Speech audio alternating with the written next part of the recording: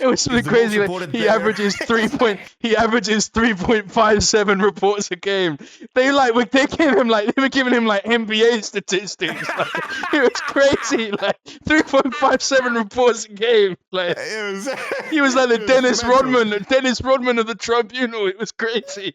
He learned. It sounds like so. Your dad is the influence on the whole Shaolin, the whole aesthetic that Wu-Tang has. He's like, yeah. He taught them everything. I just hear a keyboard. He DMs me. Kick him. In all caps. Kick him. Can't play with him. You have to kick him. I'm like, bro, we have a tournament in 4 days.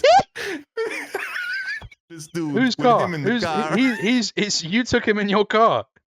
So he's in the back doing sat-nav. He's doing sat-nav. He's like, take a left. You want to take this left?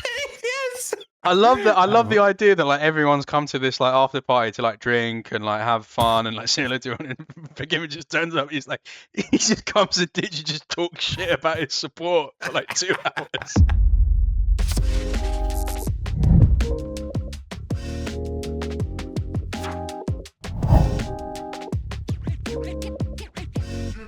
YamatoCannon, lovely to speak with you. Probably one of the only people I've had on as a guest that we've actually worked together in a capacity.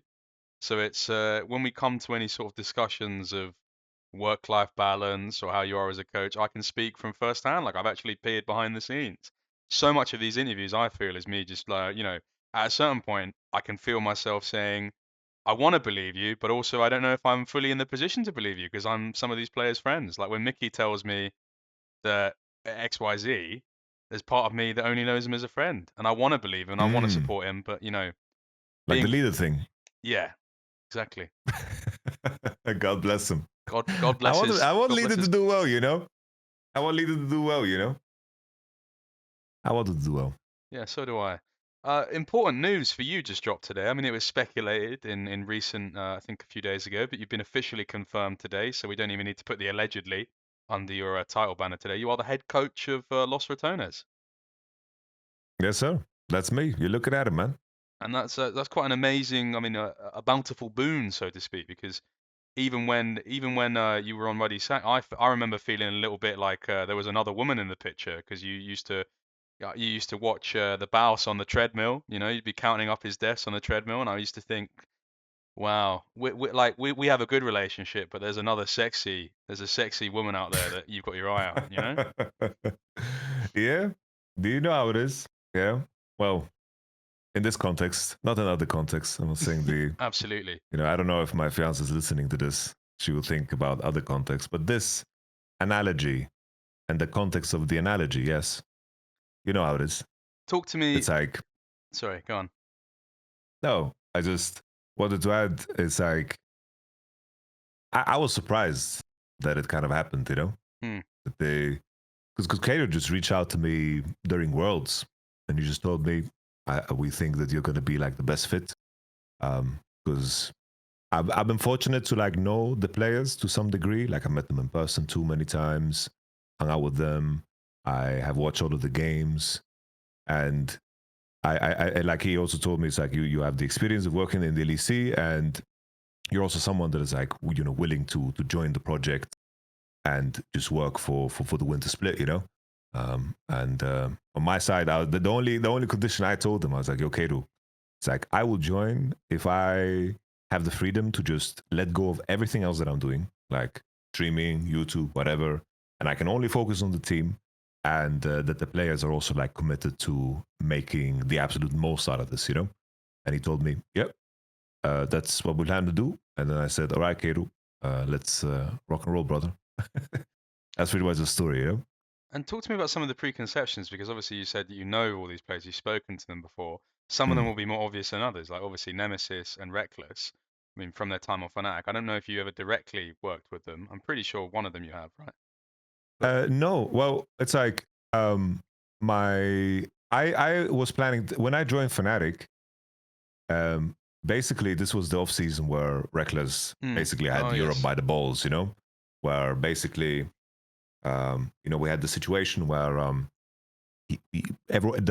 all of Europe was just waiting for his decision. And during that time, we just hung out. Like we hung out, played normal games. We were just chilling. He was just like, speaking to me about, we were just hanging out. Because we were kind of looking forward to working with each other. I remember his sentiment back then. And, I do think a big reason why I joined Fnatic in the first place was on this recommendation, so there's that. It just one of those things. It's like how esports kind of works. It's so dynamic how like paths merge and converge. Because it even goes back so far to me. Like I played together on a team with Reckless back in season 2. Like before he joined Fnatic, we played on a team together. It might have been even season 1. Like I don't know how far back it stretches, but it's like we've had run-ins and so forth across the board. I speak with Crowny a lot. It's also like the Shaves connection, because it's like Shaves is also joining the squad, which is a dear friend of mine, and also like the coach that I love to work with the absolute most, because we just I heard a sound.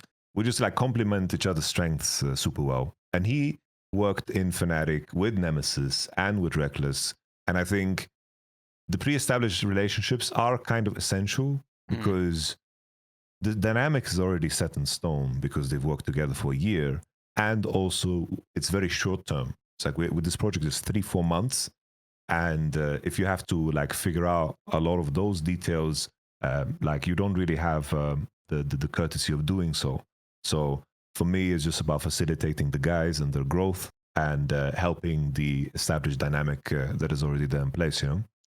But absolutely, and I've got a few questions that kind of spawned to me from that. But in terms of the less established relationships, talk to me about maybe with Baus and Velya, for example, because I can imagine with those guys, although you might have talked to them once or twice, it's not like you've seen them in a professional context personally, and also like they're like a lot more. They haven't been soured and jaded by being in the system, so it's like they come to it with a kind of a more convivial joy, so to speak. So what's it been like interacting with them, or have you had that first kind of sit down with them yet? I think obviously them having no previous LEC experience, like the best thing that you can do is kind of like describe how it's going to be and to kind of set the expectations. But how they're going to react to that is going to be obviously like unique to them, and how they navigate that is going to be unique to them. I do think that,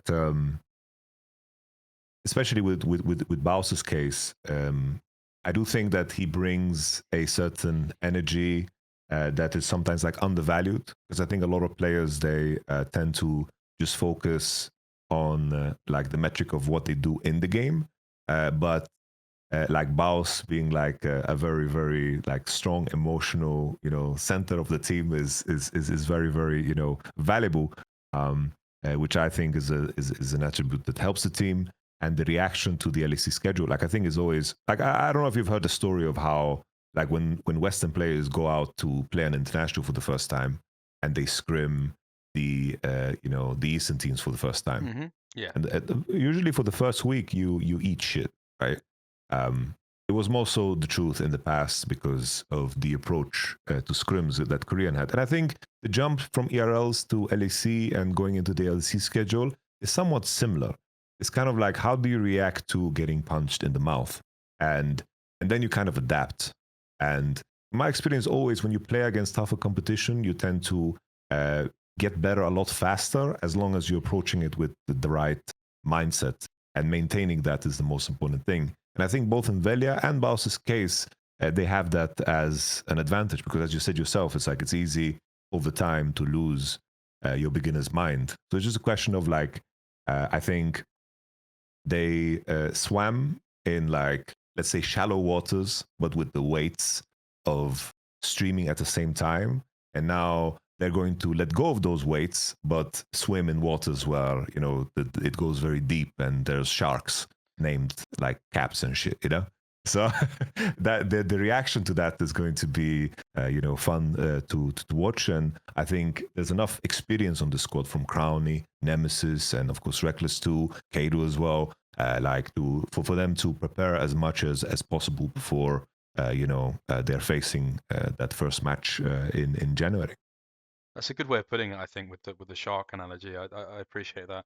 I wanted to ask you because it's one of those things where you're someone who is like one of the things that annoyed me. I mean, Reddit just annoys me in general. Is like, I saw a lot of people saying that like, oh, like you've like glazed your way into this job. I think you've done your fair share of criticism of the Los Ratones roster, and you've not been afraid to kind of say what you think is wrong. And I wanted to ask you, although you're acting in kind of an organizational capacity, I know that you're not someone that's going to mince their words. How big is the step up from EMEA Masters winning and dominating 2 out of the 3 splits to playing an LEC? Because it feels like one of the unfortunate things of it's the double-edged sword of fan passion is that half of people are going to be like, oh, like we're going to be completely fine, and then half of people are super boomer, not boomer, doomer about it, and they're going to be like, oh, we're going to get absolutely stomped, but maybe we'll learn. What do you think is the reality of the step up if you had to like kind of give us the Goliath tale?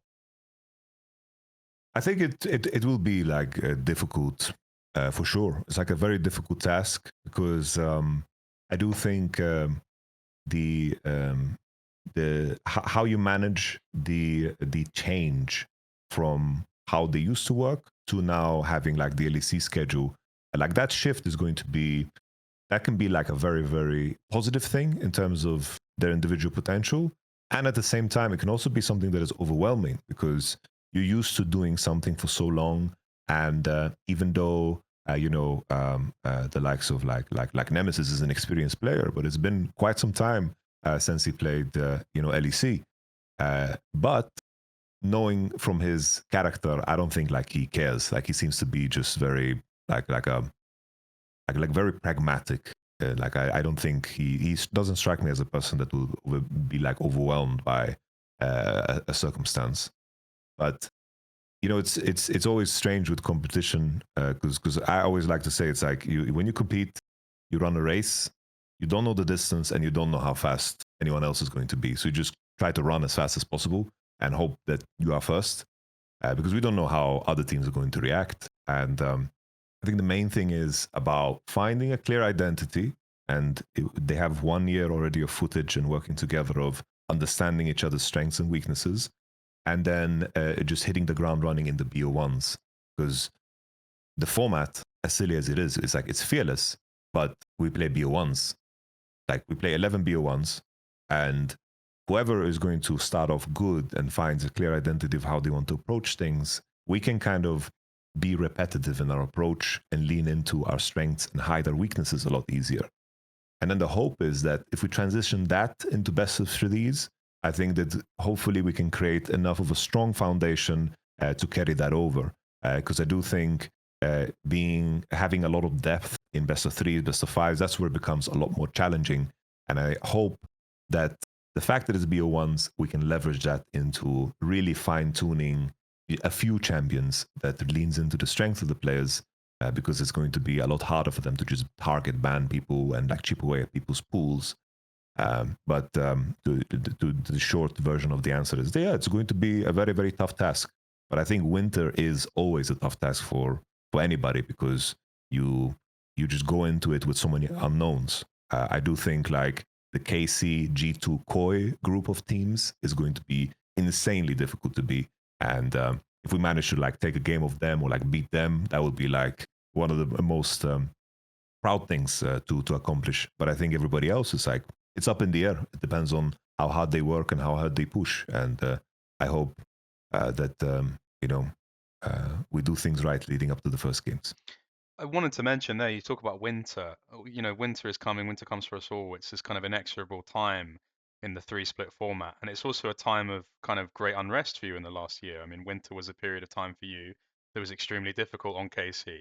And it's a time where, at least from your mindset, it seemed to be what you were kind of purporting ostensibly was it was meant to be about building kind of pressure and not building pressure, but it's about like building towards something and like a slow grind towards it.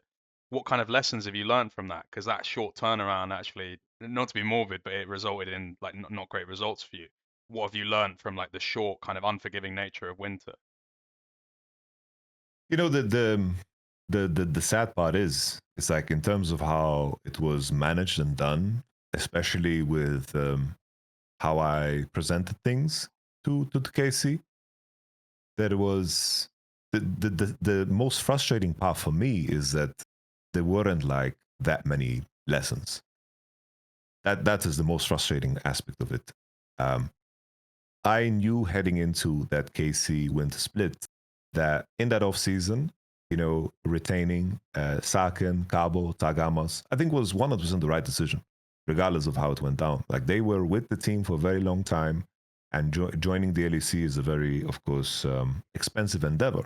So you need to, of course, work with the pieces that you have, and then you see what you want to, of course, maintain as you're preparing for. You also want to repay arrival. that loyalty in some capacity, right? Like, yeah. So they were there from day one, and they were waiting, of course, for this to happen. And then in that off season, I just wanted to like add firepower to the team, you know, with Upset and Bo.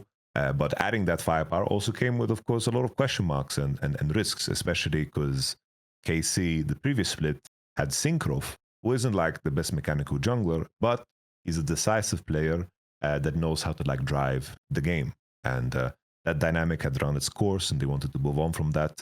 And I knew that Winter Split is going to be very, very difficult. I didn't put any expectations on Winter, because the way I viewed it was how we use Winter Split is just a question of how we use our time.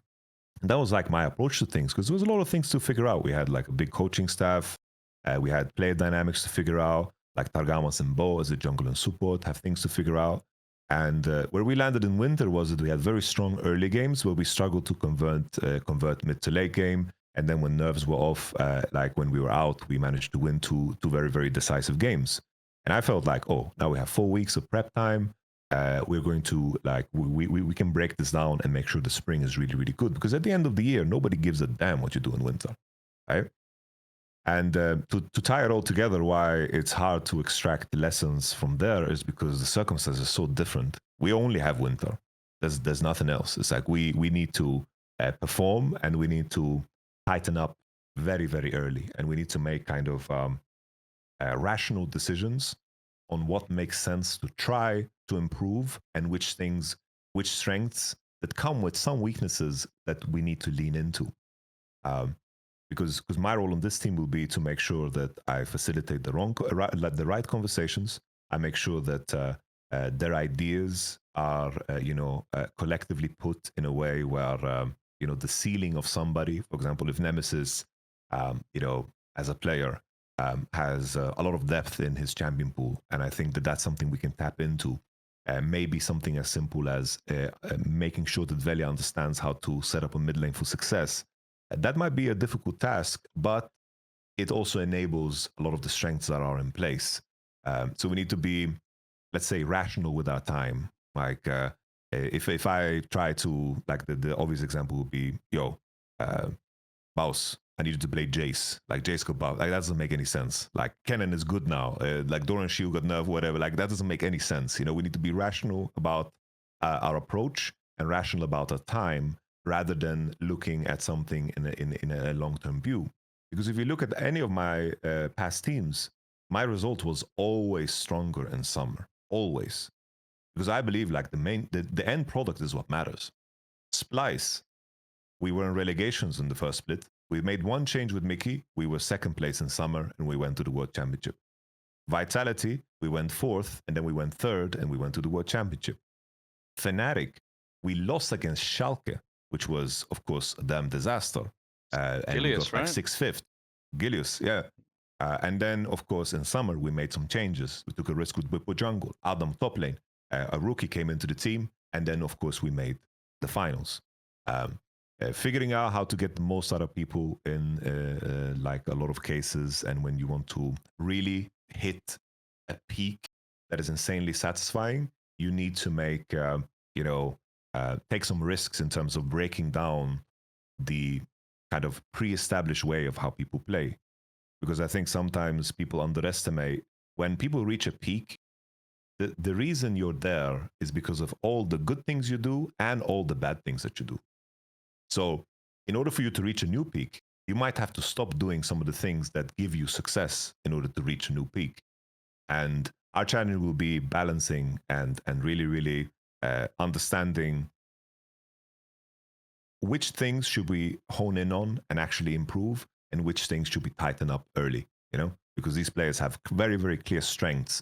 And I think that if in the right environments, they can beat the best. But achieving that framework is going to be, of course, the challenge, because a long-term project, I would be willing to lose on the short term if it gives me something later, you know?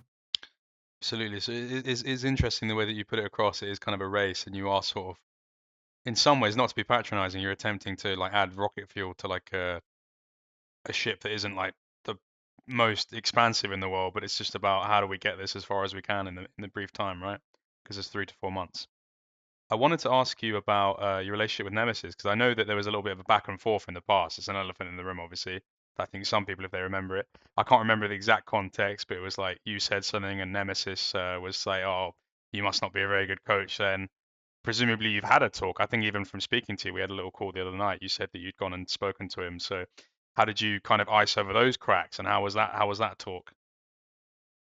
No, I have been like friendly with Nemesis over the years. Like I was always like restreaming his stream and like watching his POV already back in like when he played like the streamer tournaments and so forth. And he was always like very cool.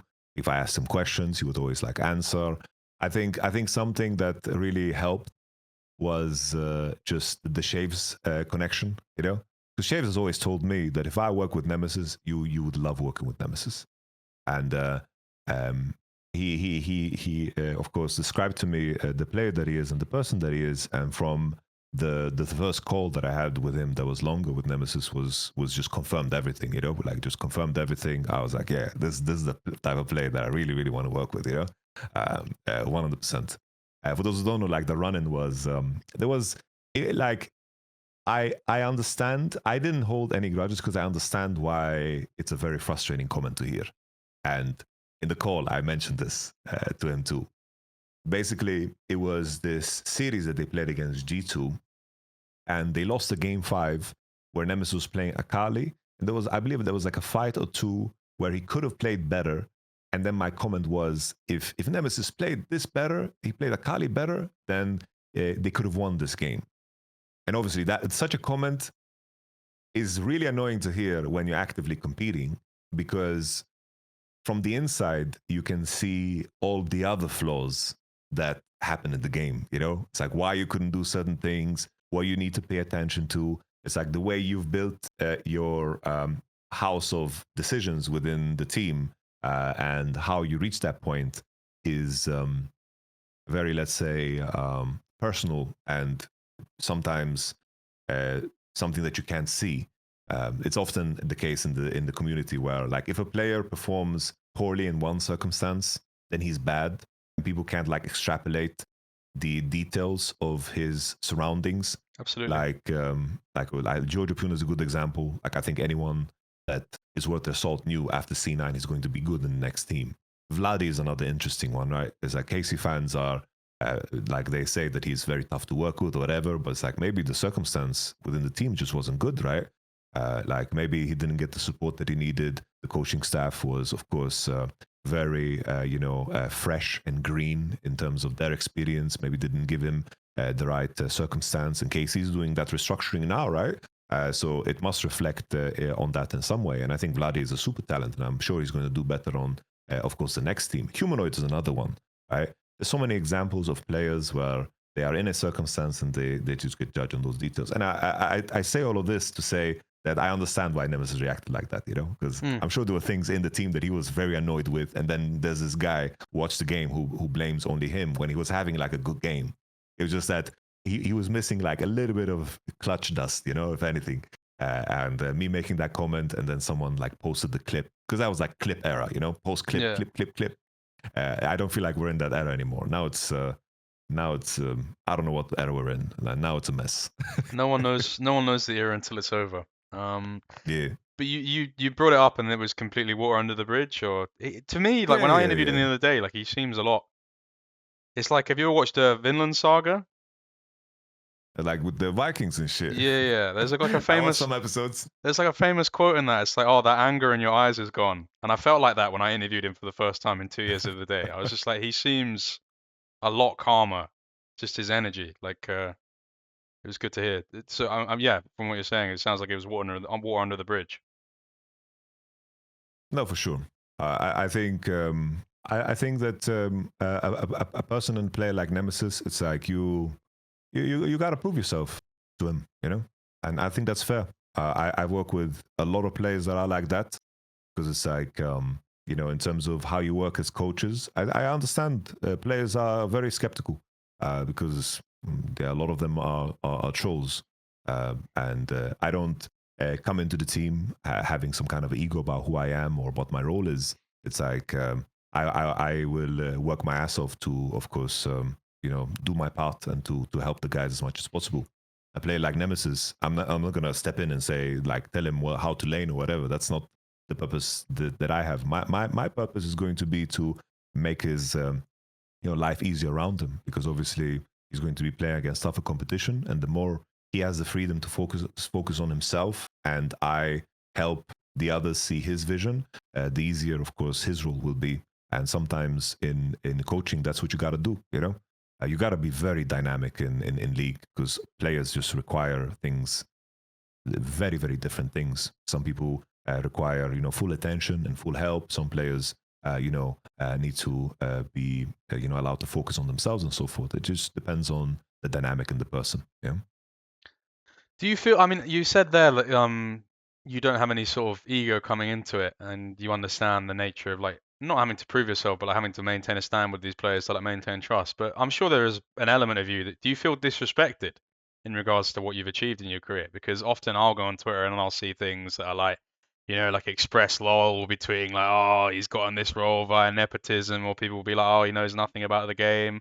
He just comes in for speeches. There's got to be an element just as a human, as a man, where you kind of feel as if your legacy is disrespected in some ways. I wondered if you could comment on that. It is kind of frustrating. Yeah.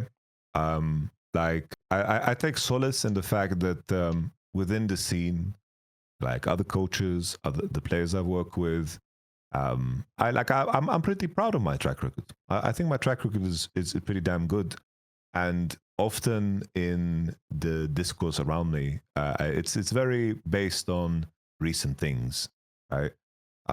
It's like often what gets referenced is the KC27, which is fine. Like I think it's not a good result. Like I'm not gonna mince. Like it's a shit result. You know, I can give context, but if you last place, you last place. Like who the hell cares? But often when I read those comments, because like I'm in tune, it's like just complete fabrication.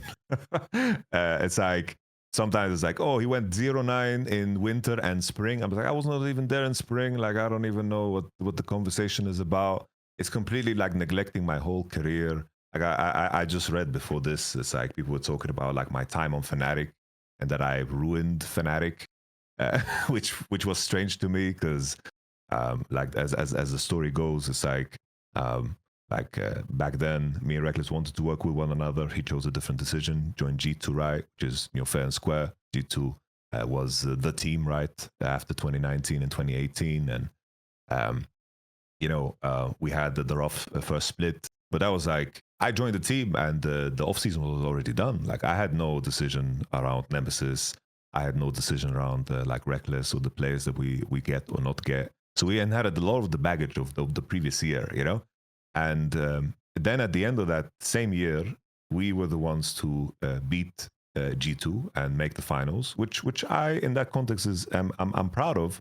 And then to like read the thread about how I ruined things and I was there during Nemesis and Reckless era and everyone was like very unhappy. I'm like, people don't even get their facts straight. So obviously I can't take it too serious. For me, like I don't understand the line of logic sometimes.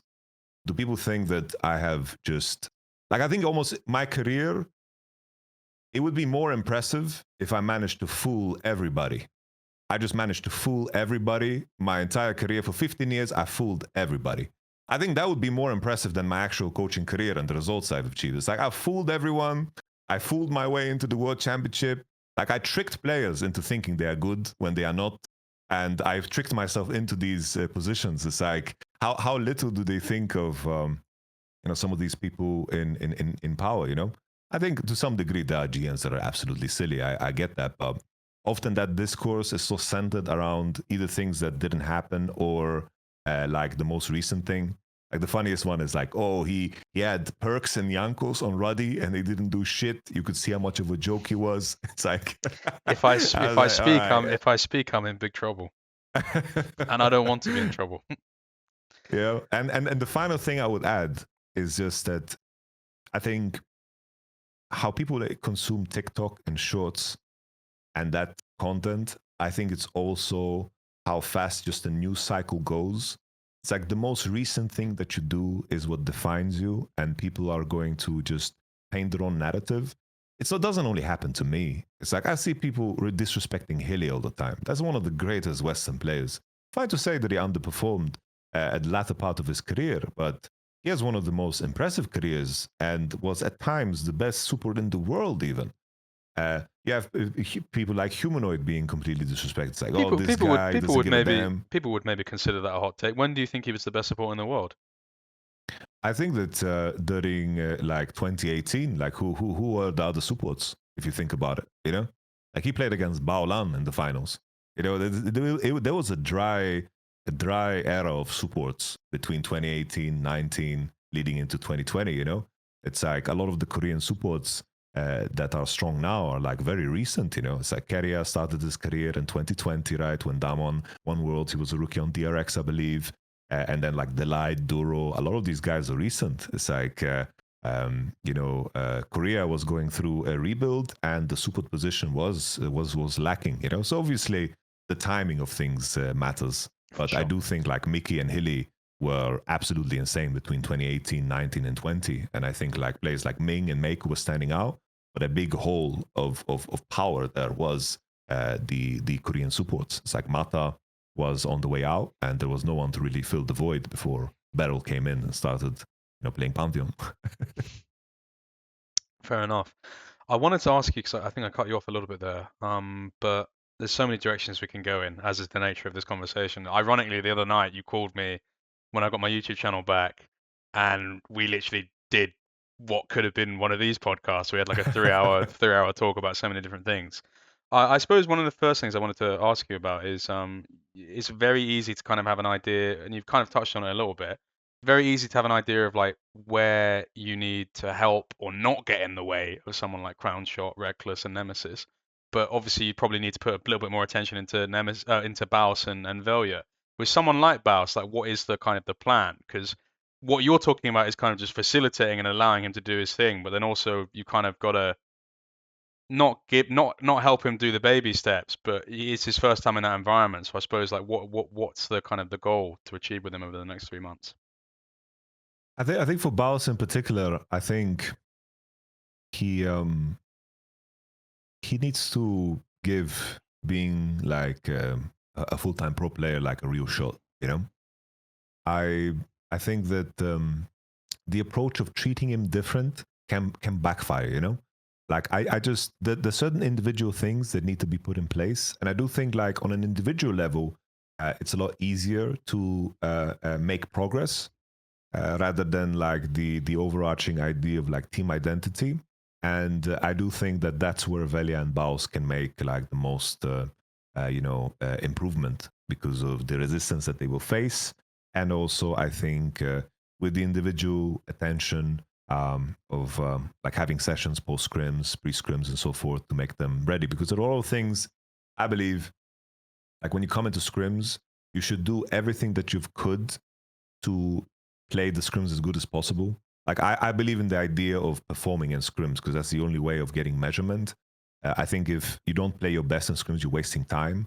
And I also think that you're wasting time if there are things that are individually lacking. Like let's say your bot lane like dies in a 2v2 matchup and the game just blows up.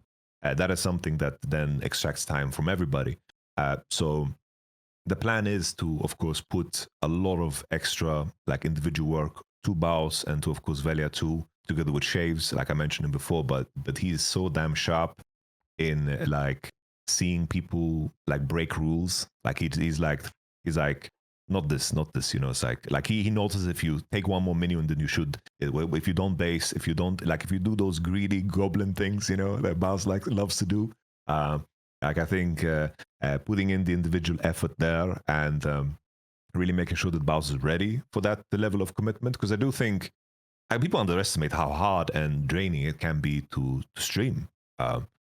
Managing that at the same time while scrimming is difficult. Like it's like it might look easy, but that's the whole point. It's like the difficult part is to make it entertaining and make it look easy. Some people go insane. We see Crowny go insane sometimes. Like that's a part of, like, Crowny is a pro player now that is streaming, and that is something that he's maybe less used to than a Baus and a Nemesis that did that for, of course, now a very much longer period.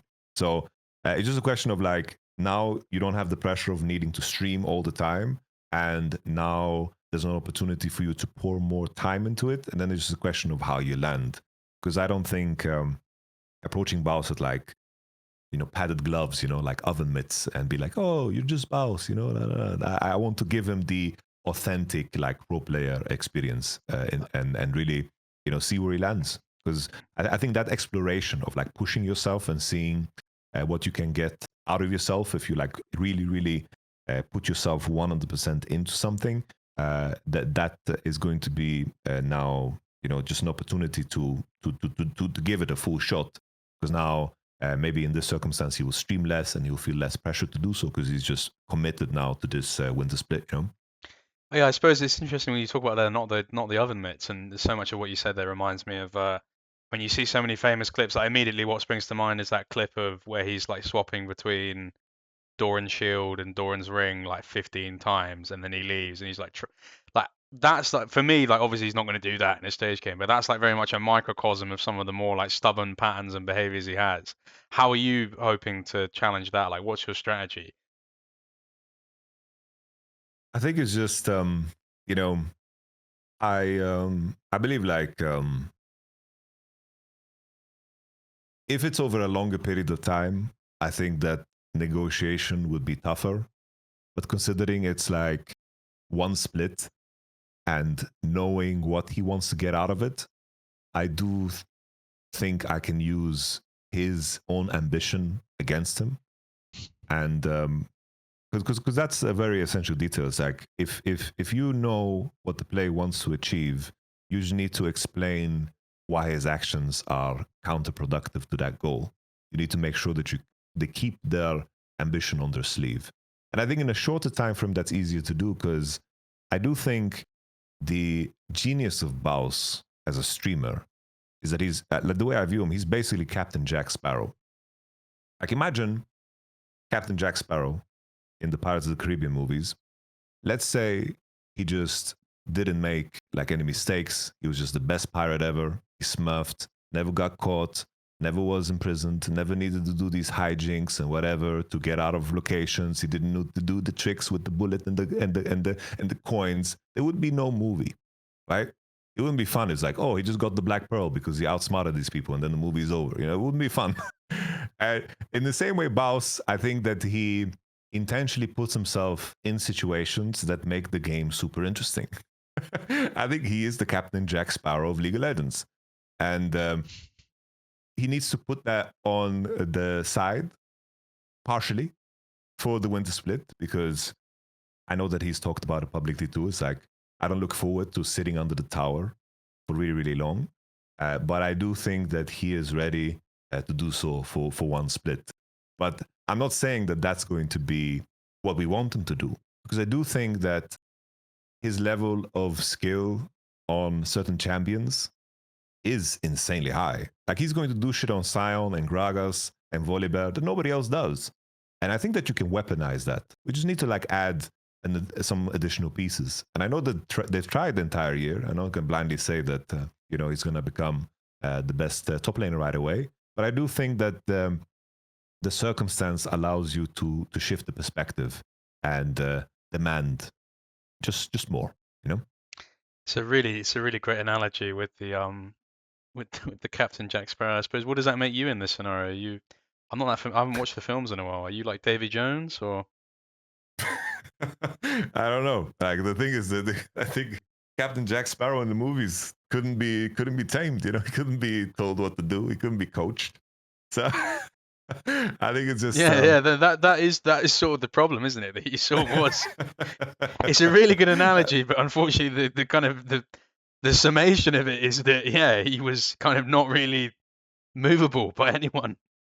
You know, it's that because that's where the analogy goes, right? It's like the first step is to convince Captain Jack Sparrow that putting down the bandana and the blade and the pistol or whatever like kit he has, and make him recognize that this is, you know, this is the right move for what you are trying to achieve here in the Winter Split. You know, that's the main argument. It's like, I know what you want to achieve. I know what you want to do. I can give you the argument why you should do this thing that might feel bad, right? It's like, it's fun to like be chased by junglers and shit. Like that's dopamine, right? Getting minions, farming, and the counterintuitive nature of going against that, like the argument just needs to be there, you know. And I do think that while I have, you know, I don't think that like Odoam Nakeru, like they are very smart people. The other guys, they know the things that, of course, Baus needed to like improve on. But I also think that the incentive structure becomes very different in the LEC.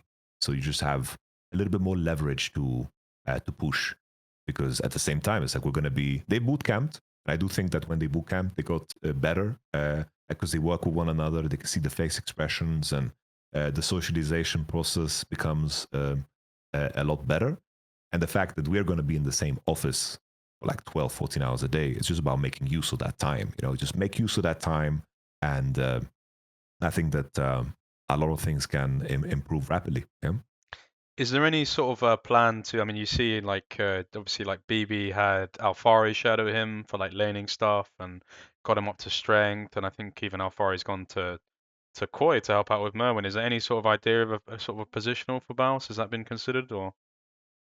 Like we are figuring out like some final pieces as it is now. Like I don't know how much liberty I have to speak about things that are like ongoing. Okay. So I'll just keep it safe, and you get to wait and see. But I do think that already with me, Shaves, Cajul, Nemesis, Crowny, Reckless, Velia, Baus, like this, the knowledge is in the room. You know, it's just a question of how do you know about the allegory of spoons?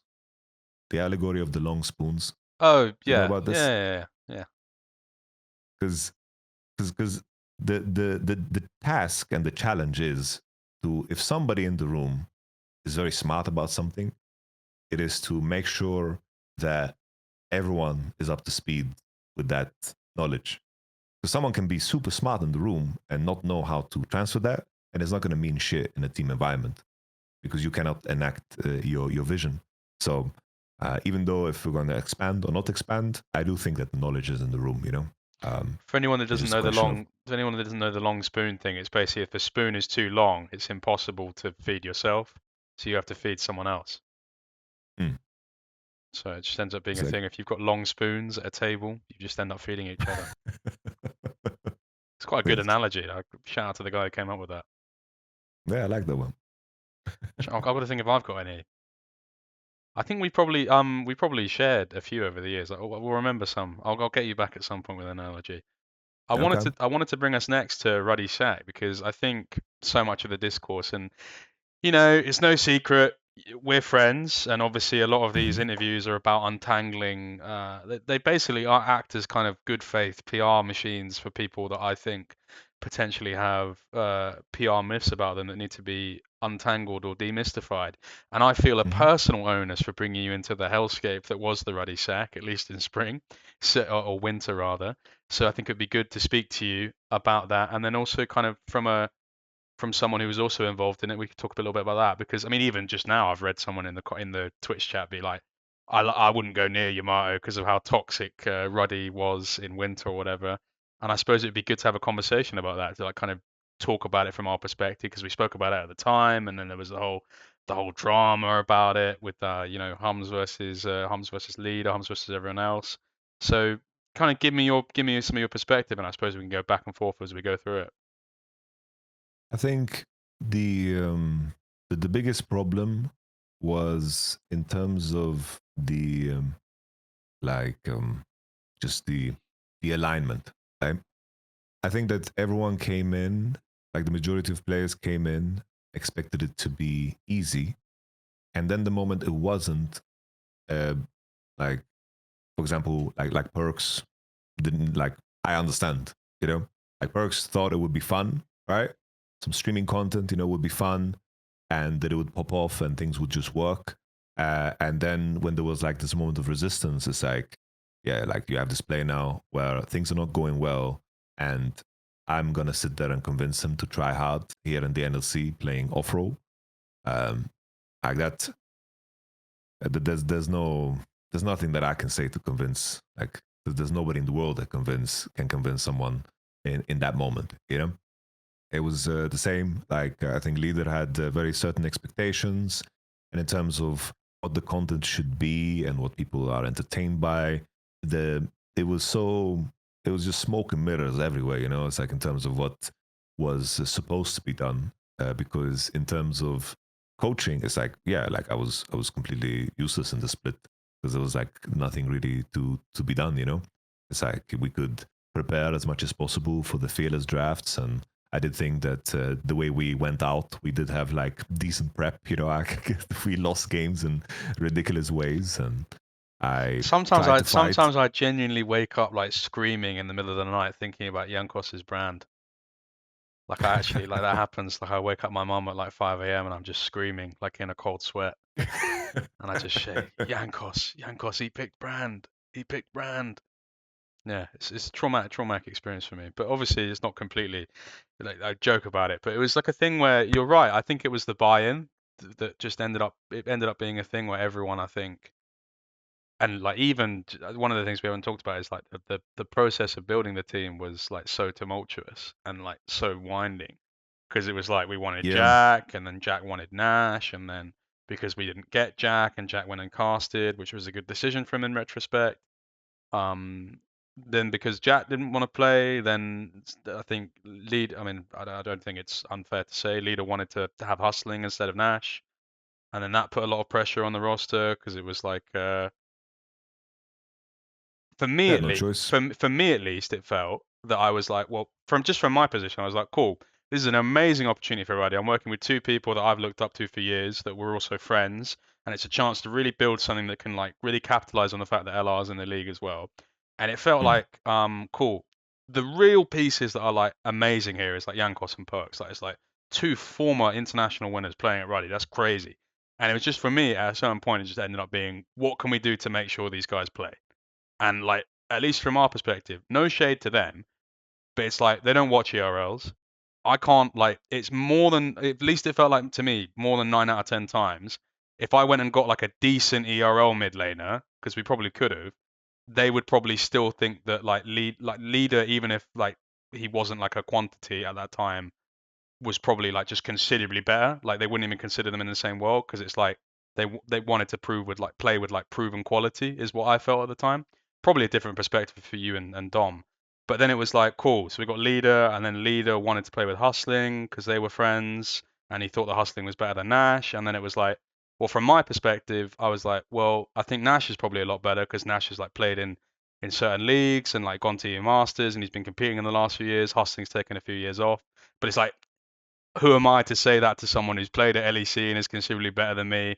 I'm not even a real. I'm a GM, but like I'm not a real GM. It's an NLC team, so it just ended up being like a whole mess. What was that like from your perspective? Because I remember at the time it was like we were kind of split comms wise on that, and it ended up being difficult. It was. I do think the change from Jack Spectra, like I do think that one was that kind of ruined the whole structure of expectations. Because I don't think if we had Jack, it would have been a lot easier. I think if it was easy, then things would be different. Because Humzh, he had to, of course, he had to, like, we were working the whole off season to try to figure out like how we can move him here so he can stream from here. like getting a visa and doing all that jazz is very complicated. I wanted to hire him for my company and like shit like this, you know. And then in the end, he ended up in the UK and he didn't have internet, didn't have PC, he couldn't like practice, couldn't play solo queue. So his form in the beginning was a lot worse than what it would be if he was like spamming. Because it's like Humzh is a grinder. Like he can have good, decent mechanics that are like serviceable. Like you can see here on this challenger run, like he has, of course, these very strong, like some champions that he's very strong on. Like he can be very good, but he just was out of form. And then, you know, I think that it was just like the moment it was hard, then it's like everything was just over. Nobody wanted to work their way out of that. Like people were not in the mood for that at all. And in fairness to them, because means... that wasn't really what the agreement was. I think Yeah. everyone was like it was a thing of, we're going to waltz this to some capacity and maybe the work will come in terms of the challenge of playing LR. But I don't think everyone expected to like be going up Mount Everest on day one. And when it kind of felt like that, or maybe not as extreme as that, that's a bit hyperbolic.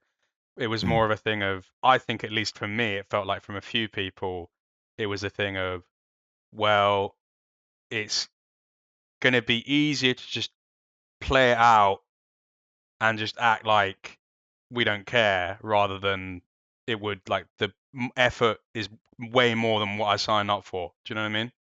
It kind of ended up being that kind of exchange. Like I felt shame, you know. I think the other players did too, especially like the game when I subbed in and Yanko Spurks played like mid jungle and we lost that game somehow, you know, like that was even though I subbed in, that was quite depressing. And I think I think that part just made it so much harder, you know. It was also like one of those things. It's weird to navigate because, you know, you mentioned like the whole potion thing, Dark Seal, potion, no potion, Doran Shield with Baus. That's clearly a thing that happens because it's entertaining. You know, it's funny as all hell.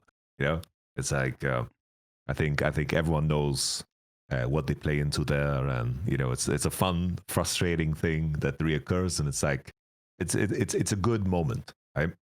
And then navigating what is like good content against bad content, like there was also like a disagreement about that, you know, because I had the view. I didn't really have like a strong view because I don't think being like super entertaining is like my biggest strength. So my strength is like I can talk about topics for a long time. I have very strong memory. I have experience.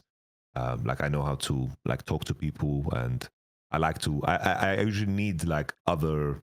Yeah, I I would need say the that about you. chat to make it interesting, you know. Yeah, I think Like I think you're best served entertainment wise in like a group of people. Like you and Dom are like yeah, there, or like you and you and the Sack, like the co-streams back in the day, is when you can like get into that funny mode of telling stories and laughing and whatnot. But yeah, I would agree with that. yeah. And I think when we were like navigating what it means to do like good content, then it was like, you know, Leader and Humzh are arguing here. If this was a different circumstance, I would never let this slide. But do people find this entertaining? Should we let this go? Like, should this continue? Because that was also like something that was tricky to navigate. Yeah, I remember talking to you about this at the time. It is like a very important point that I'd like people to pay attention to because it's like the thing where lots of people have this opinion of like, oh, but it was such a toxic environment. But it's like, this is the thing that really pissed me off. And I remember saying this to Dom at the same, and I'm not saying these comments represent what you think, but it certainly represents what I think. Like when I saw, I got like, and this is the part of it definitely I don't think that you'll want to you'll want to sign up with me for. I remember getting quite annoyed at Crowny and Nemesis at the time because of like the reactions they were having to it, where they were like kind of, they weren't directly implying it, but I think the way that they reacted to it like led to people on Reddit being like, oh, like Humzh is being bullied or whatnot. It's one of those things where they don't take personal onus, but it's like the way in which it was communicated and reacted to. And I was just like, guys, like what the fuck? Like Humz's whole career is like basically like flaming and being toxic to people in solo queue. He's a big boy. Like as much as it wasn't like it was like mean to him, and like I spoke to him like every night about, and I know he spoke to Dom about like, oh, like it's really getting to me. Like I feel like I can't be as good as I need to be, and like that's stressing me out and whatnot. At the same time, guy's a big boy. Like I went out when I went out for dinner with him, like he's like flaming the fuck out of people as well. And it's like, it just ended up being a thing where I was just like, I felt like people mollycoddled him a little bit too much in retrospect, or not in retrospect, but at the time, and it made it a lot bigger than it was. Because it was a thing for me where the players that we had, it wasn't going to be any other way. And a lot of it had to do with the fact that we were bad rather than the people. Because like, it would have been the same jokes even if we were winning. It's just that it was bad that made it look so much worse, at least from my perspective. Yeah, I think also it's like in terms of things that were like easy to improve on. I do think like Humzh, like being inexperienced, it's like me. I think it's just like the easiest like avenue of improvement, right? It's like hustling and Humzh. It's like reviewing with Leader and Yankos and Perks. There's like, of course, there were things that they could do better and so forth.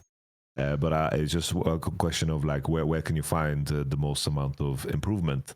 And Humzh, he likes to, if he feels not like in a bad way, because it's like some people might not understand, but it's like if there's certain like cultures in friend groups where it's like, oh, if you wrong me a little bit, in a joking way, then I'm gonna like jokingly beef with you. It's like, oh, it's like, yeah, but look at your ass, like look at your ugly ass hair or whatever the fuck. Like you're gonna have that back and forth. It's like you talk shit to each other, like in that group environment, and it was like often what occurred is like when we reviewed, it was like leader would be like, "Oh, I think you should do this," and it's like, "Yeah, but what about you, man? You suck at this. Look at you. You have no CS. You have no bitches, no money." Like he would be. Yeah, no, Would, like, exactly. That was the thing when we came in. We went to reviews. Like, I'm watching it. It's like it's hilarious, but then it's also like counterproductive to improvement in some ways, which is like fine because it's like a thing of like we got Humzh. Like we signed Brooklyn's Most Wanted. Like what were we kind of expecting? That's what was going to happen. But you're right. It ended up being a thing where it's like Leader and Yankos like at times maybe weren't. I mean, Leader was especially like Leader maybe wasn't like performing to like what would look like the best standard. But then obviously he has a lot of knowledge to his credit, and he'd be saying things, and it's just like, yo, like who are you to talk to me about this? Like, fix up your own shit. Like that's kind of like what Humz's perspective was at the time. And it's like, who are we to fault him for that? Like he's like, at a certain point when I was watching it, there was times where it was annoying me. Where I was just like, Humzh, just like get your head down. Like there's a lot of things to be learned here. But at the same time, I was like, well, yeah, like he's kind of not wrong. Do you know what I mean? At a certain point, it's like, how do you navigate that? It's such a difficult thing. Shit, I just had the double volume. Do you hear me? Yeah, I hear you. Okay, bro. Like the last part, what you said, can you repeat the last part? Because I just opened the stream and then my volume was so. Oh yeah. I was just saying like, well, it's kind of what we signed up for is like a guy that like is a bit green and like he on the one level probably gets that like he's playing with like MSI winners and like some of the best Western players ever, but on the other end it's like, well, he has his own opinions and he thinks he's good as well. And I actually like with him, like I truly believe that the whole thing he was saying, like, I'm going to make it to Worlds like in a year. I truly believe that he thinks that as a 25-year-old man who like plays Draven and solo queue all day in North America. I truly believe that he thinks that. So it's like there's a disconnect there, you know? No, for sure. It's like Humzh. Like I love Humzh. He's like dearly to this day. Like he like I met him in Korea with his homie Jin. Like they just made any situation we win like just into a story, Like they just made it fun. Like and that energy is like, super fun to just to watch. He's a character, right? And I think the bottom line is like it's always, if you lose, then anything you do would be like worse, and the bad things will be like amplified. I do think the disappointment in my mind came from the fact that I did have higher expectations. Yeah, for sure. From the guys that have so much experience. I did have higher expectations because the dynamic should be that Humzh is Humzh the same way Baus is Baus, and everyone involved is ready to carry that load because he brings the entertainment, you know, and that should have been the dynamic. And I understand that it came across like if someone just looks at the end, it came across as if like the whole situation is just like blaming the guy, because it's just a matter of like perspective. Because if you only see it for that, and it's like, oh, they're only blaming Humzh, but there's all these other issues. I think part of that was I think part of that was we kind of realized that we realized at a certain point he was the most receptive to feedback.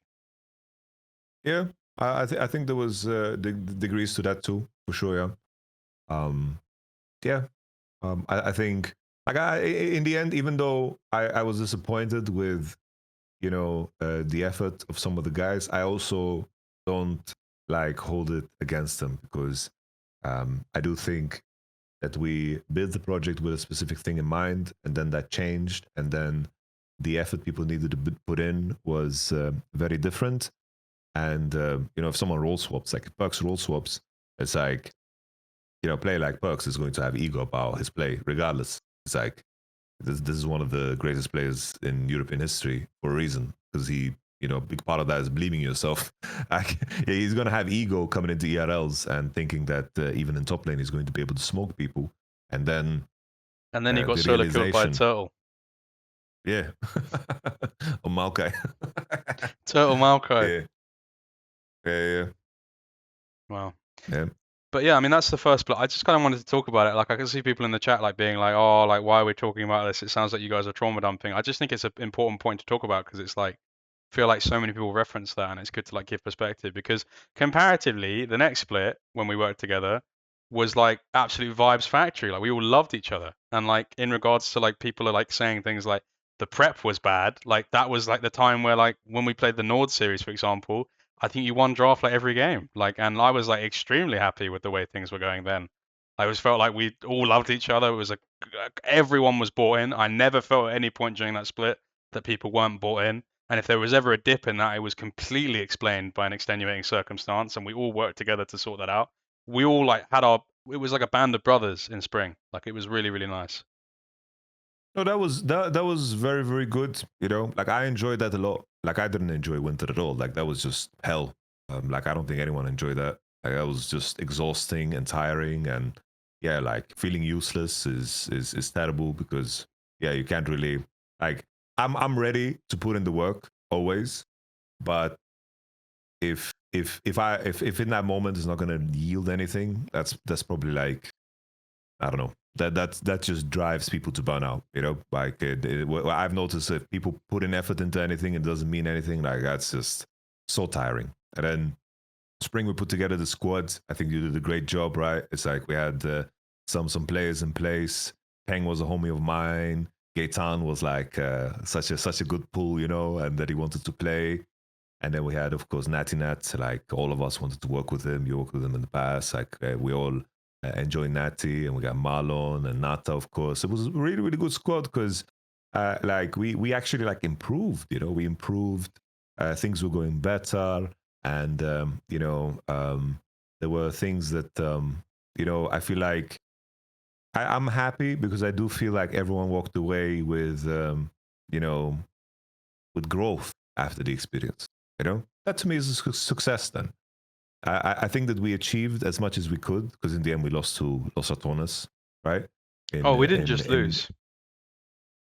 It's like, even then, it's like we had a good read, and the strategy was good, I think, because we did like you know, we knew they had a weakness in terms of how they play with jungle and support. We attacked Nemesis a lot on side, and I had a good read for what the problem in the series was, where we pretty much we couldn't like keep up in bot lane, so we just increased the volatility by just, because we didn't like qualify to any of the games previously, especially like game 1, where the game was just over on the first Herald, I remember. And then game 2, we managed to get some kills left and right, but in the end, what was the problem was that bot lane, we just couldn't get control of the bot lane, so we just dropped the Pyke. We had the Yorick prepared against Baus as well. I was happy with the prep work, and I was happy with what the guys put in, like, in the end. they were just plain and simple better. You know, I think it was a formidable 0-3 beatdown. Yeah, I remember it. And I still haven't forgiven NLC. We traveled with so many fans, and we even got like Dom paid for that massive banner, and they never showed it on stream. So I still haven't forgiven you, NLC, for that. But what would you say are your fondest memories from that? I mean, even from winter as well, like presumably with like Humzh, for example, or anyone else, and then the spring roster. What were like your most fond, like funny memories and stories? No, I just that's like I think the press conferences were pretty damn hilarious. You Yeah, know, I I like the think press conferences. the press conferences are cool. I think that Dom and you guys did a good job of like making a product, right? I think that was good. I think that part was really really good. I enjoyed just meeting the squad and hanging out with them. You know, like I remember all the conversations with Natty Nats about how he would like, you know, get in his own head about things, and he would just like things wouldn't go his way. He would just like overthink things and like blame himself and like spiral. And then it would be like, and then he would like write me. He's like, Yamato, I did push-ups. I went for a walk, and now I feel good, man. We're gonna win everything. And I love that. You know, I loved the fact that Natty at such a young age is so extremely talented, but also he takes total ownership. You know, in a way that is very unique. It's like it's rare that people are that young and that good and have a healthy ego. You know, usually that's what they need to like let's say tame, especially in the jungle position, because you're basically at war with your teammates when you're playing the game. Those conversations, it's like where you recognize it's like you can give a piece of advice and it has some impact. It's like, bro, I almost got teary eyed when you know the rank one thing and. You know, something as simple as Natty said, he's like, "Yo, shout out to Yamato. He told me how important it is to have like your mind in the right place and your body to be fit and strong, and how that affects performance." Like, that's a very simple thing. Like anyone can say that advice, but when it lands and it sticks, it depends on how you deliver it, the timing, and if you believe and feel trust towards that person. So to me, Spring Split, even though the results was whatever, I'm very happy with that. I was sad Yeah. that it wasn't sustainable for me personally. You know. Yeah, of course. I think for me, like my favorite moments were there's just so much, and it was like just such a band of brothers, like I was saying. Like I remember, I think for me, personal points of pride were, I'm sure, I mean, I won't go into details, but I'm sure he wouldn't mind me like saying, like Marlon went through a lot of difficulties in that split, and I think it was just, it's always for me like the most fulfilling part of working as a team is like if someone has issues in real life outside of this, if we can give them an escape or even any sort of support towards helping that. It's just it's amazing. Like it's been like that for previous players and this split, like helping out Marlon and just kind of being there for him in that way was really great. I remember when we got to the hotel, the NLC hotel that they booked us, and Gaithan turned up on the first night with his cameraman, and he just went, "No, no, no, this hotel is shit. There's bugs in the hotel," and he just went and booked he went and booked an expensive hotel across town. And then like when we had the day where we had to do the walkout practice, he just turned up like an hour late and just like walked in like Conor McGregor, like just no care in the world. Like we're just like, where the fuck have you been for like the last 24 hours, Gaten? Natty, like just seeing him in person, just kind of seeing, yeah, getting to meet him after working with him for so long was really nice. And then personal point of pride for me, like, was the fact that we're able to get Wolverine to come to the LAN. And like, Yeah. I don't know if he spoke to you, but like I went out with him that weekend and like obviously got a little bit drunk and he was like emotionally a bit more spilling because he's quite a reserved. He doesn't wear his heart on his sleeve completely. And he was basically just like, this is like one of the best experiences of my life. And like this is like I worked so long in esports and like this is like I finally feel like I did something like coming here and I just like really was like thanking all of us. And I mean he's got like such a crazy story. Like Will like literally like his lung was collapsing during the split. He was working and Yeah. like when I hired him, he was homeless. He's been like in and out of being homeless and shit like that. Ironically, ended up happening to me as well this year. But no, he's like, yeah, he went through so much, and for him to be able to come to that, and like even though we lost, like it was really beautiful to be able to give that esports experience to someone. No, for sure. Like, I think in that short time span, I think that people always talk about the word culture, but I think we did a good job. It's like you know the sign of like a great team environment when people spend time outside of practice. That's like the number one sign. We were playing arena. We were like always in Discord.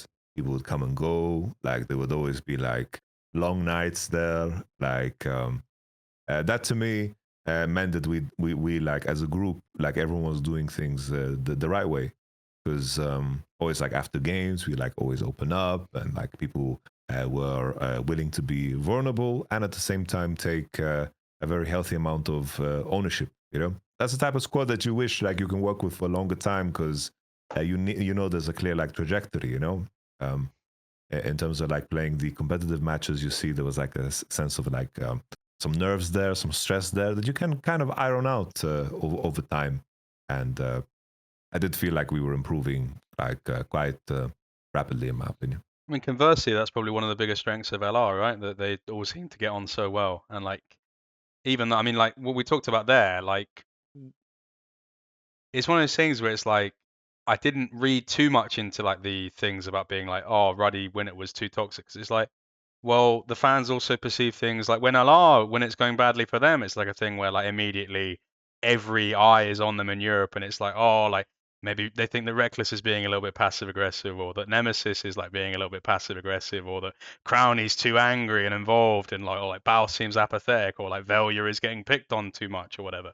I feel like just losing really, like with the amount of, with the new methodology of what these streamer teams are, where everything is witnessed, it's just, it invites so much evaluation of every single different thing, I suppose. But even saying that, I think their strength is that they all seem to get on really well with each other.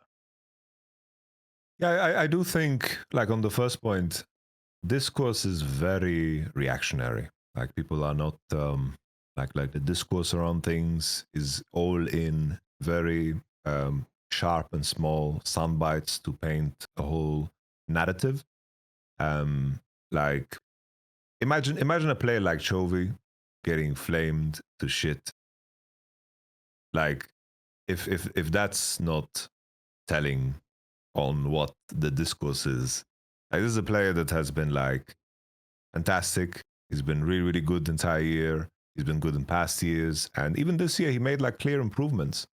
And you can go so far to say that, you know, people want to frame like the whole Genji choking narrative, but like even the nuance of previous years is also very clear. It's like in 24, they didn't even win Summer Split. They got lost to How Life coming into the World Championship. Or in 23, they didn't necessarily have like a super roster as people would, for example, frame it. They had like Doran and so forth, Pays. Like they didn't have a super roster back then and lost to Biddy Biddy. It's like the nuance. People don't have time or energy for nuance, and I do think that like just the culture of entertainment, because that's what it is. It's like people are we are people. Everyone that streams, they are people and so forth. The people that stream and do the content are also very cognizant of the fact that they are the entertainment. And I think that people, the way they consume entertainment is going to be in very sharp sound bites. It's rare that someone like cares about the whole history of something. And I do think it's just a question of the lens, because like we mentioned it before. Like I mentioned Hilly, I mentioned Chovy. There's so many players that just get framed by like the last thing that they did. Upset, like he had the bad worlds, but he was the MVP of the regular split in the summer, deservedly so. Like he played really good, like, but people just don't care. I don't know how we get to the point where LoL Esports posts that as like, what are your highlights of upset, and the whole comment section I felt so horrible about that. like that just feels terrible. Like that shouldn't be where we're at, I think. I understand why it is that way, because people just consume like content that way, and narratives that are simple to digest and relatable and very quick and snappy. People run with it, right? That's how people make memes nowadays. I think And for me, it's a thing where, like, even with Upset, it's like, even if you don't believe he's the player that people think he is, there's like no excuse for like just how horrible people are towards him. Like for me, like it's just awful. And by all accounts, like I remember we had this conversation the other night. I was like, oh, like, and then you pointed out, like, he obviously made that reckless tweet back when, like, when was it, like 2019 or something, that like I'm more handsome and safer and like play more aggressive or something. I can't remember what it was.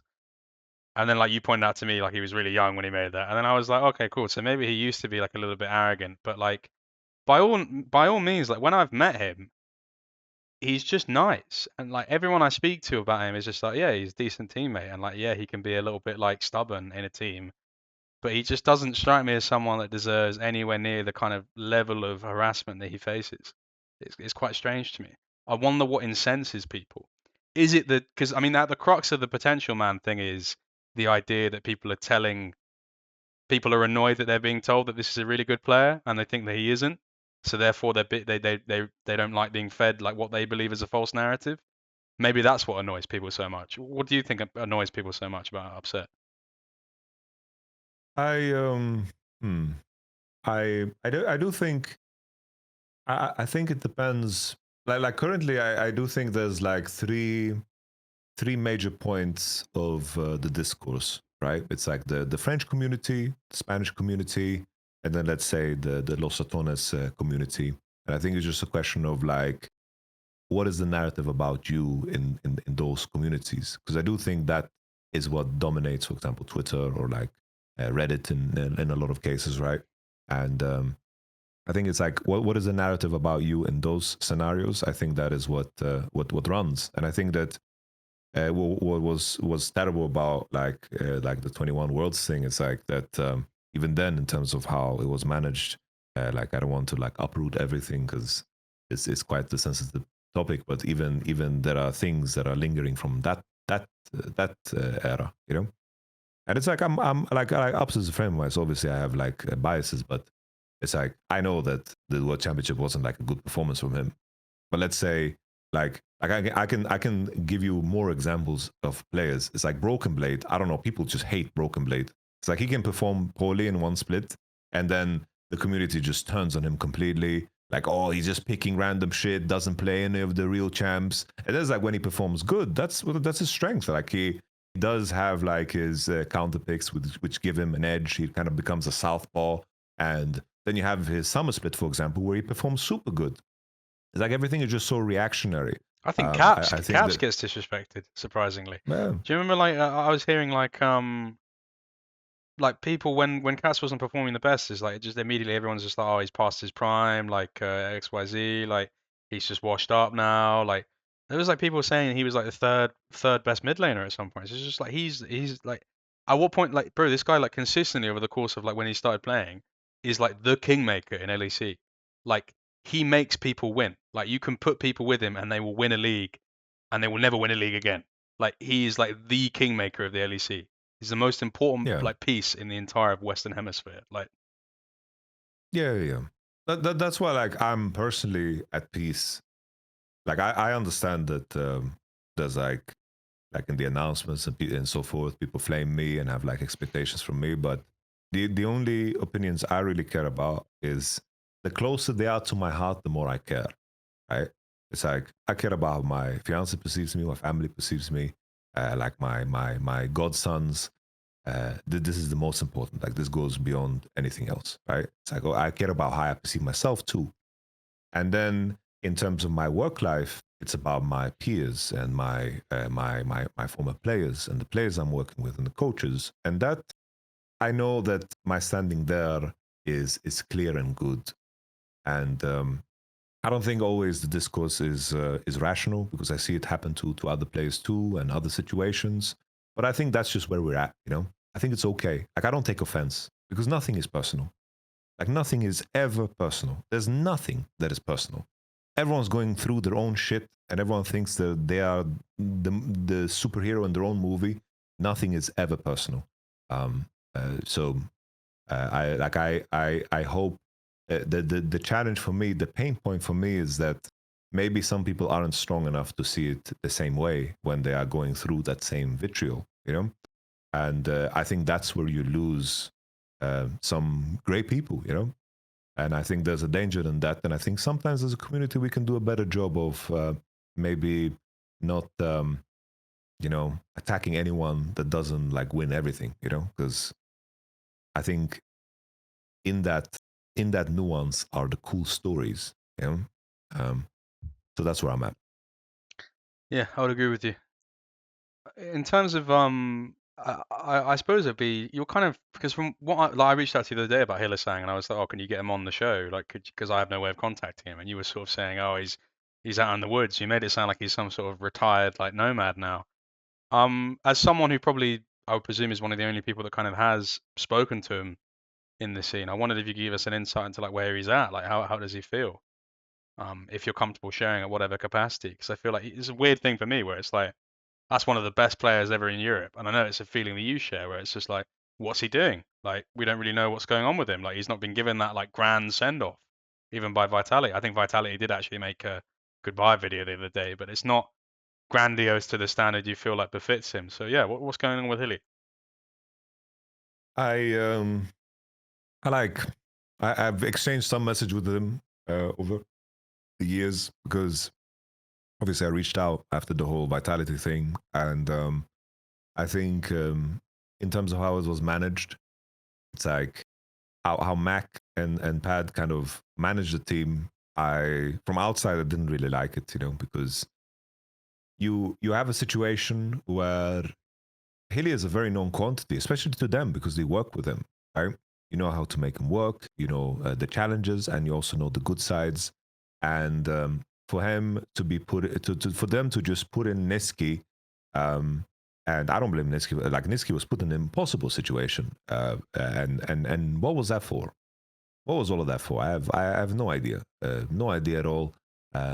It's just such a complete mismanaged situation where it's like they are just appropriating resources in such a strange way when you know what you are dealing with. From talking to Hilly, it's like every now and then I like it's rare. I'm not gonna say it's like often, but I'd be like, "Yo, Hilly, how you doing?" He's like, "I am fishing," and then he just post a picture of him holding a fish. You know, like I think my with very limited information, but knowing Hilly, I think he's just catching up on the things that he would be doing if he wasn't competing, because obviously competing takes over your entire life. But he's the type of person to be like he would enjoy like grilling, he would enjoy going fishing, he would enjoy like spending time with his brother's dogs, you know, as an example. And he's also like married, you know. I was there for the wedding, you know, and he always told me that like his wife like always took care of everything and made his life so easy. And I can imagine to some degree he wants to, of course, spend more time with her, you know. And he never cared about the noise, never. Never cared for the noise. He just cared about winning and playing good. He wouldn't harm anyone, you know. He just cared only about that. So it's like, if there's a world, if like Hilly doesn't tweet ever again, I think that Hilly is living his best life then, you know. That's really sweet. I wondered if you could share. There's a story you told me in call the other night about Hylissang and his freakishly how freakishly strong he is. Oh, so Hilly Have you told this story is the before? Because it's an amazing story. maybe, bro. I have so many stream hours. Yeah. I'm at the point where I'm recycling stories, man. Like I'm getting really boring. But but for those who don't know, Hilly is the strongest person I've ever met. He's the strongest person I've ever met. Kind of like Brad Pitt in Snatch, you know? It's like so unassuming, and then it's like, you know, he could just knock you out, you know? Do you like dags? And It's just absolutely, you know, Hilly is the strongest person I've ever met. It's like if he always baits you to arm wrestle. That's like his icebreaker. And when you arm wrestle with Hilly, he doesn't just win. He does it to prove a point. And the point is, I could rip off your arm if I wanted to. And like I lost to arm wrestling with him. Like I lost big time. He would do like the thing where he like plays around with you and so forth. And then there was this moment where like Sam Matthews, you know, Sam Matthews was visiting, and Sam Matthews was hanging with the squad. We were eating like Korean barbecue, and he was just doing like the usual chatting, you know, like, oh, it's like, Hilly, why don't you play this champ? You know, he's trying to bond with the youth, you know. And then at some point, I'm like, you know, I'm the type of person, like if I'm in circumstances and I'm getting a little bit bored, I kind of want to spice it up, you know, like I kind of want to spice it up. And I say, Sam Matthews, brother, you look quite strong. You know, you have good biceps. Look at your shoulder, bro. You have delts, bro. Death stars. Like, yeah, man. I'm like, you know what? You should arm wrestle Hilly. Like nobody beat Hilly. I think you could beat him. Obviously, Hilly hears this. He perks up. He's like, yeah, let's arm wrestle. And let's see Hilly, you know, with the CEO of the company, just making fun of Sam Matthews, you know, in the arm wrestle, like he did to me. It was kind of funny. I enjoyed it. It was a good moment. That made the whole dinner a lot more interesting and spicy for me. So Hilly in that zone, like that's the only time, like arm wrestling and in game. That's where Hilly turns into a demon. Otherwise, he's an angel. Pretty much. How did Sam Matthews react to that? He was in shock. He was like, "Yo." He's like, yo, rematch. Rematch. I was like, what do you mean rematch? Bro, there's no rematch. You think you're gonna like, you know, rub your hand in oil or something? Like, yeah. What a rematch. Different grip. Like a rematch. Bro, there's some moments you don't need a rematch. Do you have any? I'll share my, like, I met Sam Matthews for the first time the other night. And like, for those that don't know the lore between me and Sam Matthews, I've been like relentlessly trolling Sam Matthews on social media for about a year and a half now, just like criticizing his personals. He dresses like he's in Greece. That's one thing. He thinks he's Danny Zuko. That's an immediate problem. That's a real issue. The leather jacket. Danny Zuko? The John Travolta in Greece. Oh shit! All right. There's a real problem there, but I don't know. Like it's one of those things where it's like, I find him to be such a character. He's like a Shoreditch finance bro, like got stuck in a time portal and like ended up being like an esports CEO, and he doesn't know how to go back. Like he's such a rare anachronism that shouldn't really exist. And like whenever you're around him, I went to this Fnatic Valorant event the other day, and I met him for the first time, and it's just like I've been like I love the fact that he DJs, so I bought my USB because I do a bit of DJing as well. And I showed him my USB, and he's like, "Yo, we got to go back to back, man." And then like his assistant was behind him, and there's like this French lady, I forget what her name was, and she's like, "Sam, listen, I cannot tell the DJs that we booked that he has to go. You has to tell him, Sam. You have to tell him." And then like he marches over, he's like, "Yo, man, just gonna play a few tunes," like just, and he literally gets the DJ to like leave, and he just puts his USB in, and like he's legit, by the way. Like he knows how to like use interval filters and like fade transitions. Like he's legit at DJ. And I was just there, and then and yeah, we went out to a bar afterwards for like the after party. I got into a cab with Sam Matthews, and like he was just playing things. He knows everything you've tweeted. Like he knows. Yeah, no, he knows who I am. Like yeah, your like your satire, like all of this. He's read the shit. Yeah. Well, it's so funny because I was just saying, I was just doing it in real life to him as well, and he was just like, "Yo, you're actually really funny." Like he just kept saying, "Like you're really funny, man." Like he's like, I would just make a joke, and he'd be like, "This guy's good, man," and like all of his staff would just be like laughing. And so we got in a cab to go to this bar, and he's just like playing all these tunes. And then when we got to the bar, like he challenged me to a rap battle in the middle of the bar in front of like everyone. And so like everyone's there, and he starts like he challenged me to a rap battle. I can't believe this is a real story, by the way. I promise you it is. But the way he raps is like, you know, like you know, like garage MCs, like in like the early 2000s, you know, like So Solid Crew. Like he raps like that. Like all the garage MCs who thought they were American in like the 2010s. So he's like, I'm the CEO of Fnatic, and I'm gonna cause a panic. You're not ready for the black and orange static. like it's just it was genuinely incredible. And he buys his round. Tell you what, not a lot of people in esports do that. He buys his round. You know, he's like, what does everyone want? That's a real admirable quality from him. So shout out to Sam Matthews. Definitely not a real person. Like he's so far beyond the context of what should be real, but he buys his round, and so I really want him to come on the show. It'd be amazing. Bro, he should be on a streamer team. Like he should just like absolutely should be on a streamer team.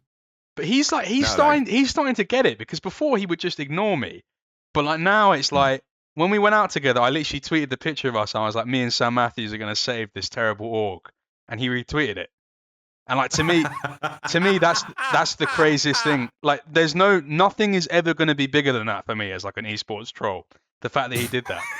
And then the other day when we got announced that Gumayusi got let go by or he moved on from T1, I literally was tweeting at him. I was like, listen, I've just spoken to finance. Like we can get him if we need to, but like you're gonna have to cancel the trip to Malta this year. And he literally replied. He was like, "Not the trip to Malta." I was like, "Fair play." Like he's starting to like he's involved in the banner a bit. Do you have any other Sam Matthews stories? No, it's like the only one. Like he was so disappointed. Like there was this moment where I basically wanted me to come back to Fnatic because they were in panic mode after winter. He was in Fnatic. Like, I'm gonna cause a panic. so it's like after year 22, coming into winter. Right, I guess I can share more of the story, right? It's like for 2 years I was a Fnatic, they just dangled like an extension and like a salary increase in front of my head. Like, oh, it's like, we're gonna have the meeting, we're gonna talk for 2 years straight.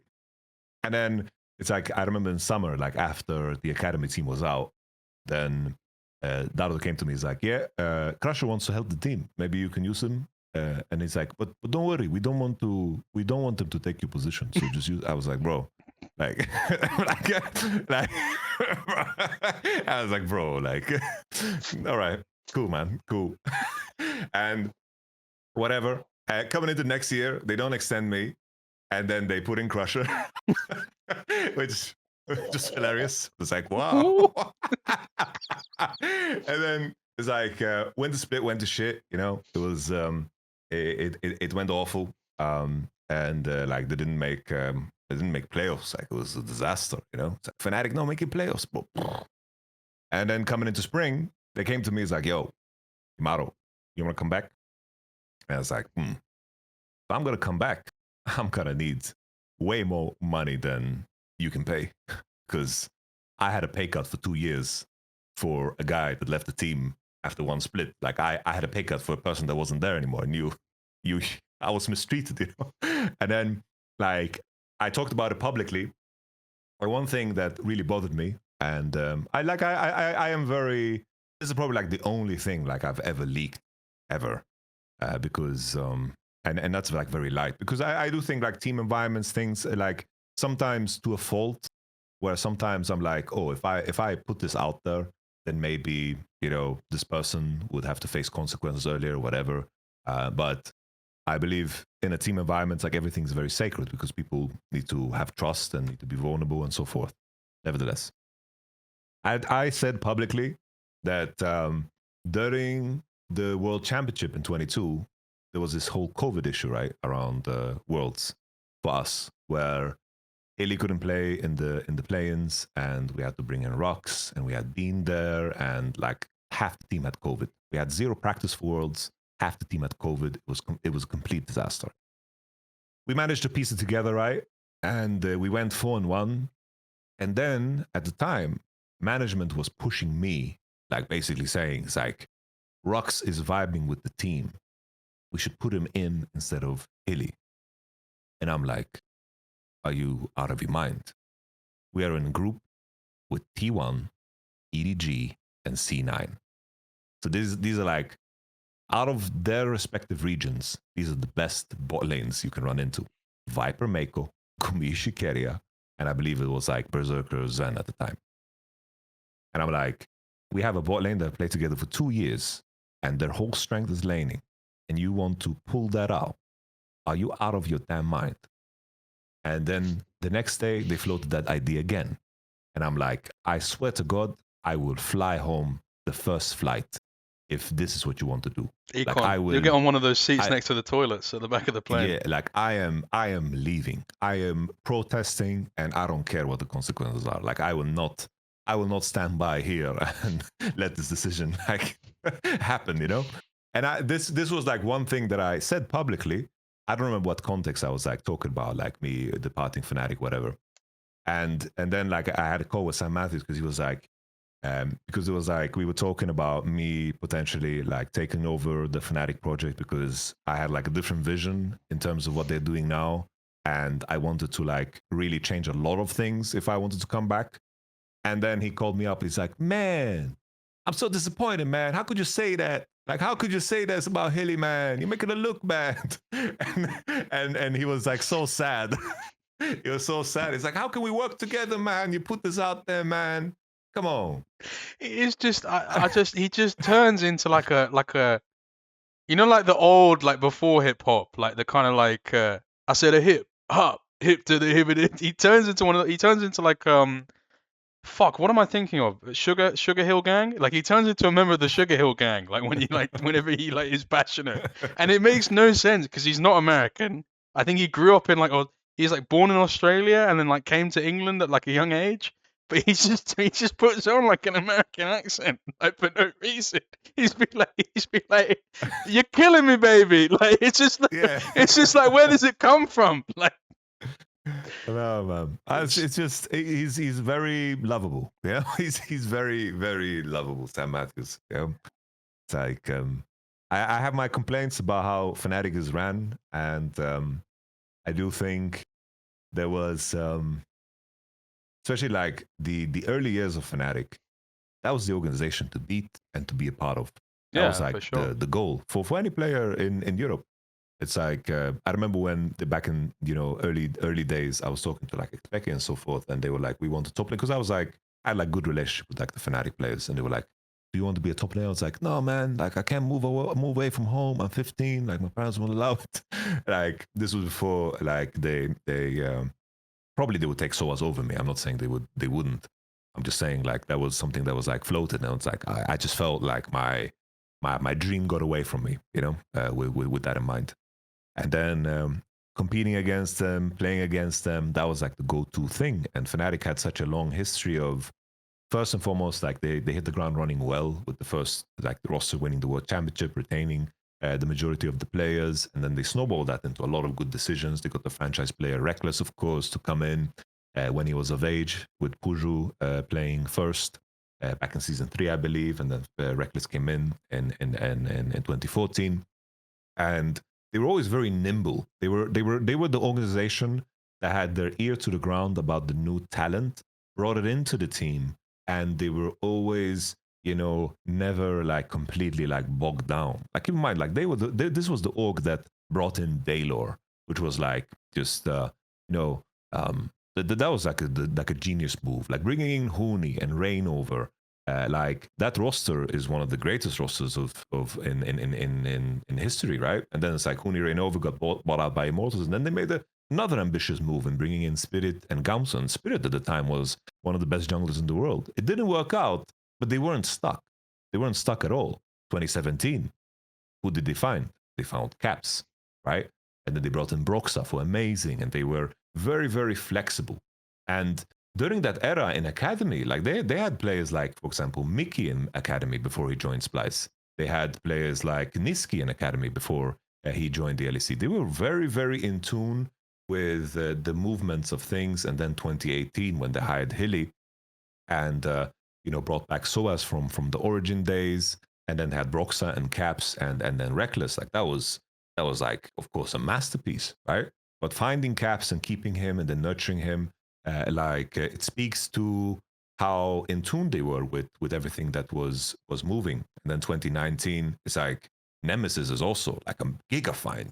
Like you lose caps, and even back then, Nemesis was like scrutinized even by like people like me who says he could play a little bit better on Akali, but he filled really big, like really massive shoes, and Fnatic made G2 so much better for being competitive against them. Oh yeah, right? for sure. Fnatic had demons against G2 in those finals, but they were very, very quick at making changes and adaptations. I didn't even mention Whipple. Whipple was also like a player that you just brought in as a substitute, and he was the sixth man.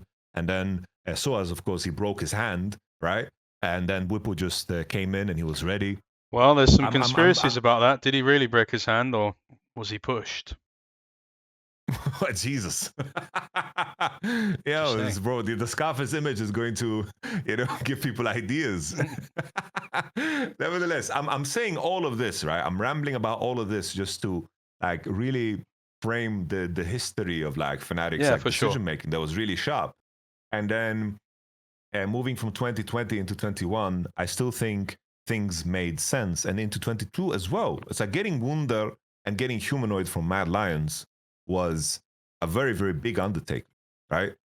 But the issue was, like, already then you're in a situation where you make such a big commitment financially that you cannot move at all. There's no maneuverability. You overextended yourself so damn hard, so you're stuck with something for way longer than you're supposed to be stuck. And it's not to blame Humanoid or Razork, because I knew the next team, these guys are going to be gone. They're going to be fantastic and great. But that was the era where basically post 2020, where I think anyone who left Fnatic, the organization, also felt a great amount of like disrespect leaving the organization. I felt very disrespected. Nemesis felt disrespected, right? I'm not speaking for him. I'm just like quoting what was like said in the aftermath. I don't know how he feels now. I just want to make that clear. Like just the stories that came out. There was also the whole situation with Reckless too, right? Like that's also a detail. We took like a risk to come back to Fnatic and so forth, and that was managed strange. And at the same time, you had Fnatic, a team that had Wunder and Upset on bench. Like what was going on with that? Yeah, like, I think anytime you end up with those players on your bench, you've really fucked up, right? Yeah, it's like it was very, very strange, and it just seems, it's like it was also the same with players that were only like in negotiation with Fnatic, where they felt like disrespected and like, oh, I don't think that I'll be valued here, and like I think what you leave in your wake, it comes back to like bite you, I think the financial decision, the overextension of that, the relationship of the players, and squandering the reputation along the way is what I think just has caused the most amount of damage over the last 5 years. But I don't even know why I'm saying all of this. I guess I just wanted to speak my heart out about the Black and Orange, because I do think it was like squandered. It used to mean something, man. Yeah, I at least it seems like Grabs is getting full reins now, right? And the off-season they are preparing now, I think they got away with like borderline murder, because I think that the negotiation position was not strong at all in this off-season, because they needed players. They had to offload players. They shopped around and tried to move around, but where they land seems to be somewhat good. And I thought they were just kind of doomed. Like the Vladdy signing is a really big win, I think. Is what they call in the football world a coup, I believe. Coup, yeah. Not the Tigers.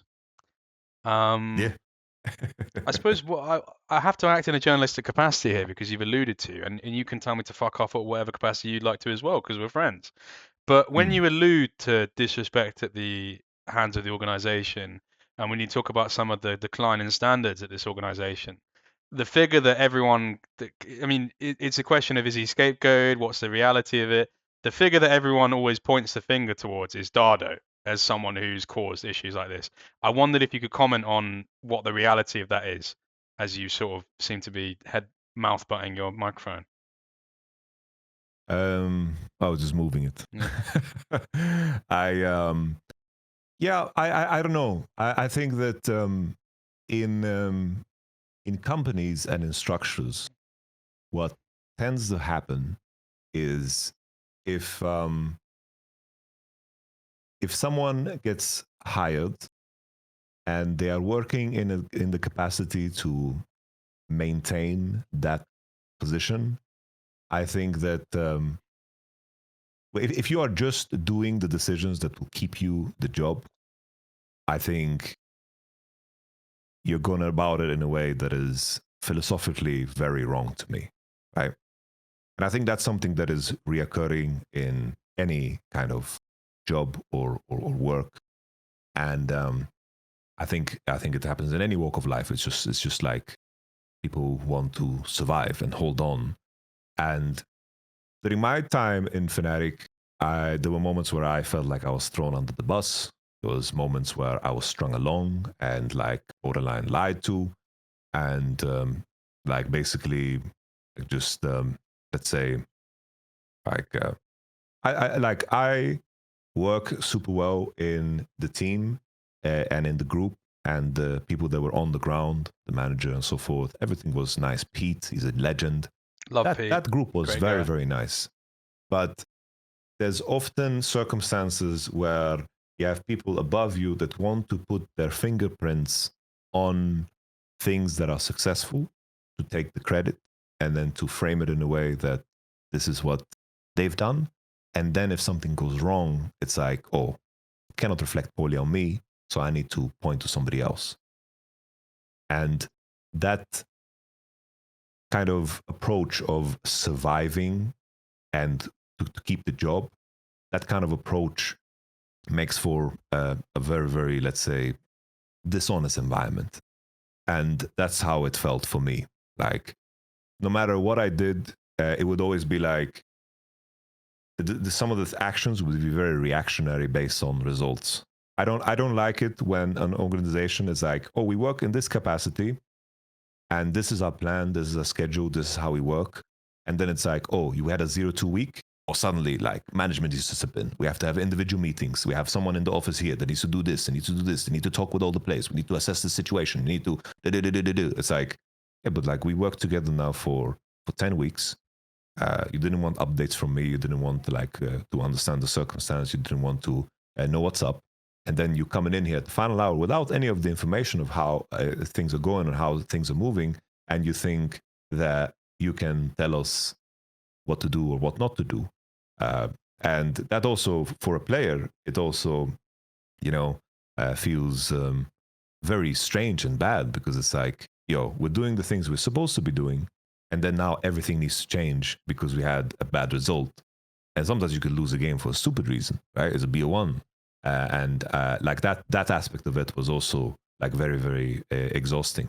And I think that while I'm saying all of these things, because it's something that is reoccurring in esports, I'm saying it in the context of Fnatic too. I do understand the human nature of doing that. Because like in the end, like if I want to top it off with something good, like Javier did manage to like get Humanoid out of Mad Lions, although like very, very expensive because money flowed differently back then. Wunder out of G2 was quite an Javier, just to undertaking clarify, too. is Dada, right? And everyone's like the rogue trade. I don't know, Advian for Trimby. That is a crazy trade, bro. that is a nutty trade. Advian for Trimby. That is a crazy trade. So I just wanted to say something positive too, because in the end it's like I feel bad talking about it in this way, because I know what I'm saying is true in my perspective, right? Of course, but that's the important thing. I don't think you But should feel afraid to. No, I'm not suggesting you feel afraid, but it's like it's your personal experience, you know? yeah, I guess what it comes down to is less so is that like people change, and this was my experience was 21, 22, those 2 years of experience, and people can change. And I am speaking in regards to that context, because I don't know how Javier like worked later down the line, or what capacity he's involved with in Fnatic now, because I do believe he's still involved, right? But Well, no one really knows. He's sort of acting in kind of like a shadow Illuminati capacity now, where it's like you hear rumors that he's involved, but Don't know. Should I say? No, I shouldn't say this. I don't know. No one knows. No one knows if he's involved. I think. I believe he is. No, isn't that out? Don't know. I don't know. I think it's out there. Yeah, but there's a difference. Is it out there on sheep or is it with the shepherd? That's a bar for you. Is it with the sheep or is it with the shepherd? You know.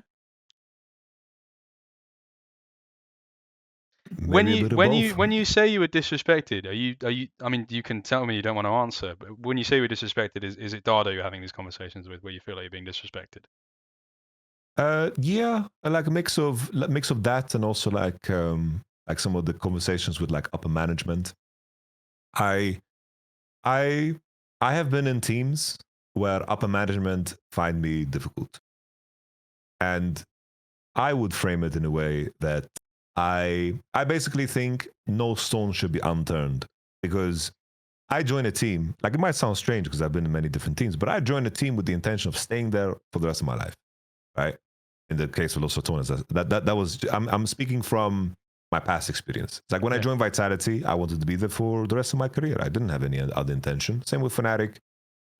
With SANDBOX, what happened is like they offered me a 2-year extension, but COVID just scared the shit out of me. Like, in terms of, not that I thought I would die, but because I'm not afraid to die at all, but more in the sense that I calculated, oh, I'm going to be 2 months in quarantine, 2 months if I'm traveling back and forth and here. And I'm going to be 2 months in quarantine, 2 weeks here, 2 weeks there, 2 weeks there, 2 weeks there. I was like, that is just so, there's just way too much. And I think it will affect all aspects of my life. But back to my initial point, like, I believe that if I joined the team back then, I want to join with the intention of staying there for the rest of my life, which means that I will not accept things that go against, let's say, a philosophy of winning. Like, I will not accept things just because someone is my boss, that he's going to tell us things that I believe are wrong and are wrong for the group. I'm going to state my opinion because I want to nurture the situation. Because I couldn't be in a team forever and be like, oh, I'm a part of this process, and a lot of things that are happening I disagree with completely. Like, that is a way to just lose your soul, you know? And I've made sure that I've had the privilege to step away if it comes down to that point, by working actively outside of coaching too, simultaneously. So I was always challenging, like, teams on this topic. There was this story I can share from Vitality. We, in 2019, so 2018, we did really well. Everyone expected us to be 10th place. We did amazingly well. They had a very low budget roster. We did amazingly well with Jizuka and the gang. Like, I had a vision for this squad, and they put in so much effort to make sure that happens. Wonderful job. Coming into next year, I wanted someone to help us on the physical side. And that was a big demand of mine, that I need somebody to make sure that the nutrition is in place, that the physical is in place, to make sure that we min-max every aspect of competition. That was a big demand of mine. I just need someone that works on the physical side. And in the beginning, we had somebody, and then it fell through. I don't even know why. And then we had somebody else who was basically like the handball GOAT, you know? Joel Abati. He was basically like a handball world champion. I think he was an Olympic champion too. Joel who? Sorry, say again? Joel Abati. Joel Abati. They called him the Reverend. This guy is absolute legend. We had him, was really, really good. But he had, I don't know how much I can say, but he had like a scuffle with some security at the DLEC, and basically that was like a problem. So, like, we parted ways. He had a scuffle. He had a scuffle with security at LEC. Not a scuffle, but it was like an argument. You know, it's like, it was an argument.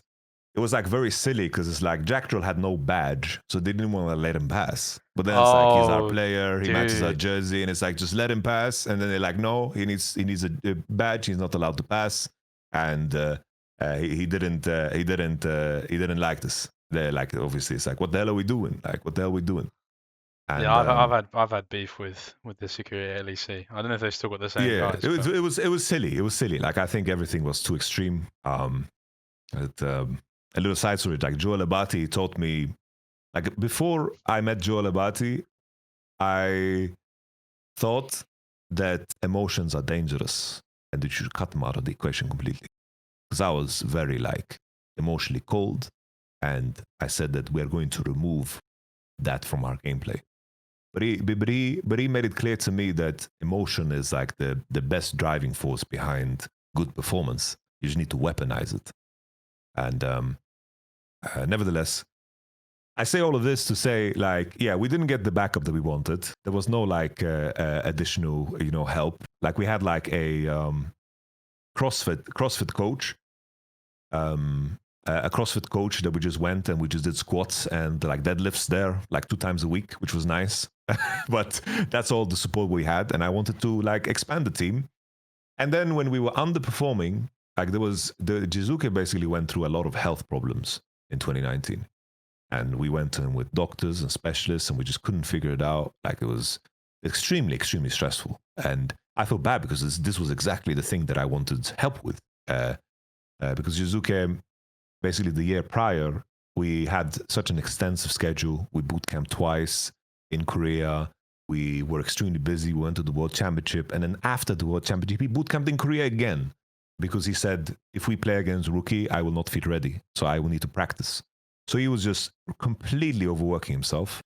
And he was experienced like basically his heart would just like beat super, super fast whenever he would lie down. So he just couldn't sleep at all. And it would, of course, affect him, affect his play. If there's people that might remember, it's like Saken subbed in for a weekend because of how bad it got at some point.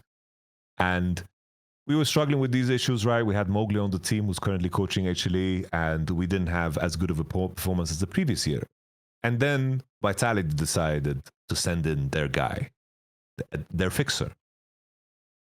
And then this guy came into the office when everybody was asleep, looked around, and then he just has a meeting with me, and the players can hear it.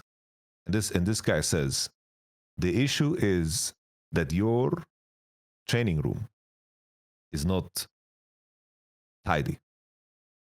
That is why, like, how can you perform when your training room is not tidy? And I'm like, I'm already cooking, I'm boiling, this person that comes in here and we've had 100 days of scrims already. We have so much volume of information. It comes in and says the room is not tidy, and I say, well, the players live here and they don't have a PC in their room. So it's important for me that they have a space that they can personalize.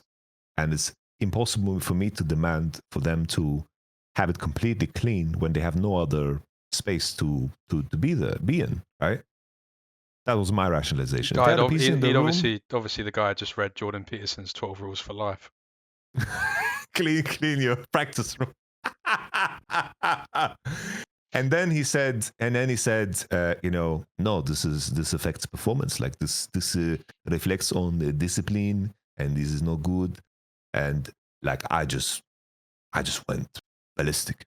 I went ballistic because it was a strategic move to go ballistic, because the players heard this.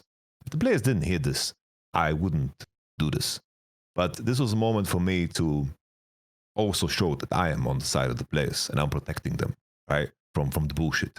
So I scream at him. I go hard.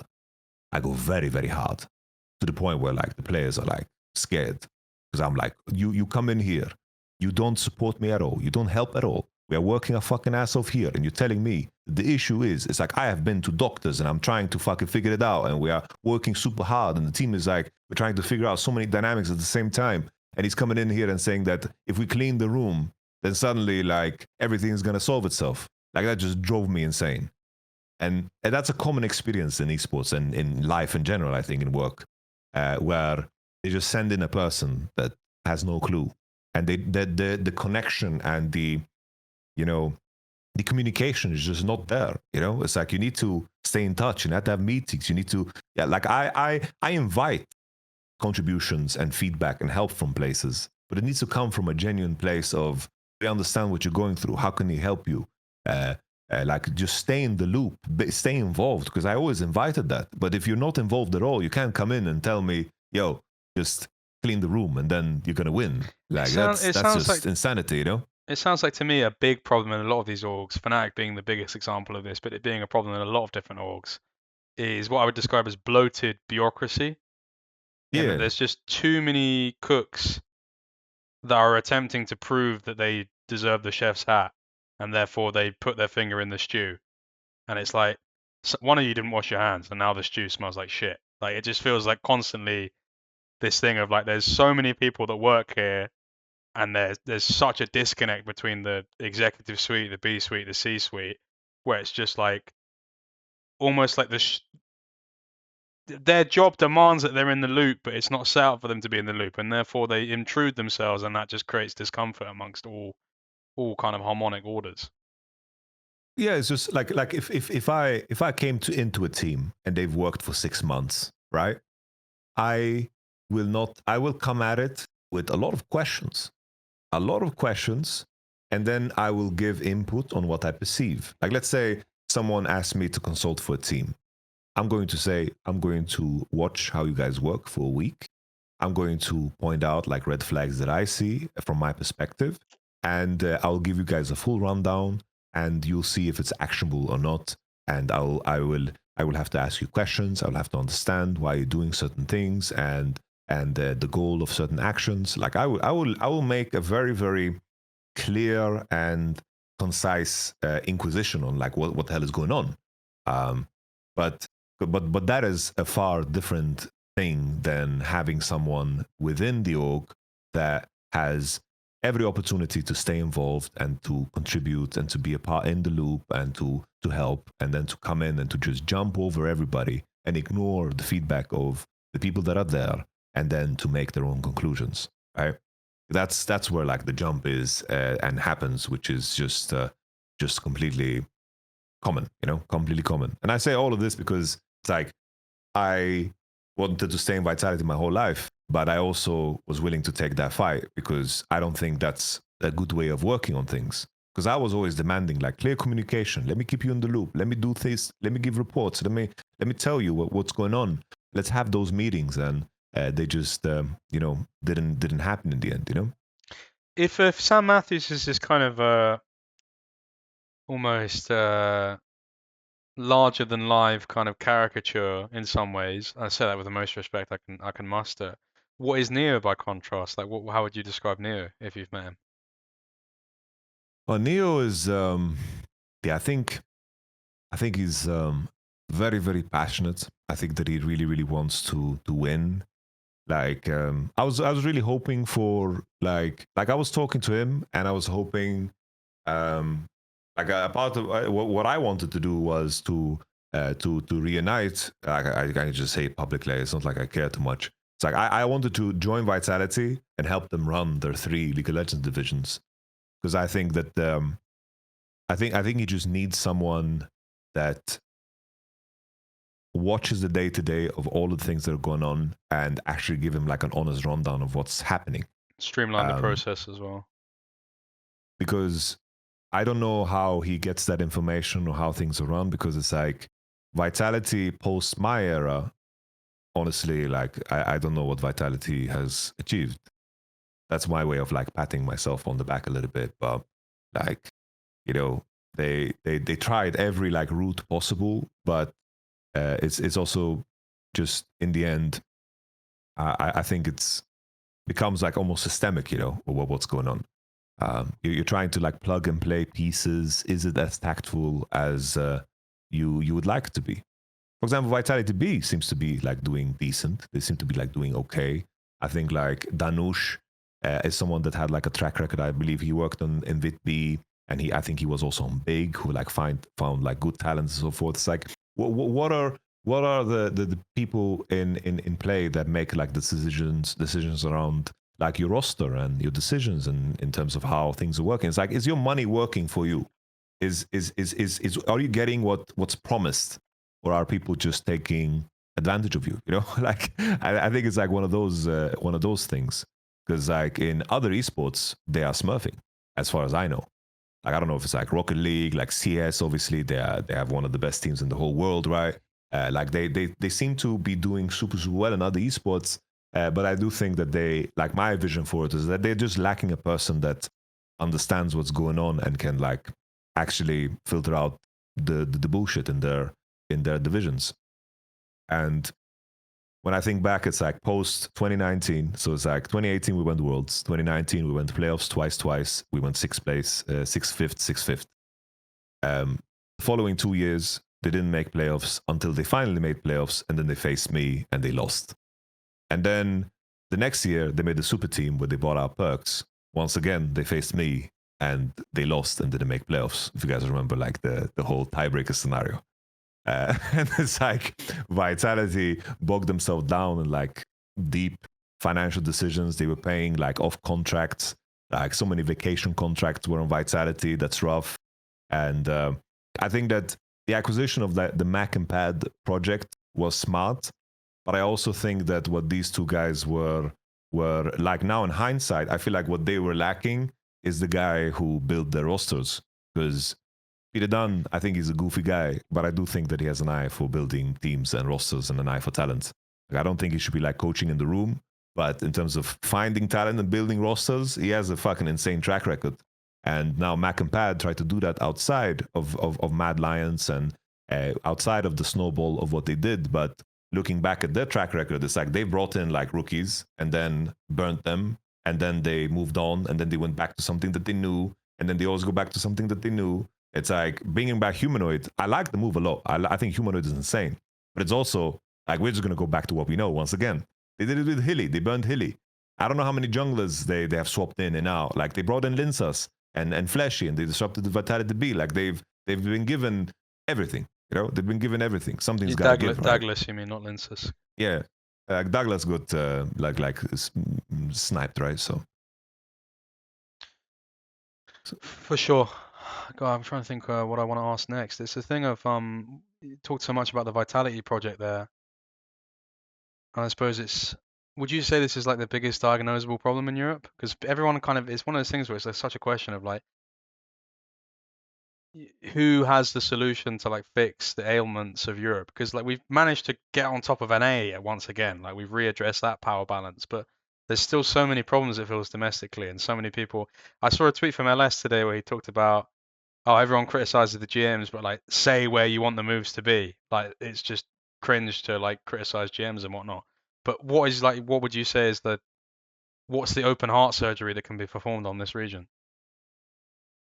I think to the difficulty of being a GM, I think, is the fact that the landscape changes. And I think a big mistake the teams did was that they obviously, you know, just when money was flowing, I think that's where a lot of teams like overextended. When money was flowing, people had good sponsorship deals. We saw like crypto sponsorships. We saw like, you know, well, I don't know what the hell, the drive to survive. I don't remember what it's called. You know, like the whole ass, you know, everyone was sponsored by Mercedes-Benz or some shit. BMW. I think it was BMW. Yeah, sorry. Yeah, BMW. BMW. It's like money was flowing, you know, money was flowing. And I think there were big decisions made that were very costly, because the labor laws in Germany are very, very protective. And I think that as esports is very reactionary, GMs also turn reactionary, where the view of a player shifts so damn fast. And I think that happens in the eyes of GMs too. And sometimes you're stuck with players that you might not want to work with, and you're stuck with doing that. And it's not necessarily that player is bad. It's just that sometimes you're just on the wrong team, and you need to be able to like let go and build around the right pieces. I think that there are GMs that don't have the freedom to think long term, because we look at G2, KC, Koi. This has been an ongoing process. It's like G2 has had a very strong core where they bring in one player, move one player here and there, but their plan was a 2-year plan, like with Skewon and Labrov, and then they're going to see where they land. And that maybe in the next off-season is going to be a big one for them, because maybe they're going to pursue Kalis to replace Hansama. And they're going to decide then to keep Skewon or not keep Skewon. It's like you can see the thought process of something longer term. Because obviously they had to rebuild from the Reckless year, right? And that was their big rebuild year. It's like you need to take stock of what you have, and you need to be willing to give projects more time. Like if your thesis as to why you build a roster is thorough and good, then stick with it. Don't change it because you did bad in winter. Don't change it because you did terrible in spring. Like then, unless your thesis was completely so far off, which should reflect on you then, right? Then maybe as a GM you did a piss job. I think that looking at things in such a short time frame is the danger in my mind. And that's something that is so reoccurring. And I think the teams work in like 2-year cycles in most cases. I think Europe is in a very good position. I think people are dooming around Europe. But the truth is, Europe is so much better this year than it's been for the last like 3 years. When we think about the teams that were challenging G2 to win, right? There was nothing there. Okay, let's be honest. BDS and Fnatic, they could never win against G2 even if Caps shat his pants like on stage and like walked off to the bathroom to clean himself and the game was still going. Like they couldn't, even if God ordained them to win the game, they wouldn't win. And that was the state of Europe. And that's just the top end. Like we continued down the line, there was just a bunch of teams that were stuck and making decisions that really didn't make sense. And I think now we're in a position where Koi and Casey, they have a very clear project in mind. They're using players that no other org would use. And they're still competitive. That's a great sign. Casey brought in Kana, Vladi, Kalist, like even Targamos. That's a player like you knew. There's some players that are being used on teams, you know that they're not going to find the next team in LEC most likely. MKoi said that, this year is going to be a big test for Midwin and Super if they're going to be re-signed or not. Like, I don't know if Super's going to find another team besides MKoi, right? It's just, they have found their own way to create a roster with ambition. And I think, for example, Team Heretics deserves props. I think that they really put a big focus on their academy team and they're bringing up players. They're actually thinking about the long-term plan. It's a project. Yeah. It's like there's a vision, It's like, what do we have and how is it going to look like in the future? Rather than like, oh, let's put in the best players. Oh, they lost? Well, fuck them then. We need to replace them. Oh, this guy's on contract? Oh, let's bench him. And this is like what's happening, I knew that Heretics was to be taken seriously because they actually... I mean, it's leaked. They got Hedon, right? Hedon used to work at Ruddy, like before when we sold him to XL when he went to Giant X when they were XL, and I actually had someone like reach out to me and like ask me to like have a conversation about him. I was like, oh, cool. You actually like reached out to me for a reference, and I gave like a really good like thorough reference, and that was nice. That's good. I like what I've seen from Hedon. Like, I don't know how he works, but I know that he puts in the time. Like that to me is massive. I see him busy almost all the time, and I think that's already like a huge selling point. The same as like I love Medic because it might sound random. I think Medic. He's a friend of mine. I love him, but I think he's really really great at his job. What's something that I have deep respect and admiration for is the fact that the guy is like master elo, bro. Like he grinds the game too. He spams and plays and is like involved. I think it really and he does that whilst dueling with Yamato sometimes. So I mean, like that makes it even more impressive. That makes it even more impressive. That is like Faker winning with Doran type shit. Exactly. It's like all of that. The whole story about like how teams are ran and the GMing of things is that like I think also GMs get pressure from people above them to also just get results. Because sometimes the people above the GMs are also not just completely unreasonable too. So I understand like the frustration. It's very rare that you get that level of permission and trust. And there's the challenge is the fact that 2 years is a shit long time for esports. But I do think that's the best way of like framing, building out a project and finding the right pieces to make it make sense, Well, if you think about it, I mean, it's one of those weird things, isn't it? Where you remember like when your mind explodes for the first time when it's explained to you that the reason that like time either feels faster or slower is that when you're 3 years old, like a month makes up like a massive portion of your life, whereas now like a year is like 4% of your life. That's why it like changes the dilation of like how you experience, and therefore like years feel faster or whatever. It's like that with League as well, right? Because it's like in 2020 a 2 year cycle is like literally like 20% of the game span. So it's like you have to imagine like it's so much, and as time goes on, I think we're moving towards it being more acceptable of a time committal. I think that also like plays a part as well.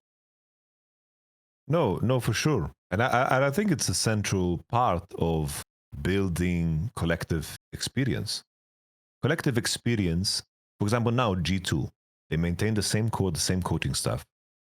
Integrating a player into that, where everyone's been bought into the same identity, is probably easy as all hell now, because of all the work that they put in maintaining their culture and their work identity. Like when Skewmon entered there, probably it was just plug and play for him. He's like, oh, I know what's expected from me. I know what I need to do. And this is how they work.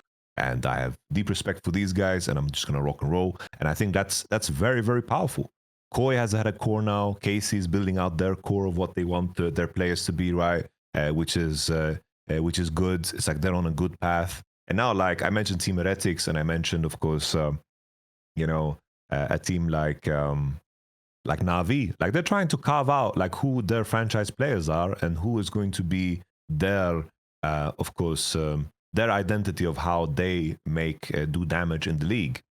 I guess like the SK Gaming approach is more the short-term based one. Weirdly, I respect it. Weirdly, because it's the thing where like say what you want about it, like oh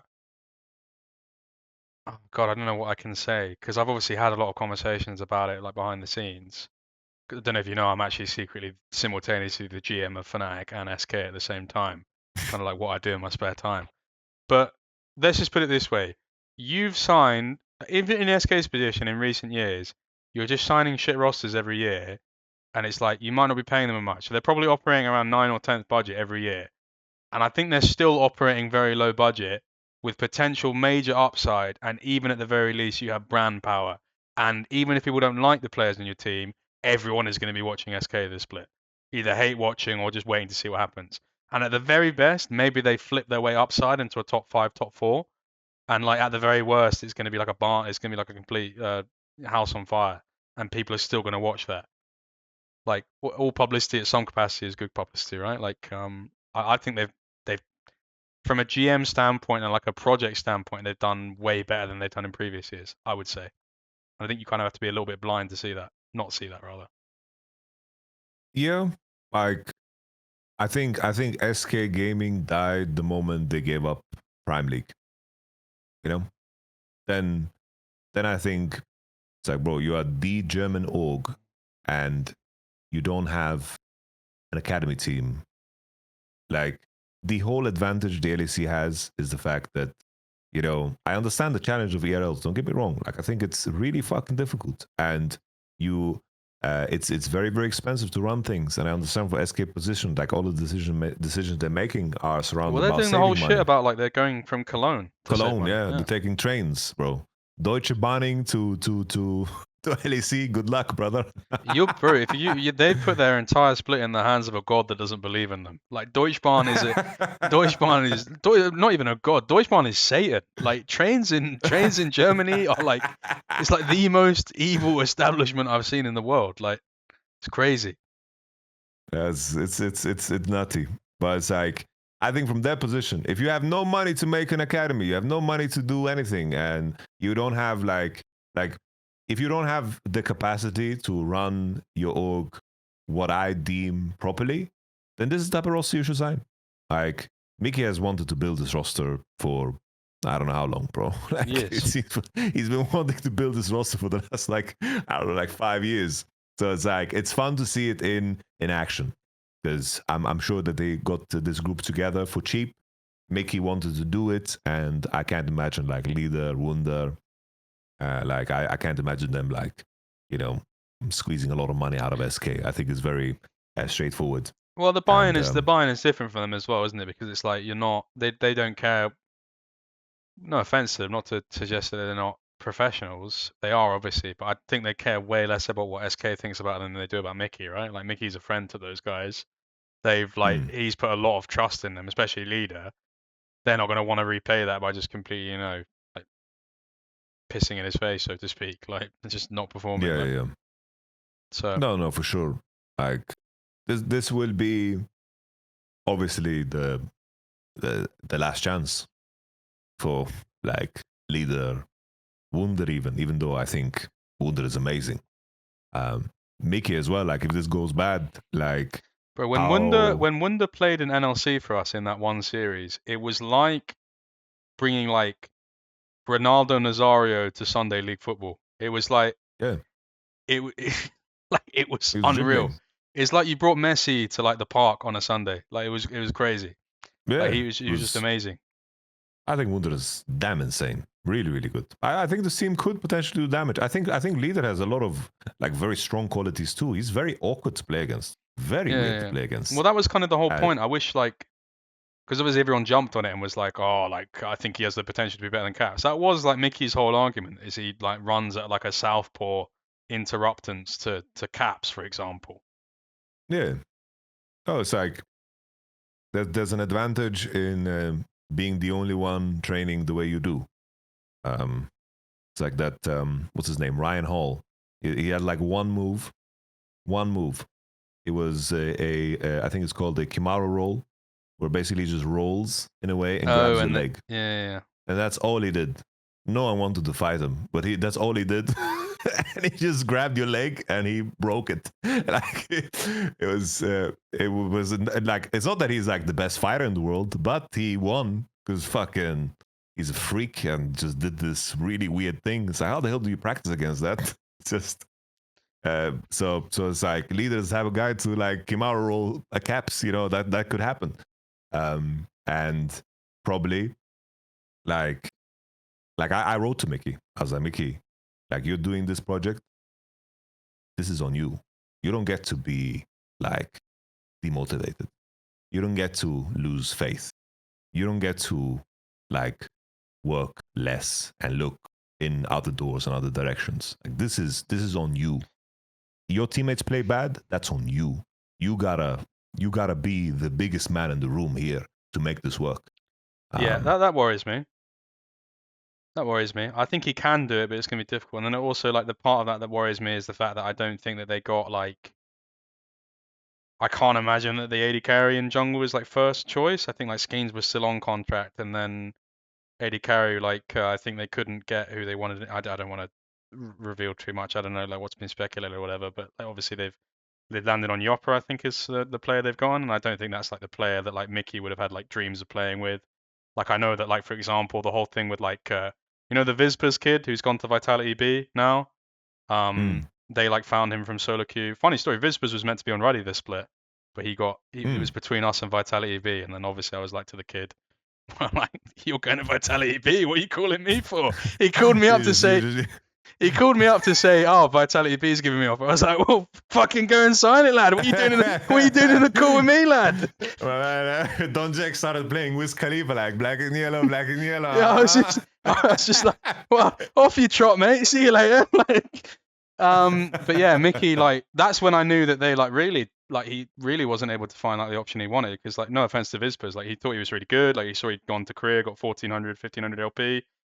Saw him in solo queue was really good. But like, yeah, Mickey, like they were trying to get a load of different people this off season, and I think whilst Yopper is good, that's the part of which I feel like is not like it's not a Mickey. That's the thing. It's not fully a Mickey roster. I think it's 3 out of 5 of a Mickey roster, and therefore that worries me in terms of like if they do badly in winter, do they try and get 4 out of 5 of a Mickey roster? Do they get 5 out of 5 of a Mickey roster? Will these players become a Mickey roster? Obviously, Skeens played on that original Team McDonald's thing, so there's some thing there. But yeah, I have my doubts and speculations on what. Yeah. No, it's like, Mickey, if you're somehow listening to this, you gotta work your ass off, bro. This is years in the making, and I told him, I was like, yeah, I doubt this project. you know. But that's fine. You just gotta put in effort, you know. You don't get to be demotivated. That's not a thing. That's not a thing at all. This is you. This is you. You gotta take ownership, full ownership. Yeah, for sure.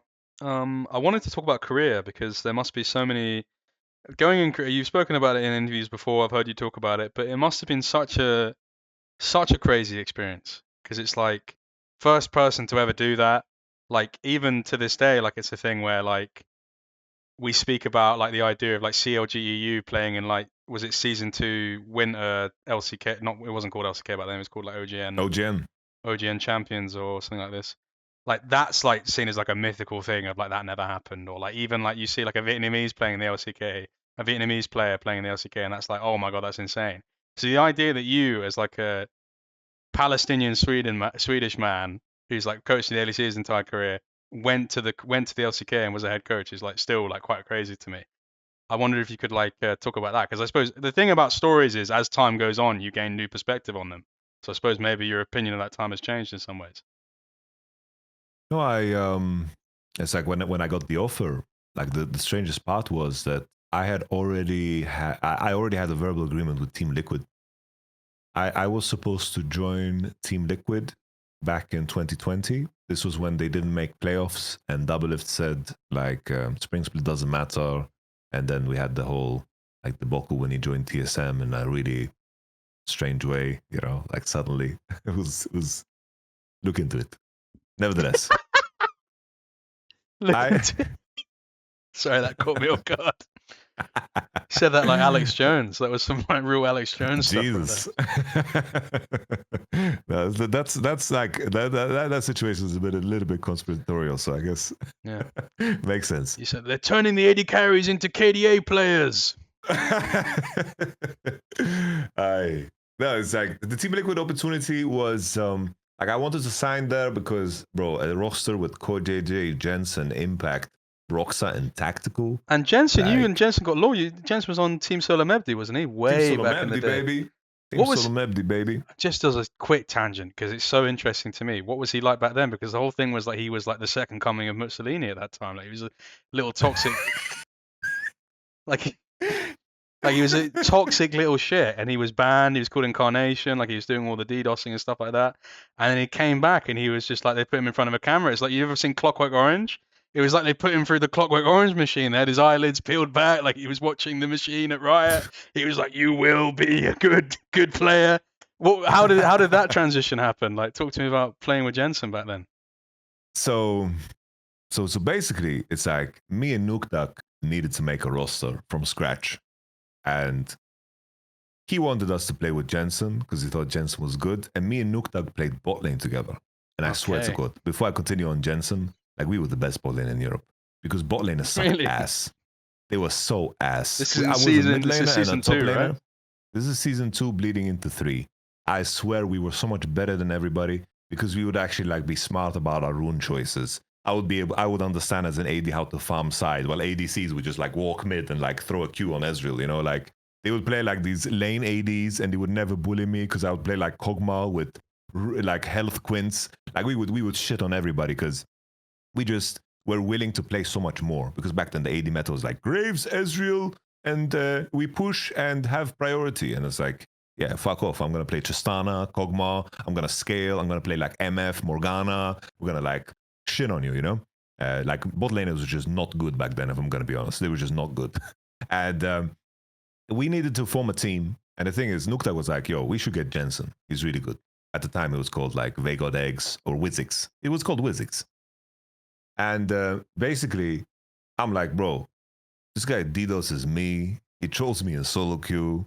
Like, back then, it was like a community TeamSpeak. And I banned him from the TeamSpeak because he was like perma-harassing me in a call when you're like, back then, it's like when you queued in a solo queue game and you're all in the same game, everyone went into the same TeamSpeak room and just talk shit. You know, that was the meta back then. It's like, it was, bro, if that was streamed, a lot of people would be cancelled, but it was also like really, you know, good it's like content. COD. It's like COD era, right? Like, yeah. And I'm like, bro, like this guy straight up DDoS me while we played against Moscow 5 a final for like 15,000 euro. He DDoS me. Like, do you remember? He DDoS me, bro. Like, he DDoS me. Like, just to fuck with, because I banned him from TeamSpeak. He DDoS me, man. And so amazing. He's so like, good. no, it's really, really good. And then he comes in the call. I'm like, yo, Wizix, you want to play? Like, yeah, man, I'll play. I'm like, this fucking guy. You know, he did the type of shit where like bought Moby boots and like just ran me down in game just because I banned him off of TeamSpeak. He would be. He's this when you banned him from the dude. TeamSpeak, it's because he was like being he was trash talking. He was being annoying, yeah. What kind of trash talking? What kind of trash? It would be like, yo, I'd beat your shit up at LAN, like that type of shit, you know, like. It was like, I'm gonna fuck you up at LAN. It was good times, bro. It was fucking hilarious. It's even funnier because I don't mean to blame him, but it was like a thing where like back then, like he was like tiny, right? Like he was like a tiny little scrawny kid. But you know, it's like we did the whole Team Solo Up the thing. It's like we got Jensen in, right? And then we got DarkwinJax as well, right? Oh yeah.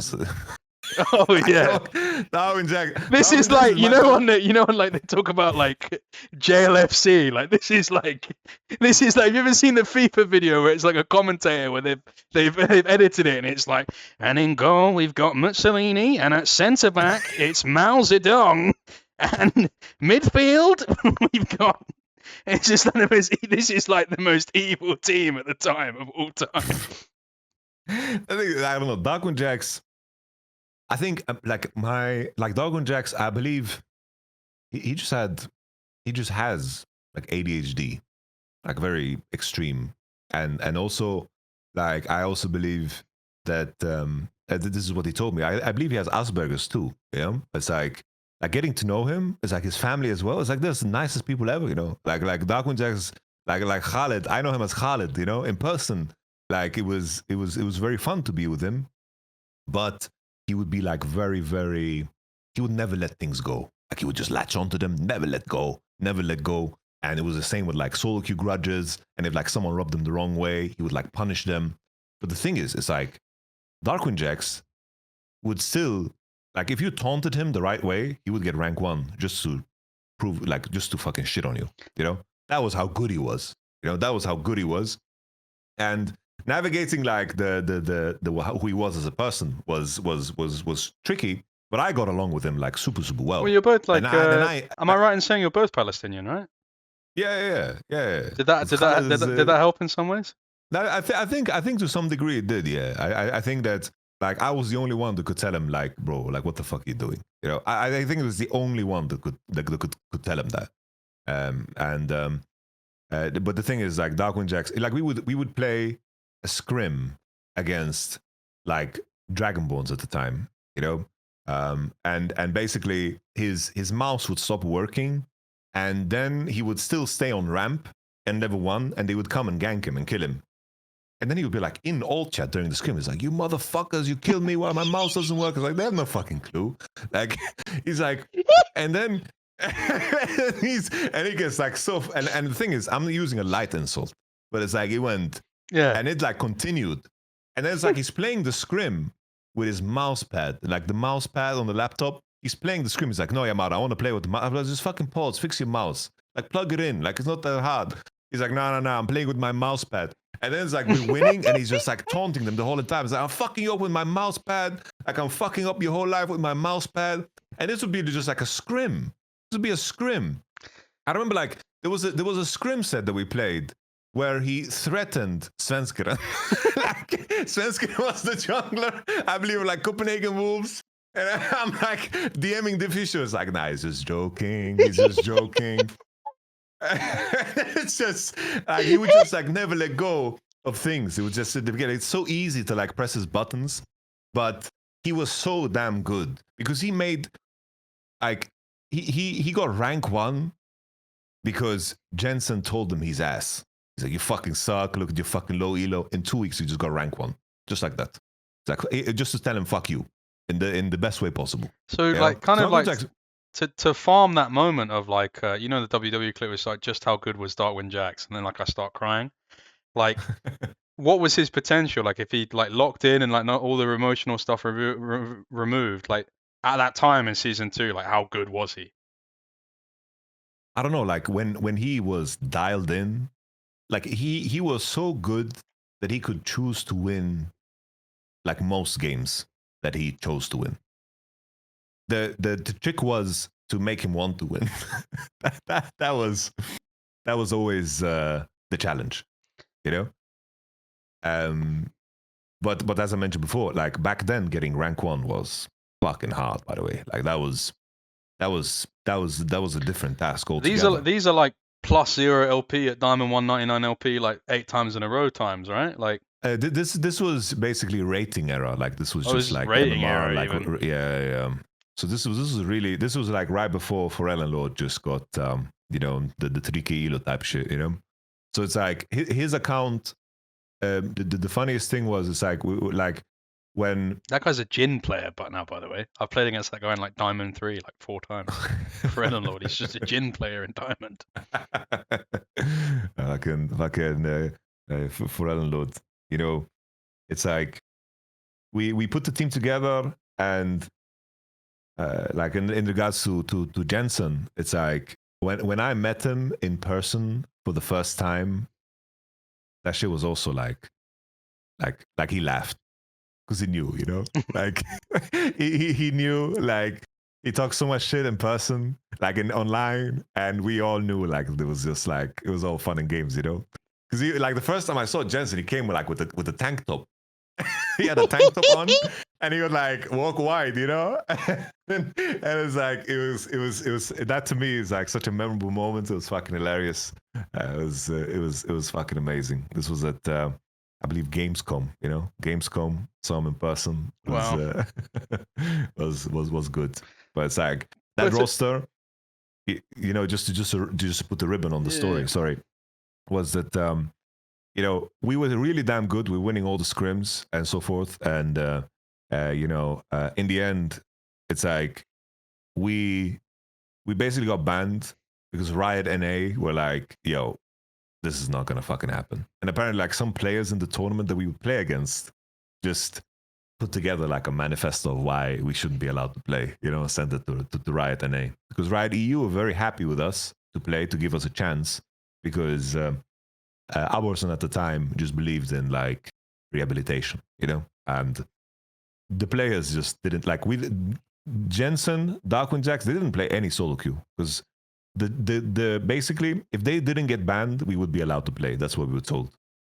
The day before, we did the coin toss against Meet Your Makers online. They were already at the event, and then the next day we were supposed to fly. And then on Skype, I just get added by like Mark Merrill, Brandon Beck. They just add me on Skype, and as we're driving to the airport, and I'm like, and oh then, no, you know, you should have just ignored it. You should have just gotten on the flight and been like, we're here now. And then it's like, you know, we have our theories. It's like, no man, it's like we like I remember DarkwinJax. He said, no, it's Young Buck. It's Young Buck. He's in a group. He's trying to ban us, like because Young Buck and Jensen had a beef. Young Buck and Jensen had a beef. It's like, no, it's Young Buck. He's a fake Mark Merrill. He's trying to bait us not to go. Oh, this is incredible. And then, you know, we get to the airport and I've been spam called. I'm just like, I'll just answer the call. And then like, it's fucking, bro, it's the CEO of the company, bro. Like on the phone with us. And it's like, we're sorry to inform you, but 3 of your players have been tribunal banned. And I'm like, where's the cases? Where's the cases? There needs to be cases. They're like, yeah, we can't show you the cases at this current point in time. I'm like, there needs to be cases. Tribunal ban means there's cases. And they're like, yeah, but we have good news, Yamato. You're one of our outstanding players. You're in the top percentage. I was like, what? This is not good news. Like, what am I supposed to do with this? But because you're like how old? Like, you're like 16, 17 years old at this time, no? Yeah, I was 17 sharp. Like, so I was 17 sharp. So you're just like you're in the car on the way to the airport. You just like all of your friends have just been sentenced to like life in jail. Like, I mean, you have to like be like a lawyer on the phone with like some 28-year-old tech bro in fucking San Fran who's just banned all of your friends. That is so crazy. So we get to bro. So the thing is, they just banned our top laner just because they needed to ban 3. Like our top laner. He got put in the plea bargain. He got added to the case. He got Rico cased, bro. He got Rico'd. It's like they were asking him, what does THUUT stand for in your clan tag? He said, truly humble under tower. Oh man. Oh, it's just, we just got banned, right? And then the next day or the same day we just see like the post. It's like DarkwinJax is the most reported player of all time. He's on average like reported 80% of players in all of his games. It was something crazy. Like, he averages 3.57 reports a game. They were giving him like NBA statistics. Like, it was crazy. Like 3.57 reports a game. Like he was like the Dennis Rodman of the Tribunal. It was crazy. Like they had everything on the ready, and then we saw the print screens of Jensen, basically like putting IP addresses and saying bye bye, like in the league client, and then Jensen said, he's like, yo, the print screen, it's Youngbuck. That's Youngbuck's IP. He's the one who reported us. Oh my God. And obviously it's like we shouldn't have been allowed to play. But the thing is, we were told that we could. Yeah. that was the thing that sucked. You know, we were told what we could if we follow like these set rules. And then I think like Ryan and A was like, yo, this is crazy. And because they probably didn't know the full extent of it. It was just like, bro, this is like, you gotta remember like how NA people view European toxicity. Like it's like so different here. Like in NA, like you hear like even like, not to give disrespect to Dom, but like Dom has a similar story when like him and Cutie got banned, and like I want to get Dom on the show because I was at a birthday party with Odie, who's the guy who you remember Odie, guy who started Dignitas, and he told me Mousepad, he hates that, by the way. I was talking to him about that. But he was talking about the Dom story, and he gave like a whole different perspective on it, which is like really interesting. But even then, like with Dom, like his toxicity must have been like 10% of what you guys were doing on like Team Solo MFT. Because in NA, it's just like, oh, you're like, you suck cock, like you're fucking shit at the game. In EU, it's just like, oh, by the way, here's your street address. Your mum works at this pharmacy here. Say goodbye to your internet. See you later. Like, bro, you say that, but there was actually like a beef on our TeamSpeak where basically like a friend of Jensen would call DarkwinJax's dad like on the phone all the time. He would just call him on the phone, like he was just mental. It's just like you say that, but it's really fitting. Like I had this relationship with a player called Linak. He was one of the best junglers in the world. Like I like into the game when I played with him, and then every time I was in game with him, whether against him or in team, he would pick Trundle and he would just walk to my lane, pillar me, enemy or foe, like friend or foe in the game, and he would just write dildo in all chat. He did that every time. 50 games. Like you meet the same guys all the time, and that was a part of his ritual. To dildo me, man. I can't pause, but Jesus Christ. ODU is just, it's such a crazy landscape. That's my favorite thing, is when I meet people that are from that era. Like I remember when I met Bloomigan for the first time in the LEC studio, and he was like a backroom guy on Rogue for like years, like assistant coach, like and stuff like that. And I literally walked up to him and like I think he kind of knew who I was because of my interviews. And I just walked up to him and I quoted that, you know, the famous video of Bloomigan where he's like smoking a cigarette with the beanie on, and he's like, "Shit, man, can something happen? Like, can Gilius really kill someone at LAN? Like, nothing is happening nowadays. Everything is so boring." And I literally quoted that at him at the LEC studio.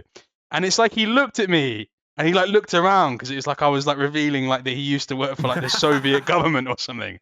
And then he like started laughing. It was really funny. It was really, really nice. Those Wild were West. Different times all together. So yeah, Team Liquid.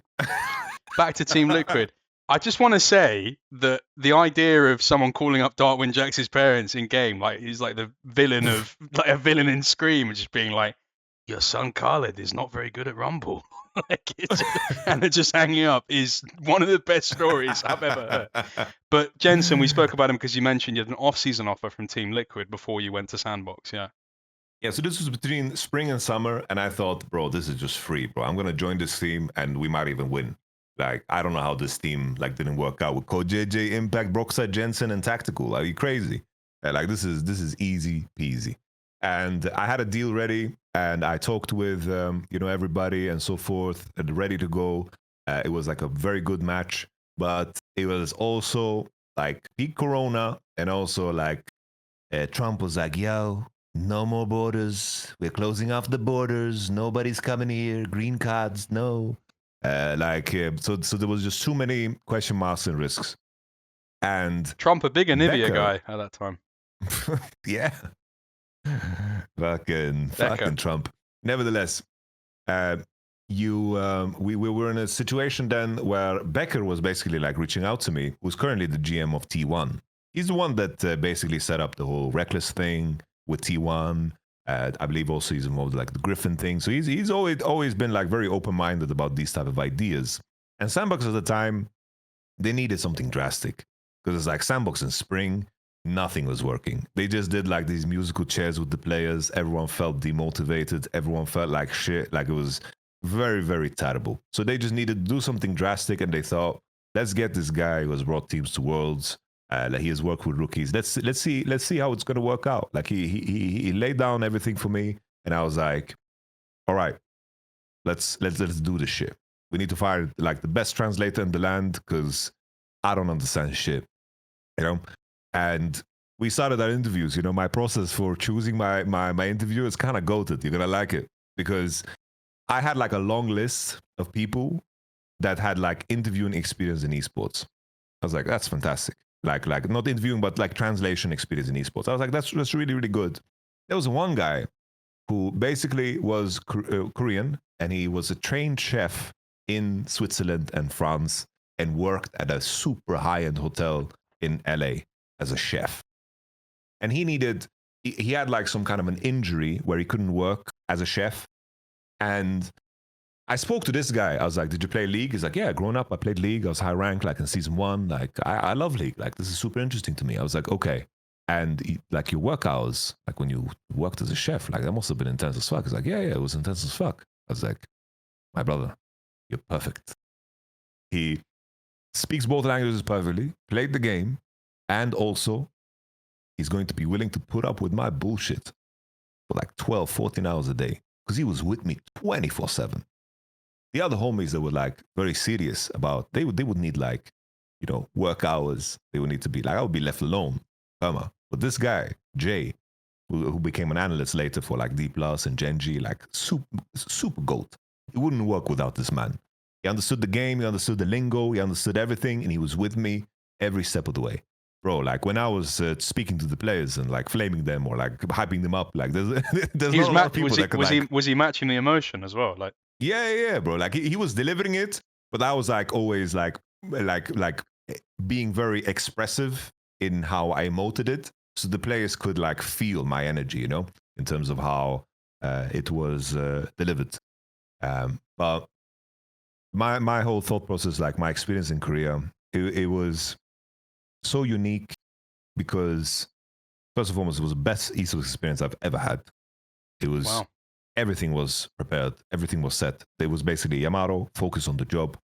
Came in 2 weeks in quarantine. My plan was, in these 2 weeks, we're gonna scrim and mix and match players, but we're going to make a commitment to 5 so people know that we have trust in them and that we believe in them to, of course, succeed and to perform. And then we're gonna just tell these players, you are gonna be the starters for the rest of the year, because I think they needed that. And then the whole workflow, it was very unique because I had 4 additional coaches and I had 15 players. I had never worked in like a ship that big, but it was the respect that came with the role automatically because of the built-in hierarchy of things was that if I said something, it goes. I didn't need to argue, didn't need to say anything. They would just do it. And to some extent, that can be very, very useful, you know, if I have like a clear vision. But there were challenges in the fact that sometimes I needed resistance, you know? Sometimes you need to like collectively clash and figure out like the best idea and have kind of a melting pot of everyone's thought process, you know? So it was very easy to demand a standard from the players because that was already like built in. There was no one that was slacking in solo queue. No one that was slacking in their research. They came into the games of scrims ready. They took care of themselves, slept, and they maintained like fitness for the scrims in a manner that just would be like a very high, extremely high standard in comparison to Europe, where in Europe I would have to like demand and push and negotiate and so forth to make sure that people, you know, come into scrims ready. And that made things easier, but I have like this story that I always tell that kind of cements it. We couldn't beat T1. In scrims 06, 08, we couldn't on stage. We would get blasted by T1 too. They were the most disciplined team, and there was no like cracks for us to kind of break. So in preparation for them, we ran a lot of extra scrims within our academy team. And at the time, there was this whole Sona Taric Hecarim strat that people did. And I told my players, we are getting blasted by T1. We need to do something different. So we're going to try this strategy. We're going to practice it. We practiced it with mixed results, but I was bought into this idea, and I thought that everyone else was too. And then we played it, and we had a good game state, but the players didn't like execute properly. And in the aftermath, I realized that like they only did it because I told them to do it. They didn't do it because they believed in it. And that part is, that disconnect cannot ever be there, you know? That is not going to put them in a position where they're going to give themselves like completely and play as if, you know, this is going to be the winning strategy. And that's when I realized it's like, bro, the only real player here that challenged me ever is like Fate, was the mid laner. The other ones are just like, if you're going to tell me, I'm going to do it. Summit was also like, you know, he didn't want to go outside of the norm. Like convincing him to play Gangplank, that is like, bro, I can sell a bridge to, I don't know, someone that doesn't need a bridge. I don't know what this analogy usually. Well, they always say snow to an Inuit, sand to an Arab, right? So yeah, something like that, you know. So it's like because usually in Western teams it's the opposite. You have players that are very opinionated. They want to do their own thing. They want to do this, blah, blah, blah. They only care about their own viewpoint and they care about their own thoughts and their own thing. And they are very, very enforcing. And in the LCK experience was the opposite of that. But keep in mind, this was 2020 because I could already see that Damwon as a team, the first time we scrimmed them, I thought they're going to win the World Championship. This was very early on. I clocked this so early because their approach to scrims was very different from Gen.G, was very different from T1.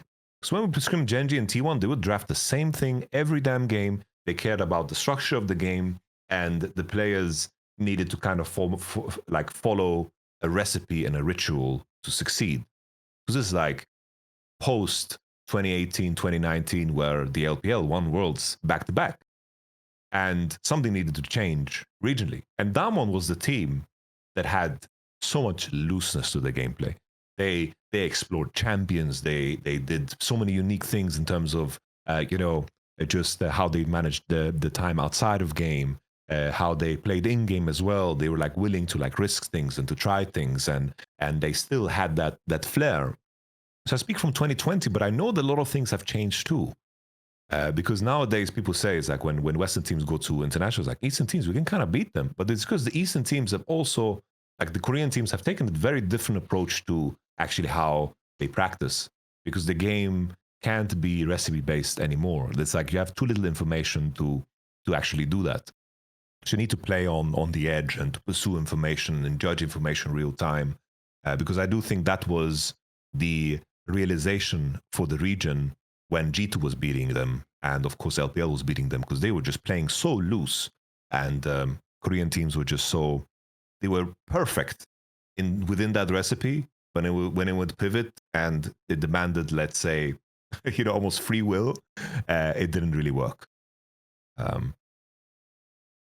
So that was my experience in Korea. Is there anything specific you had in mind? Yeah, I mean, like I suppose like an interesting point of introspection there is to talk about Summit, because he's a player where he went to NA, LS brought him in, and it was like he kind of like was very dominant and very interesting. But again, like LS recounted, it was really difficult to get play other stuff. And then even most recently, he's had like a pretty dramatic downfall from, obviously like he flamed the fuck out of APA at Worlds, then went to Brazil, and then I think most recently he did cheat, right? Like I think technically speaking, he cheated, right? Like he did the whole like he broke the rules, yeah. Yeah, He that's reviewed way his more own game. that's way more diplomatic. Thank you. He broke the rules, and I think his stock is kind of at an all-time low now. But what was it like working with him then? Like, do you have any stories about that? Boy, Summer was a funny guy, man. He was a funny guy. He needed a very specific approach. I could tell that I tired him. I really, really like exhausted him, you know? I think that he wanted to do things his own way and didn't want to be challenged on that. But I never gave up. And I think that that tired him. And there were many moments where he would just like go out on the balcony and I would go out with him and we would just like stare, because we were like on the 60th floor, penthouse floor, like a penthouse floor. So we just on the balcony and he would just like stare out over the city, like the fucking Green Arrow or some shit, you know? Like Batman. And yeah. So I would like go to him and explain to him like I just want to win, you know? And it's like I could notice that I like really, really pushed him outside of his comfort, but I just had to like always reassure him that it's like I'm coming from a place where I want you to, you know, succeed. Because later down the line he was asked about me, you know, and then his response was, Yamato is a crazy scientist. Which I thought that was funny that that's his perspective, you know? Because I feel like the league community, that's the last thing the league community would call me, because people just say, he's just a voice, blah, blah, blah, you know? But it was like simple things as like, I wanted to buy Trinity Force on NAR. And back then it was just such a revolutionary idea that it was, but I was like, bro, mathematically, this is so much better. Look at the look at this DPS shit. Look, this is just better. You have better breakpoints. This is going to be good. You can go Black Cleaver second. You're going to reach 40% CDR. I have like the whole thesis there, but it was like, bro, I bought Black Cleaver now for 2 years. You are forcing me to change this. That's crazy. And then it was like, I would have can you break really down, massage because it it's in. like so many people talk about this kind of disc, like we've heard LS talk about it, we're hearing you talk about it now. This idea, or like we hear coaches talk about it when they bring a Korean import into the West, and it's just kind of like attempting to get through to a player when it's like they're not comfortable going outside of their own comfort and uniformity culture like this. What do those arguments actually look like? Because that's what interests me. Is like, what are the methods? Like, is it Socratic? Like, how do you actually reason and how do you make ground? How do you approach a conversation like that? You know, it's like to approach the conversation properly, you also need to understand like the problem. You have players that have like reinforced habits that don't work super well in a team environment in order to get to where they are. It's the same for me. It's like I played 14 hours a day of solo queue, avoided all responsibility.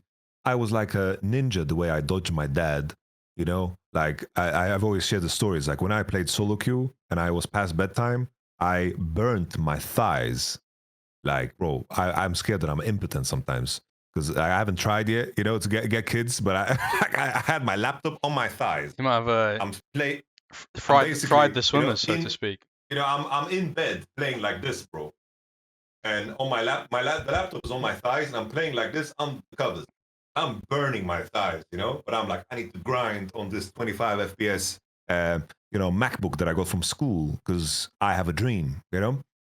And then it's like you move into a team environment and it's like you've done things in a certain way and succeeded. And in most cases, all the like your avenue of feeling good about yourself and feeling good, an avenue of happiness, and maybe the first time you have some sense of self-worth is you grinding solo queue and doing things that might be completely counterintuitive in a team environment.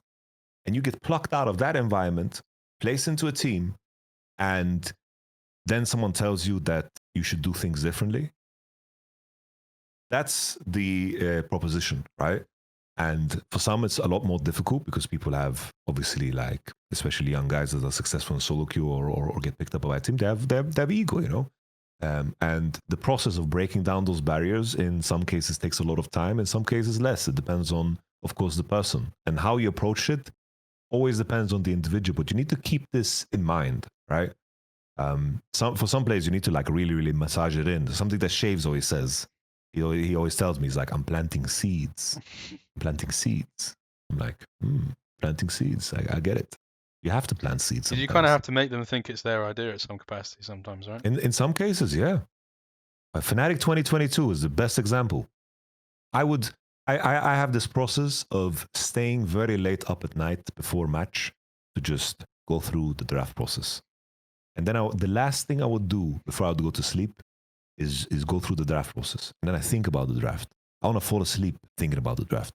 Then every time I would wake up, and I would know if it was right or not. That was like my process. And strategically, it's like I'm aware of all the flaws of the players, all the strengths of the players, and what we needed to do in order to succeed.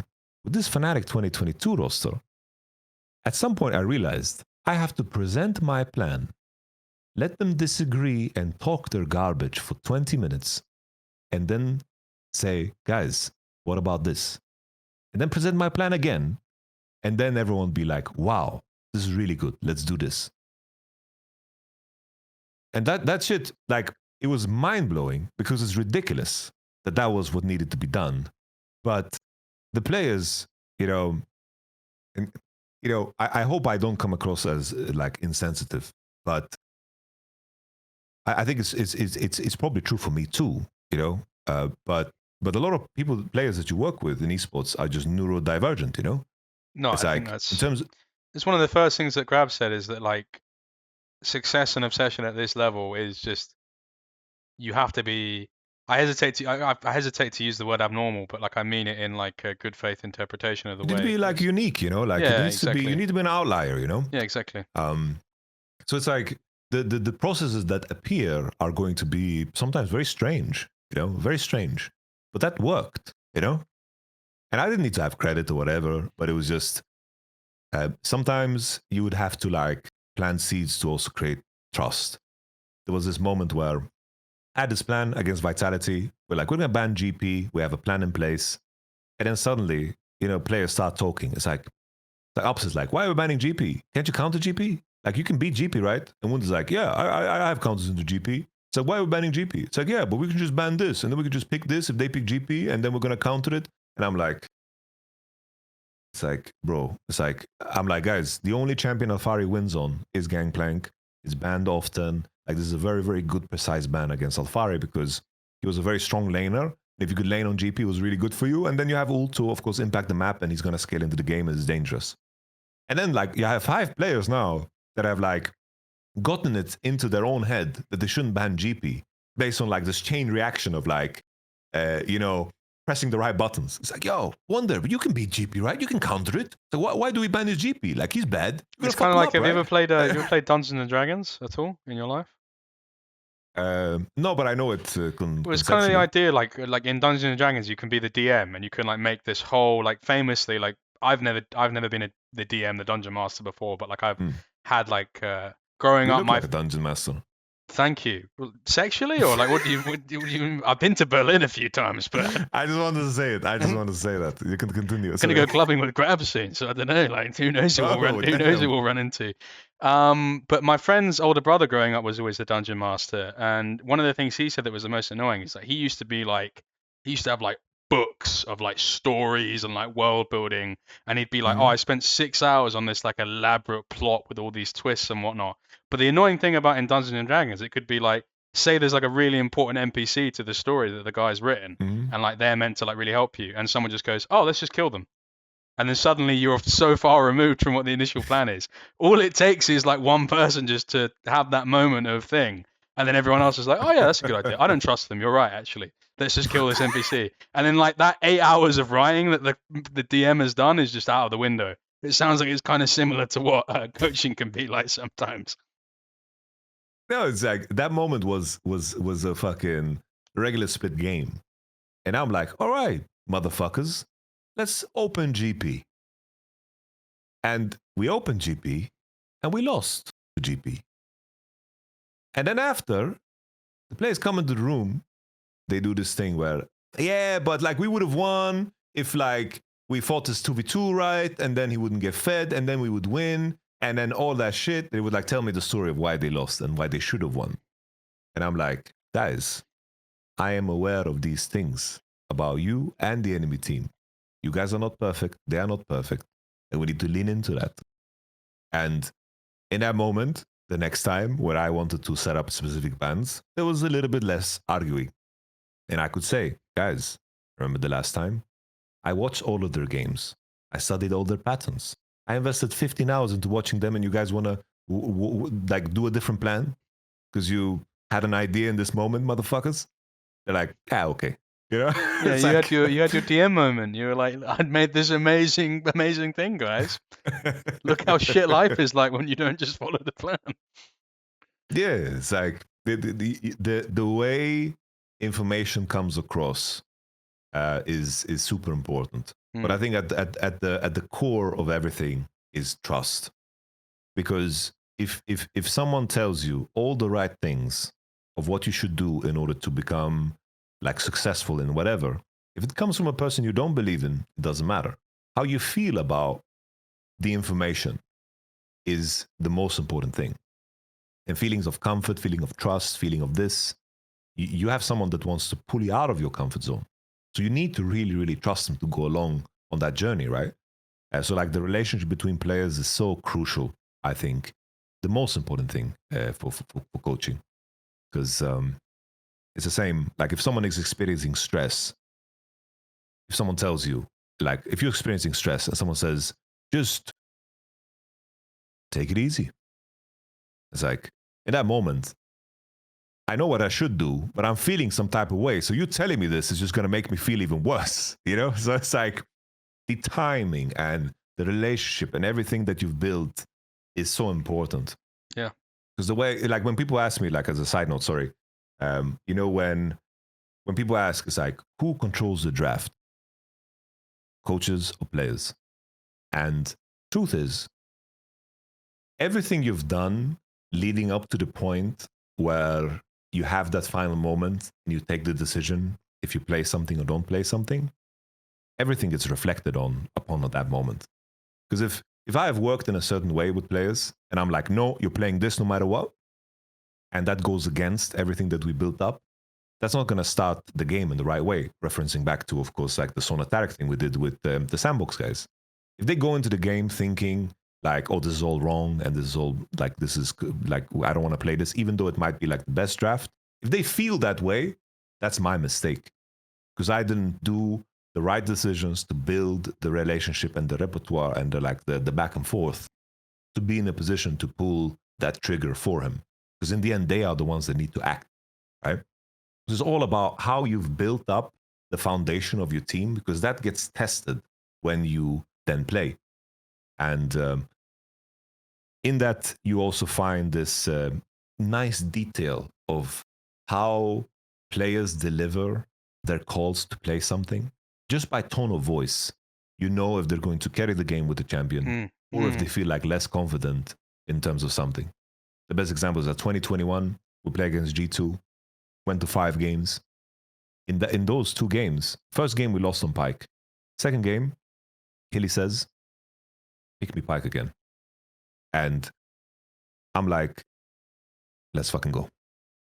The way you said it, it's like the way he said it was that he knows, he thinks this is the best thing to do. And he's going to walk into the game in the best way possible. And that part is so damn important. It's like often people talk about how like T1 drafts are like trash or whatever. And they like walk into, like they just pick champions they're really comfortable on. They walk into that game thinking they're going to win it, you know, like, and that is a very important detail that sometimes gets, let's say, dismissed. So it's always a question of like testing the foundation of what you've built so far, and that's how drafting goes. Because I've had players where they don't say anything about what they play. I tell them what they play, and that's it. And then there's some players that feel a little bit more, let's say creative, and I trust them to go on that direction. And sometimes players, I give them a little bit of trust, and they like crash the car, and like I gave them the car keys, and they crash the car. Put them back on the bicycle. And then it's like, just let me drive. It's okay. It's fine. Yeah. I wanted to ask you if you had any, because anyone that goes to Korea, you always want to ask them. Like it's something I ask Griffin, it's something that I'll ask anyone who's worked or played in Korea. And especially because of the fact you had a relationship with Beku, then went to T1. I know you're still close with him. Have you had any what was it like going to the LCK studio? Did you have any like funny interactions with any of the LCK players? Have you met any of them? Have you like stopped to have a talk with any of them? No, not really. Like nothing at all. Like the way the LCK studio is built up, it's not the same as the LEC, right? Is that you only have 4 teams come in on the day. Everyone has their own room that they have for the entire day. So it's like the teams are super much in isolation. You don't get to interact super much, and the way they've set everything up is that you have like really your private space. I of course met like with the cast as always, and it was fun to speak to them. Did you meet Caster Jun? No, like the English casters. Yeah, I know, but I was I never went to his restaurant, man. Like everyone tells me about his restaurant. I never got invited to his restaurant. Like Caster Jun, I'm very sad about that. Like I wish I got the invite to the restaurant. Like that's the one that got away. But I guess like my favorite moment, like one of the moments that stood out was I convinced basically SANDBOX to pay for a suit of mine. And then I said that I want the whole coaching staff decked out. And they're like, we're not so sure. And I was like, we need to look good to feel good. And then I convinced SANDBOX to just buy tailor-made suits for the whole coaching staff. And it was a nice experience because we all went to the tailor. They measured us. Like the guy who works there is a little bit handsy. He does the cupping of the balls. I don't know why. Is that the guy from TikTok? not that guy. Swedish head coaches flock to me like rats. They want to get abused by me. That's the guy. So you go in there, you get like a very high quality suit, and you get harassed. And it was that was like a good experience because it's like at first Sam was like, "Oh, we're gonna get you the suit," but I was like, "Bro, all the coaches come with me to look at me getting a suit. That doesn't make any sense. Everyone needs a suit. That's why we're here." And it's like we all got decked out, and it was like a good bonding experience for the coaching staff that I will like always remember. Because when there were off days, all the players disappeared. I didn't see a single player. They would go home. They would go into PC bungs. They would play like Maple Story. They would disappear because those off days were rare. Story. Bro, those off days happened once every 3 weeks. So when they disappeared, it was only the coaches left in the room, and we would go to like spas and shit. We would just chill. It was always great. It was always a good time. I had Joker, who was currently like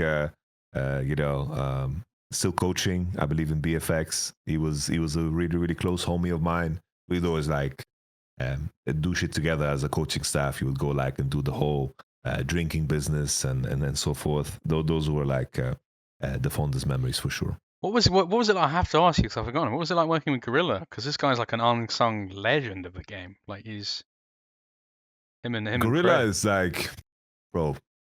He has, I don't know. You mentioned Dungeons and Dragons. It's like if you would make a Dungeons and Dragons group, like this guy is the healer. He's the cleric. He's the paladin. He's the one that would never break an oath. He's one of like the sweetest people ever. The most harmful thing he did was that he really helped me get fat. Like I got really fat because of him. I swear, bro. Because after Korea and after Christmas, bro, I weighed 130 kilos. And I noticed because my thighs were touching while walking.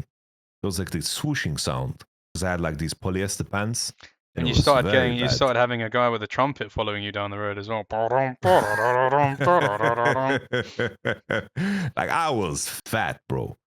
And I blame Gorilla on that because you know what he did? Every day he would go to the 24-hour shop and he had memorized everyone's favorite snack. And my favorite snack was this big-ass super cone, Faker ice cream. I don't know, like fucking 700 calories ice cream. And he would bring that to me every day. And he would bring snacks to the whole gang. Because when we were grinding at like 12, 1, 2, 3 a.m., he would just like give everyone like a little bit of fuel. He took care of people, you know? He was the big brother of the team. He took care of everybody. And I think that's what was so crucial. It's like Joker would, for example, flame the shit out of players. And they would be sad sometimes. And he would comfort them and say, it's okay. Let's do better now, you know? He was this person for them. And I think that interaction, like that chain of reaction happening was good. It's like Joker got across his point that he's pissed off about and wants to happen. And he got it across sharp, and the player felt it in his heart, you know, that he needs to change something. And then a player comes in and strengthens his bond between them. Like that was like insanely clutch. Because I mentioned like Korea, another big advantage they have is that little brother, big brother culture is ingrained. That they take care of one another. They look out for one another, and they make sure that like everybody eats and everybody, you know, has what they need. And that was something that was so damn beautiful about the SANDBOX gang, because we would share 4 meals a day together, and that time was sacred, very sacred. And we would always do this thing that at the end of the meal we would do like rock paper scissors with everybody about who should clean up. And that's like they play rock paper scissors in a most very very extreme way. Like, bro, Westerners play rock paper scissors like bitches. Like they do this thing where basically they do this. Kawibai-bo, kawibai-bo, kawibai-bo, kawibai-bo. And it's like every time on boat, you need to shoot. And it's like this, the pace of how things are flying. And everyone's paying attention to, oh, you died, out. And it's like, it would be absolutely like insane. You know, it would be nutty. Even rock, paper, scissors, Koreans just do it way better. Way better. But yeah, Gorilla is just one of the sweetest people ever, man. Just one of the most sweet people ever. And I wondered if you could share the story you mentioned earlier when you met up with Humzh and his friend. Could you share the story that you told me the other night in call? Oh my days, bro. Because this is the best story I think I've ever been told. Best story that I was told too. You know, it's like so we met Humzh, me, Dom, Rachel. We met Humzh. He brought his homie. His name is Jin. I had no idea who he was. Was like, well, he difficult to know because obviously friendly. Difficult to know who he was because he's obviously wearing a mask. Nah, come on.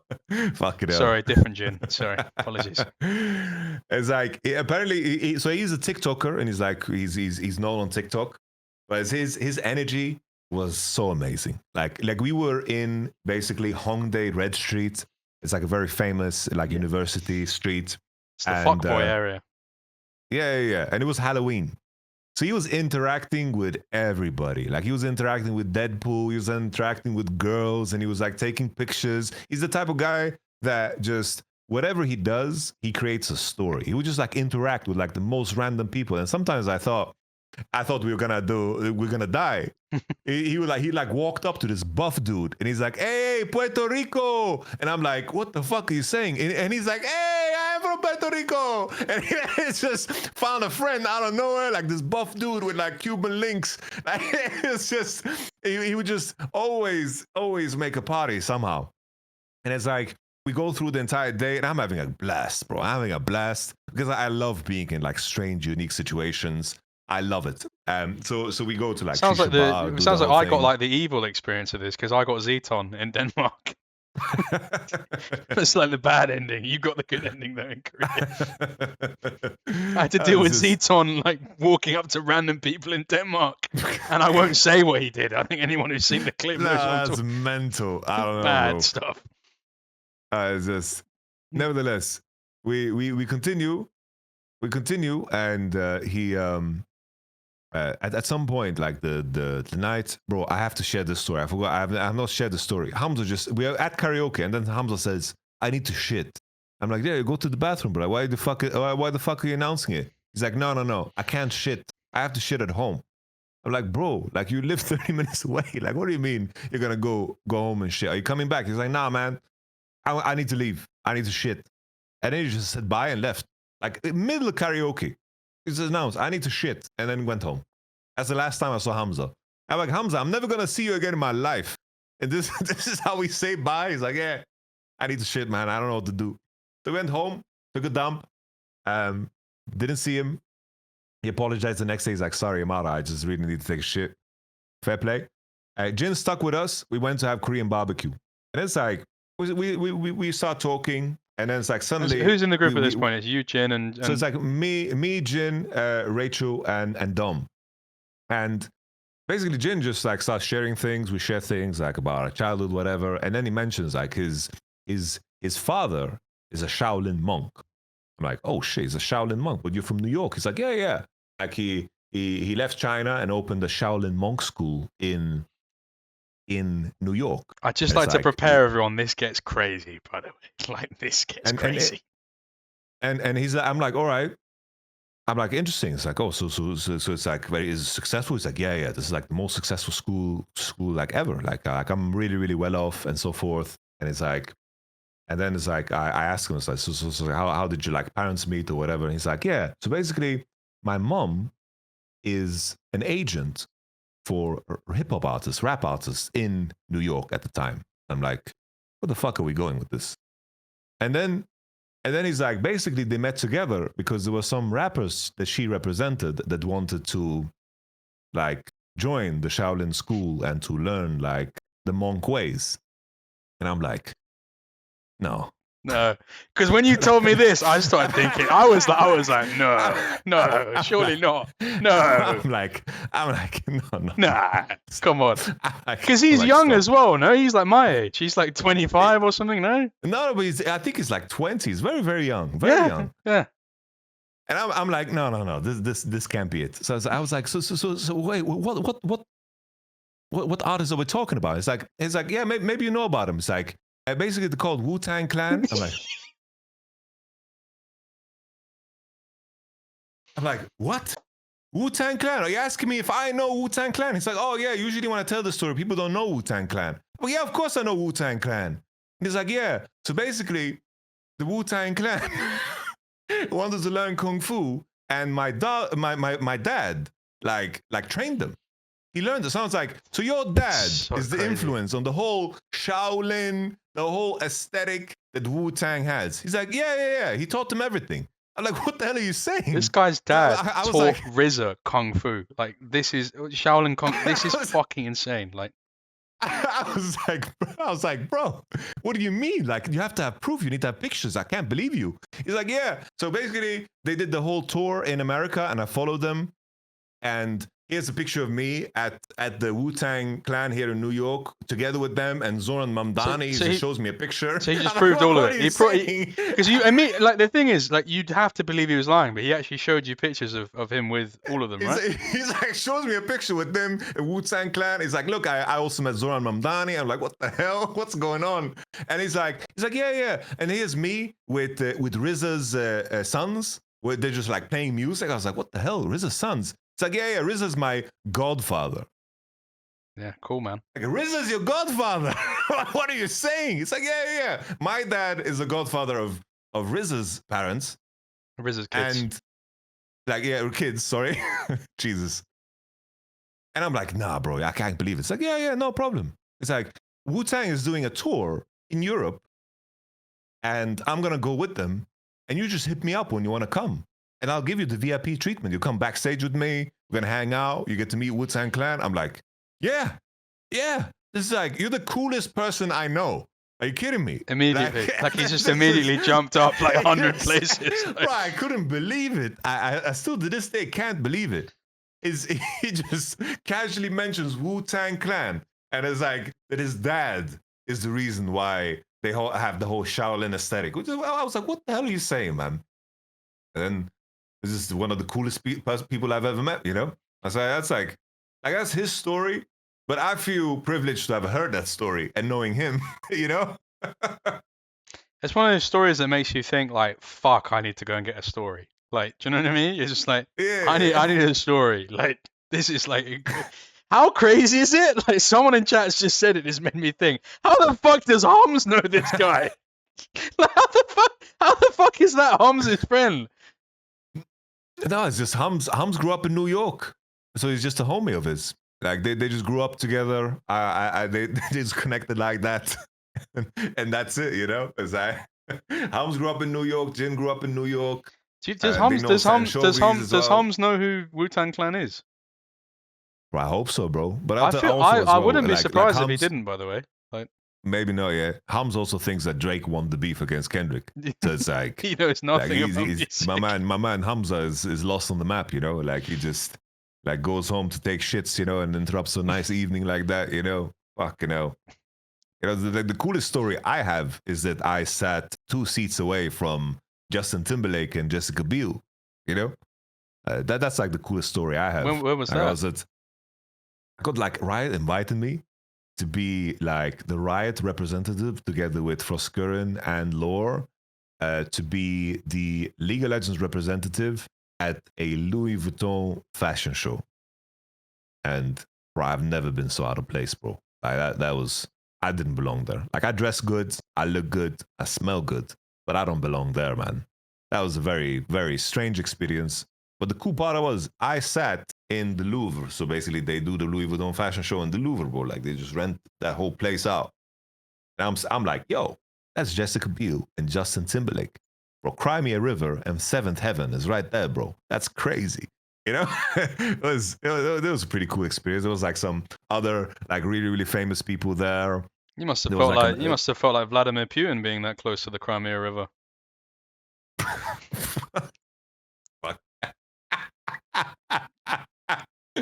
Oh my lord.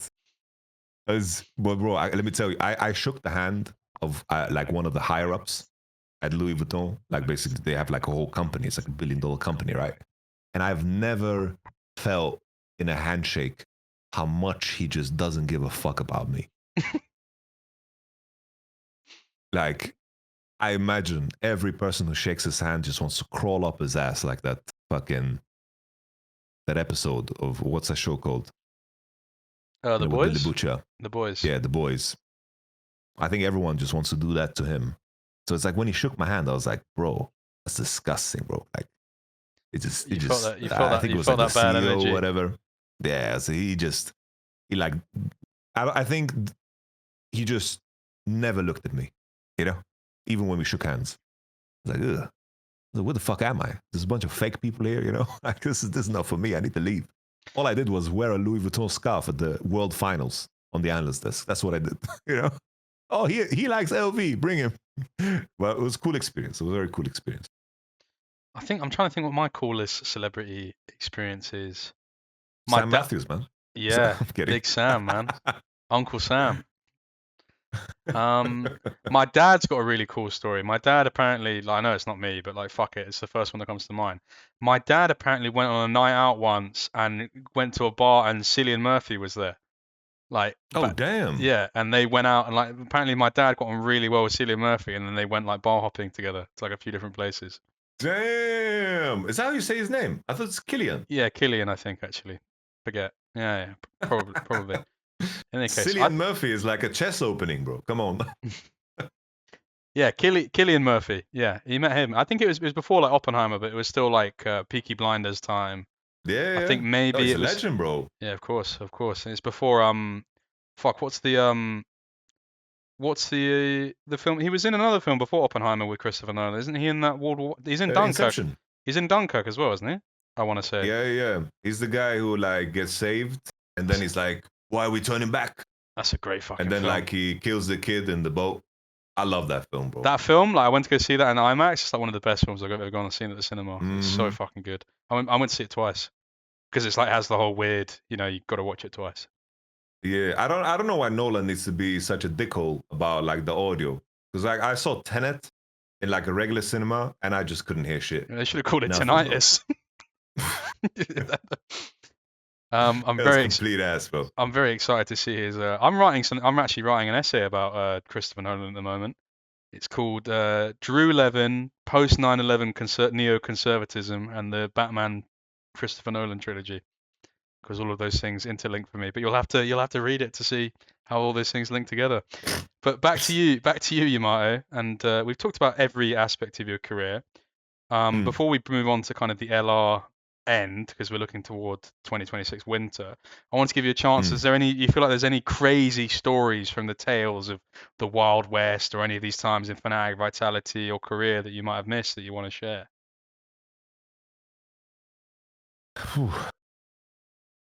I'm trying to think. I've shared so many already with like, I don't know. Like there's another like Team Solar Mebdi one that is a good one. I'm very down. Where there's two. There's two I can share that are pretty fun, I think. So we boot camped in a gaming cafe, which meant that we just had access to like PlayStation and shit. And for those who don't know, like I was a competitive Guitar Hero player, bro. Like, oh, I didn't know Guitar that. Guitar Hero was like my shit. Like I'm still really good at Guitar Hero. Like I love Guitar Hero. Like the first tournament I ever won in esports was Guitar Hero. Like, what was your go-to song? Like, what were you playing? No, like I just, for me, I'm trying to think. Like it was Guitar Hero 3 era. I was a big fan of like Stricken was something that I could like borderline perfect on demand. Some Disturbed. What else? I loved Impulse. I loved Raining Blood because everybody hated Raining Blood because there's like segments there that are just very, very atrocious. But like I have very like nimble fingers, you know. I don't know what the fuck was I talking about. So I was playing Guitar Hero in this game outside of it. I'm sorry, bro. Like I had like a Summoning Insight episode. No, that was I know 5 you're hours into this. You're kinging it right now, bro. You're kinging it. I respect it. I need to like record my League Awards voice lines right after this too. So my voice is getting proper raspy. So I was playing Guitar Hero, and then Darwin just comes in the room. He's like, "Bro, we all got banned.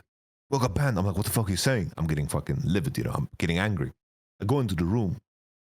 Every PC banned till 2206. So basically, when you got perma, they got 100-year ban. That's what it was, right? And every PC that was banned. I'm banned. I'm angry. I'm fuming. Like I'm getting so pissed because my life was down the drain. And I'm thinking like, who to blame? Who did this? They let me get so damn pissed off. I get so pissed. And then finally I hear DarkwinJax just, I just look over like, what the fuck are you laughing? He's like, bro, we're just trolling you. We're just trolling you. I'm like, I couldn't fucking speak to them for the fucking rest of the evening. Motherfuckers. They just put like the image of it on the screen. Yeah, they just logged in on old permaban accounts. Oh, great. On every PC. So it just looked like that, you know? And I've never got a permaban. I don't know what it looks like. And it's like, we're just trolling you. And then the next day we got banned. So it's like, you know, it's like, it is what it is. Oh, it's so good. Oh, what a time. It's just... Fucking hell. Jesus Christ, what a time in esports, man. I'm trying to think what... Sorry, go on. There's just another one too. Like I don't know. There was just like so many like small moments that I'll never forget. It's like we arrive, like El Mupo, our top laner, arrived. His name was El Mupo, the fucking goofy ass name. That's a great name. El Mupo was like. Sounds like he's from like Ecuador or somewhere. Like he's probably from like Belgium or something like. Just. He's just sweet El Mupo. El Mupo, my go. we like me and DarkwinJax. We arrive. We're watching him play solo queue behind, and we see this moment where El Mupo has like solo queue. He's playing Irelia top. He can solo kill the enemy top laner, but his pathing, like basically he right clicks the enemy top laner, and then when the enemy top laner goes into the bush, he just stops for a solid half a second. Like he doesn't path after him. He doesn't click. He doesn't do anything. He just stops. No, like a fucking minion follows someone into the bush, you know. And DarkwinJax just looks at me. He just like looks over to me, you know. It's like he looks in shock. And then we go outside.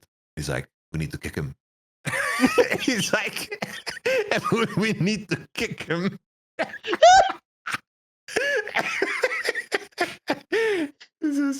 We need to kick him. And then, you know, I'm like, bro, like, let's give him a chance. Like, we can't kick him. And then, you know, the thing is, I'm sitting next to the guy. I'm sitting next to El Mupo. And every time he makes a mistake, like he just ins or dies, I just hear a keyboard. He DMs me. Kick him. In all caps. Kick him. Can't play with him. You have to kick him. I'm like, bro, we have a tournament in 4 days. We can't kick him. The worst part is, like El Mupo, like it's no, like please, before you keep going, what was El Mupo's real name? I need to know. I don't remember.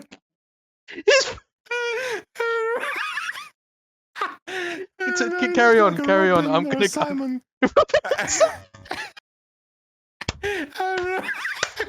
It's just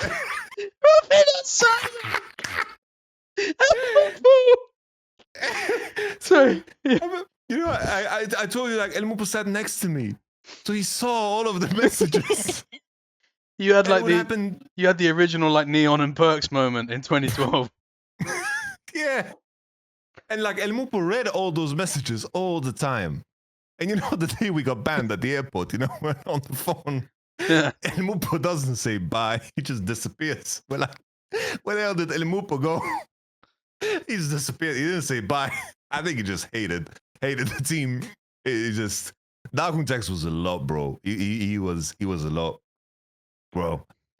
There's another one, like our support. You know how like sometimes people are like delusional about like their mistakes, and then like we were failure was like, no, I didn't do that, and then like in the replay, he did in fact do that, and oh, bro, for DarkwinJax, that meant.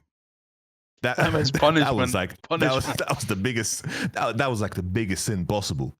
For 1 hour, he like deconstructs our support's whole life. He's like, "You're such a liar. How can we ever trust you? Like you said you did this, and in the game you didn't do it." It's like, you're such a fucking liar. It's like, you've lied about this. What else do you lie about? Like, are you spitting in our food? Like, he just couldn't let it go. It's like, why the fuck did you lie? Like, you're a fucking liar. Say that you're a liar. Like, he would go like completely ballistic. Like, he went like full whiplash. He's just like, and then I'm like, Khalid, it's okay. Like, it doesn't fucking matter. Like, let it go. What the fuck are you doing? And then like in the end, I get angry. I'm like, you need to fucking stop. Like 1 hour in. Then we're gonna go to the pizzeria that we go. Yeah. And I can see like our super like walks ahead of us, right? And I walk up to him. It's like, bro, are you okay? He's like, yeah, I just really miss home right now. And I can see like the one single tear thing. But fucking DarkwinJax was vicious, bro. He was vicious. He just couldn't let go of things. That was like his whole thing. One final story from that bootcamp, bro. Bro, you give as many as you want, bro. Give as many as you want, bro. So as I mentioned, it's a gaming cafe. The toilet is shared. I left my phone on the toilet, my iPhone. And then somebody steals it in the gaming cafe. Somebody just steals my phone. I'm like, what the fuck? It sucks. I have no idea. I have no way of contacting my parents. I'm just screwed. You know, your phone, you lose your smartphone, you're screwed. Especially back then, right? Yeah. And then I'm like, I'm talking to the owner. I'm like, brother, you have cameras? It's like, yeah, but I'm not legally allowed to show you. I'm like, yeah, but who cares, man? Just show me. Like, show us camera. Like, the city is small. Like, we find the guy.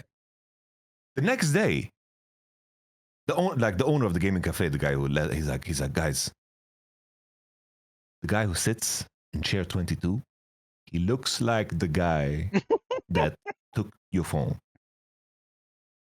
And that's all I can say. And me and DarkwinJax, you know, and we're like, this guy came back. The next day. He came returned to the scene of the crime. Bro, he came back the next day after stealing my phone? What? Me and DarkwinJax, we just like grab him by the chairs. You know those rolling chairs from IKEA? we just roll him across the gaming cafe, you know? Like you're playing curling, like you're at the Winter Olympics. Like, hey, where's the damn phone? He's like, what phone? It's like, we know the phone. We know it's you. He starts crying, you know. He starts crying completely. He's like broken down completely. DarkwinJax gets out the pliers. He's like, open your mouth, motherfucker. Bro, DarkwinJax, I had to calm him down. He was like grabbing me by the collar, like pushing him, like rolling him up on the chair, you know, rolling the chair all the way to the wall. And he's like, well, it's a fucking phone.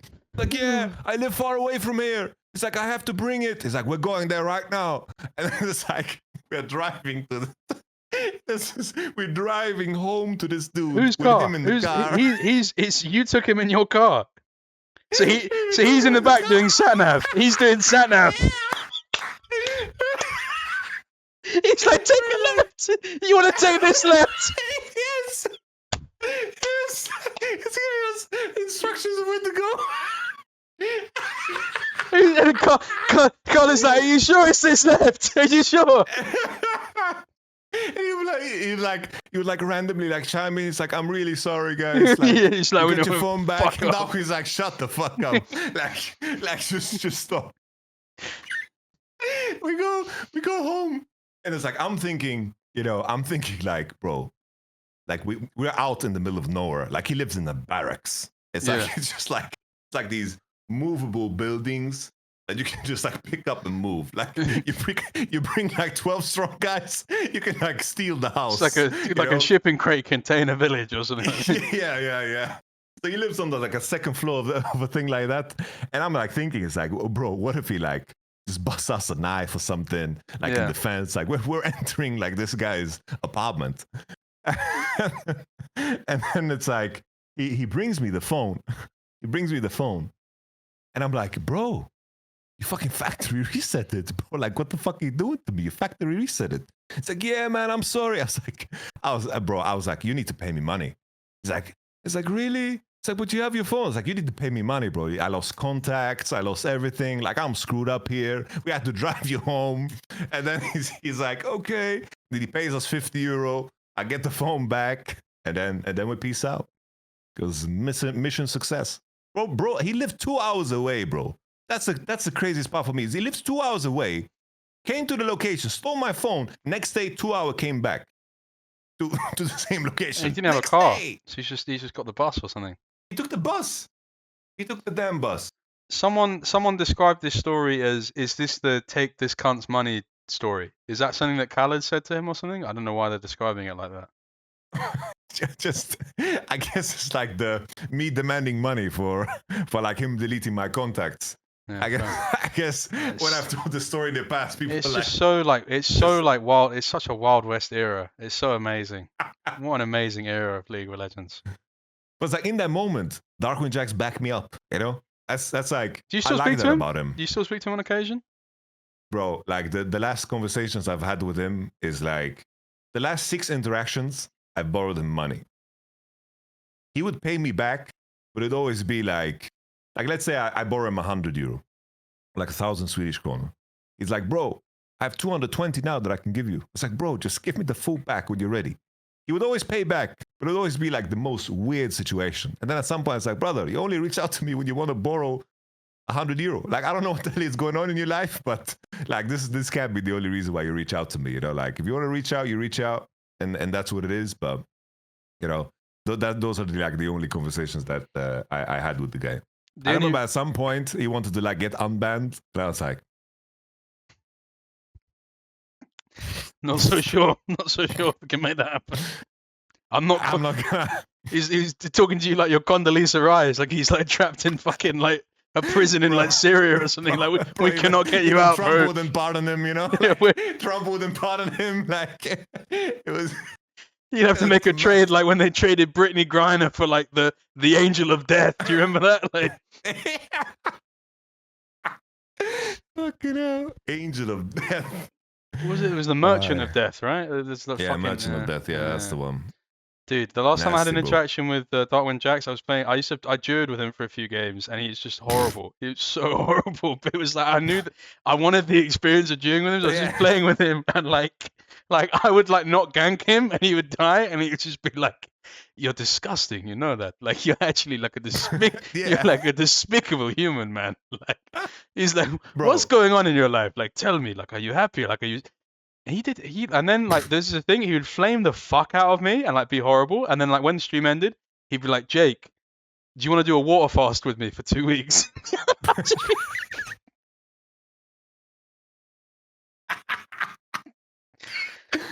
Just makes no sense. Just makes no sense. I love it so much. He's such a character. Bro. Early LEC days. Sorry, one final thing about DarkwinJax. Just a final story, because this one is so horrible. Because like his stream was popping off completely for a period, because like I mentioned this TeamSpeak that we were on, we're all watching DarkwinJax collectively and just fucking laughing our ass off, because he was mental. He's so funny. And then there's this moment, he's like 302 on Udyr. There's a Rigger's Lantern, you know, he's fucking decked out, has improved boots, Ninja Tabi or whatever. He's ganking top. His top laner doesn't react.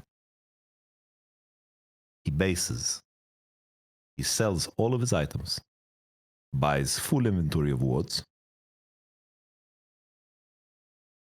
Back then, you could put endless wards. There was no limit. Oh, yeah, you buy a lot. He bought a full inventory of wards and made a swastika in the base. On stream.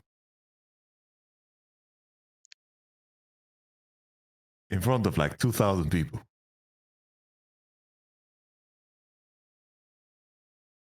It's just pure insanity. Just pure. And then he gets a 2-week ban on stream.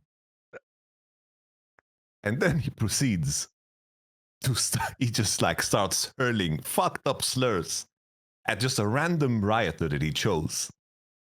I think it was Xenon. Riot Xenon. He just started hurling slurs on stream. And in real time, his ban just changed into a permaban. It was so stupid. They moved him from 2 weeks to 100 years in lifetime. Oh, for fuck's sake, man. Right. Early days LEC, you were saying. Early days LEC, like what kind of stories were there like this? Because I can imagine that like less Wild West, because you went from basically being like in the real Wild West into like LEC like back then was the Wild West, but it's like you were like behaving yourself, and it's like you had the real thing of like, well, I've got to behave myself a bit better, and maybe I can't associate with the same people that I used to, and stuff like that. But there still must have been crazy shit. Do you remember like what some of the stuff that was going on in like the houses, or some of like the interpersonal dramas that would go on? Like what were the crazy shit that happened back then? Like early days, bro, there was such a party culture, you know? Such a party culture. So many stories of people stealing girlfriends and cheating, and people staying out all night long and not showing up to scrims and being hungover and taking all kinds of drugs. It was very rock and roll, you know? There were owners of teams that would like solicit prostitutes to players as a reward type shit, you know? Like wow, complete just it's just complete like craziness. I would always hear these stories, bro. Like I was on Dragonborns for my play experience, and we played Heroes of Might and Magic at home. You know, like that's what we did. But like I would always hear all the stories because I knew everybody. You know, like I knew everybody. I would always hear the stories. And I would be like, what the hell, bro? Like, this doesn't seem real at all. Like, it's just, it was mental. I don't know how many times, like, you cancel a scrim. It's like, yeah, we just don't know where our support is. He is just gone. We are calling the police. Like, okay. It's like, he went out last night and he never showed up. and then it turns out like they just found him. Wasn't like there like, fucking... I can't remember, like, what was the story? There was like a scrim that got cancelled because, and then like the manager typed back, "We think our like one of our players has an STD or something like this." I remember seeing this on Twitter. Like maybe someone in chat knows what I'm talking about, but it was like just funny because they didn't even like mince it. They just like straight up said that. Like, it's like crazy shit. Like, no, it's like, bro, that back then it was completely like mental. It's just people that were running orgs then were completely like unserious, and it was completely random who made it into the LEC. That is like the beginning part of like all the teams that qualified into the LEC was complete wild west. That was like the, let's say, the negative side of like promotion, even though I think a promotion system is the best. It was just like you would have like the sleaziest motherfuckers like ever, you know. It was completely mental. Like specific stories, like I can't say. yeah, you know, no, it's like that's that the would kind of be stories like, that gets you in trouble. Like, I like a personal story of mine was like there was a player who brought a girl to an event who was in love with her for like he was in love with her for a long time, and basically when she got to this event, I was there. This girl fell in love with me and was like really weird, you know, really weird towards me. Was like at some point, I'm pretty sure she stole my hotel key card. And I was like really scared, you know, like I felt very like violated, you know, like she was like way too pushy, and I was still like young back then, you know, so it's like I didn't know like how to manage it like too well, you know. yeah. And thing is, this player had to play a very important game the next day, and he ran it the fuck down. Like he ran it like the fuck down. But did he like? Did he know that? Did he know that his girl was like on you? Yeah. Jesus Christ, man. He sprinted it, bro. He would give bolt competition, you know. Did you play well? I wasn't playing, bro. Oh, I was there for other reasons. Oh, okay. No, I was there for other reasons. It was just, oh. Crazy stuff. I wonder if there are any stories you could show us from like Fnatic or like Vitality, like personal anecdotal stories with players that would like maybe give people an idea of like the kind of people that these players, like especially ones that you get on really well with. I don't know. It's like it was all Fnatic was always like super intense. There was never like room for like, you know, pleasantries. Oh, dude, I've just remembered a story you told me that's so fucking funny. Can you tell us the Forgiven story? This one's good. I forgot. You told me this one the other night in call. I don't know if you told this one before. I hadn't heard this one before. No, it's like I made Forgiven for the first time. This was when he was in HK, 2016. So I believe, so basically we played the finals, they played the third place match, I believe, back then. And it was like qualify for Worlds. I had never met Forgiven in my life. He knew of me, I knew of him, obviously. Like we played against them, we beat them, whatever. We're at the after party. And he's with Vander. I'm like, hey, Forgiven, how are you doing, man? Nice to meet you. Make sure you do your impression of Forgiven as well, like you did. It's like, you know, I don't remember what my impression was. You did like a Greek. You did like a Greek impression. It was really good.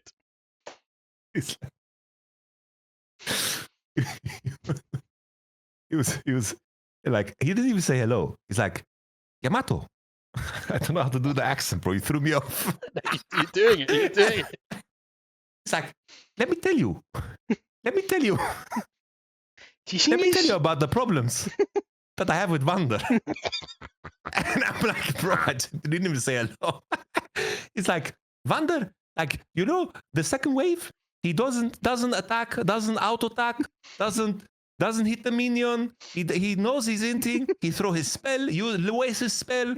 Then later in the game, doesn't give me lantern, wastes 0.2 second lantern. I have to tell him all of this. I tell him in game, tell him outside the game. He doesn't change. It's like he's all this always. He's like he just. I cannot focus. Like we couldn't. Like they won. You know, they won. By the way, like they won. They won. It's like.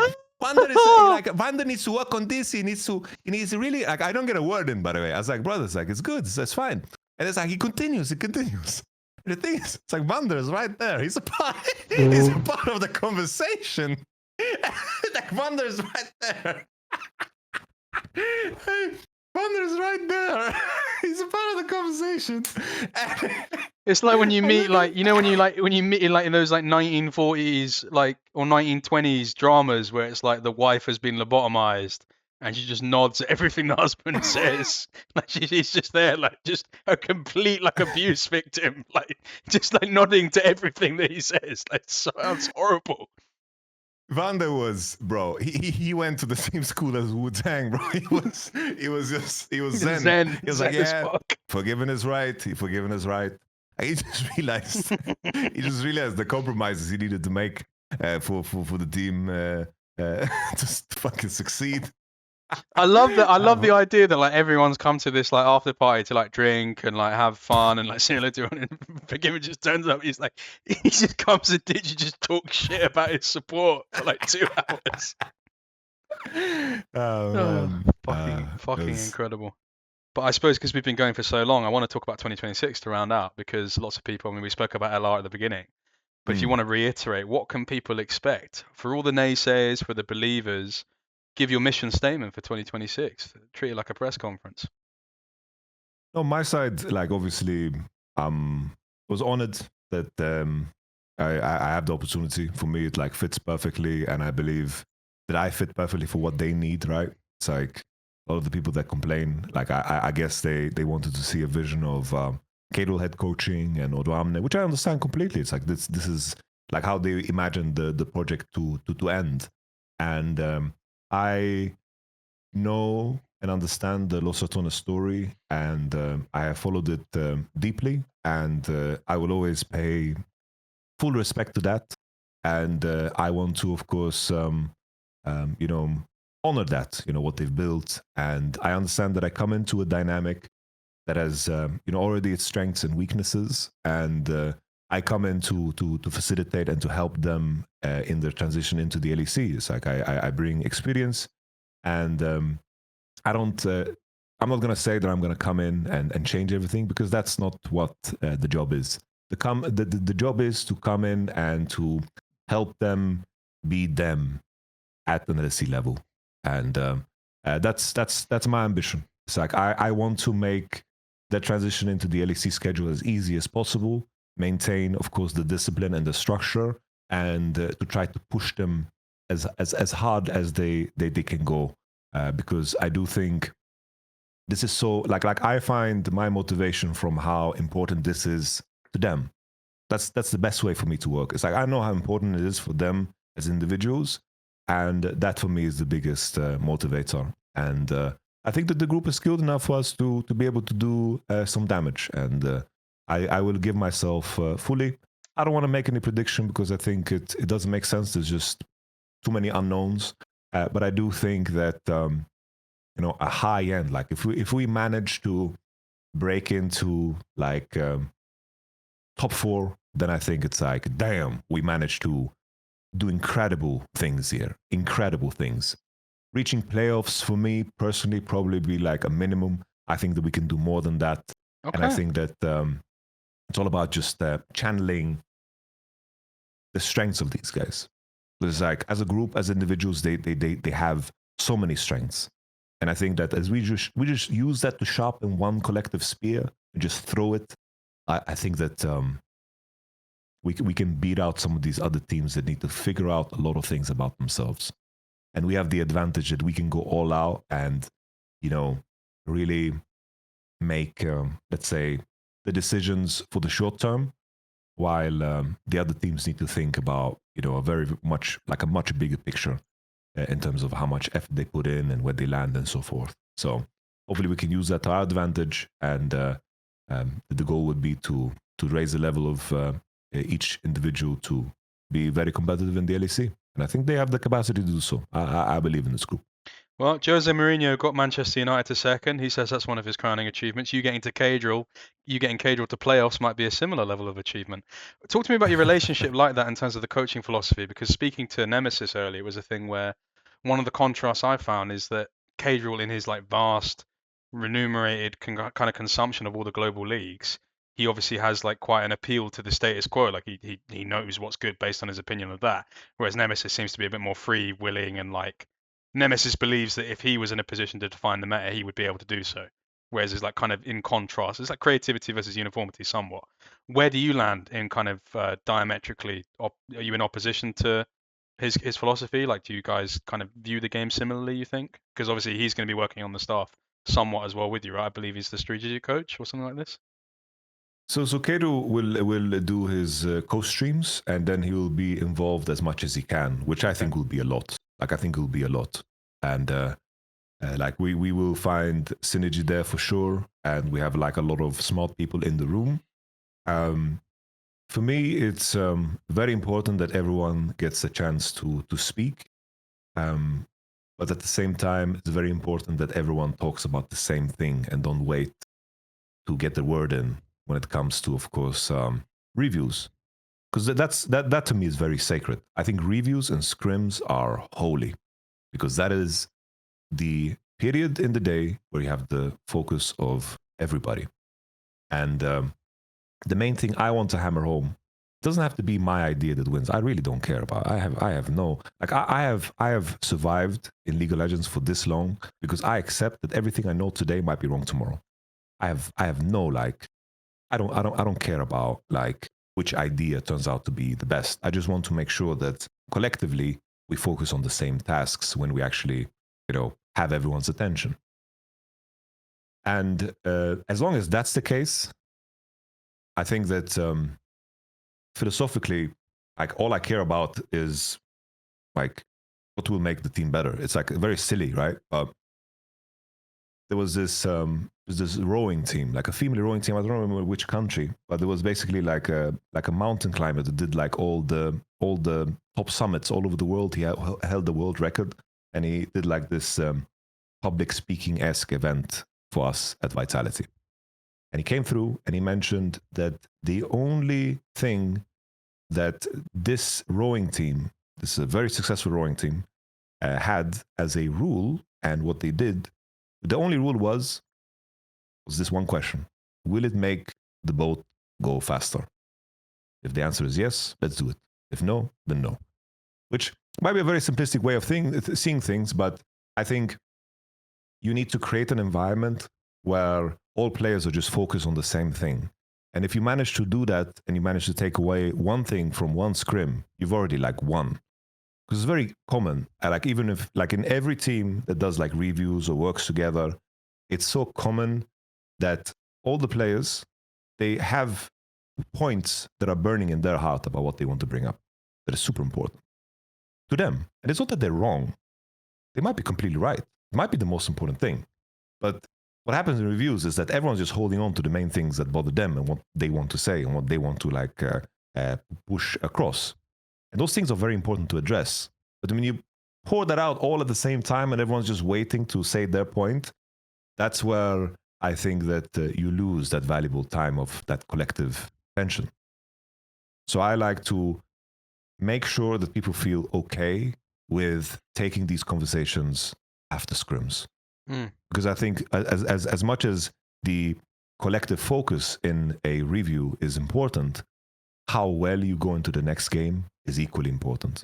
Because if you're going to play worse because of something you did between the scrim, and then it's like, oh, we're 30 minutes late, we have to start the scrim, they're waiting. And then it's like, oh, yeah, but I have to go take a shit. So, oh, go take a shit, we're going to start the draft. And then it's like, there's a snowball of half-assery, and then you jump into the next thing, and you don't get to digest what you actually, have talked about. And what was the main conclusion? What did we agree on?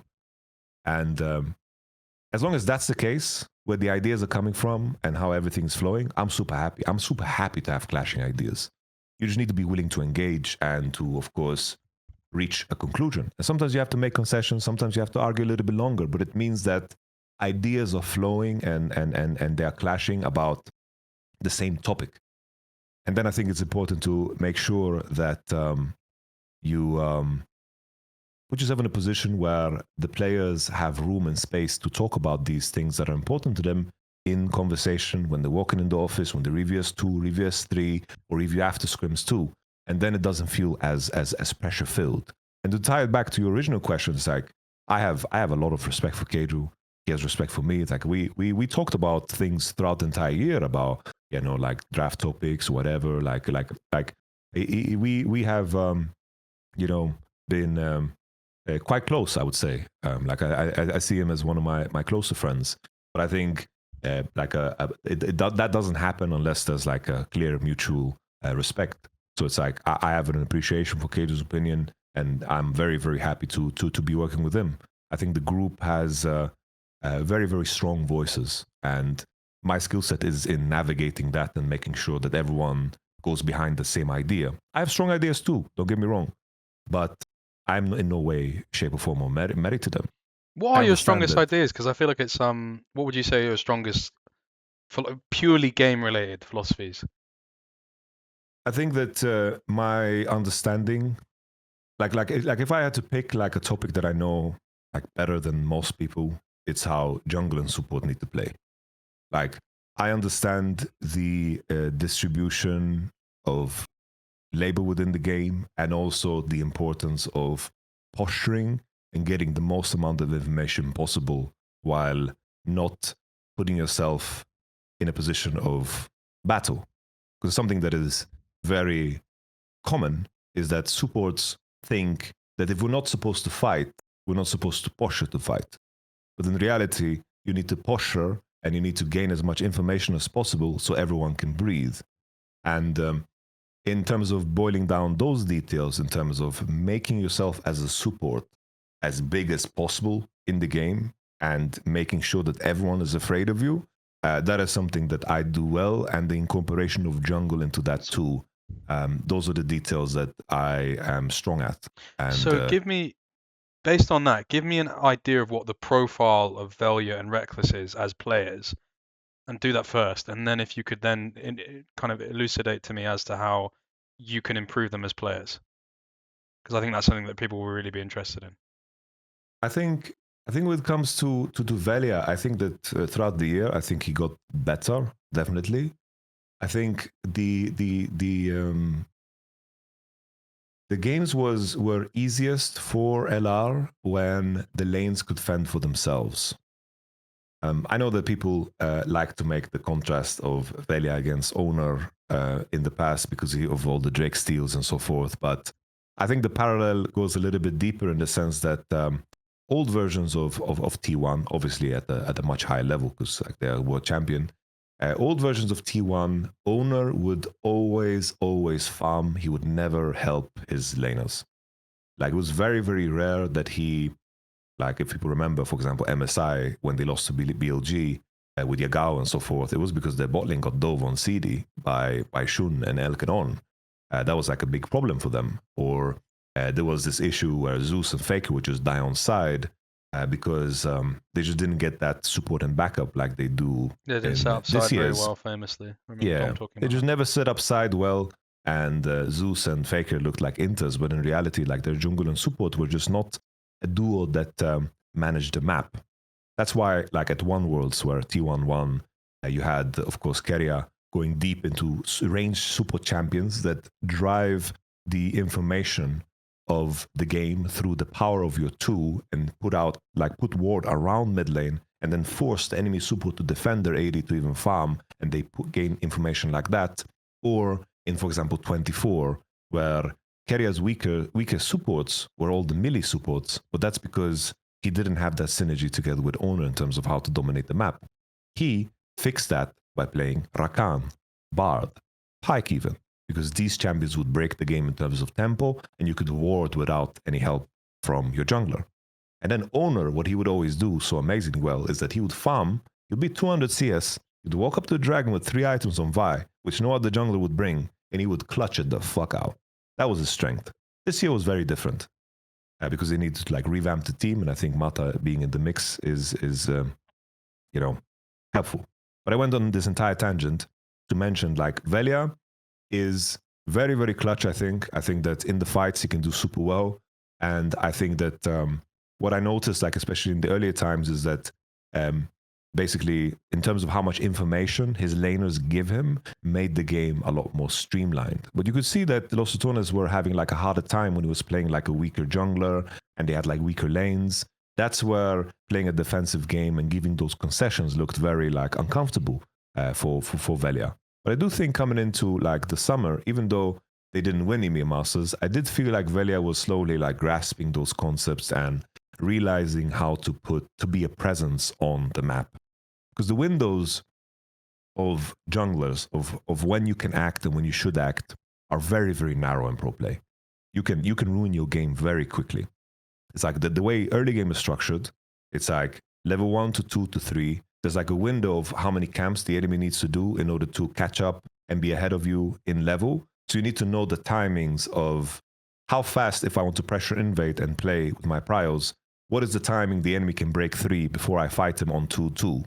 And the windows of like, for example, 3 into 4, there's like a camp difference of 12 into, of course, 28 or 24, right? There's a bigger window for you to interact and to pressure, and how you recover after you have your activity in there is what you always need to frame your team play around in terms of how the lanes interact.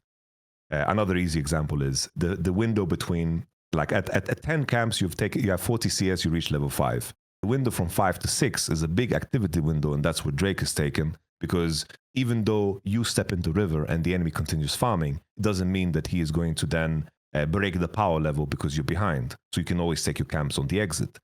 And this is something that bleeds into the entire game in terms of your decision making. If you miss the beats there, you're going to fall behind, because taking your camps is the equivalent of a laner like basically farming waves.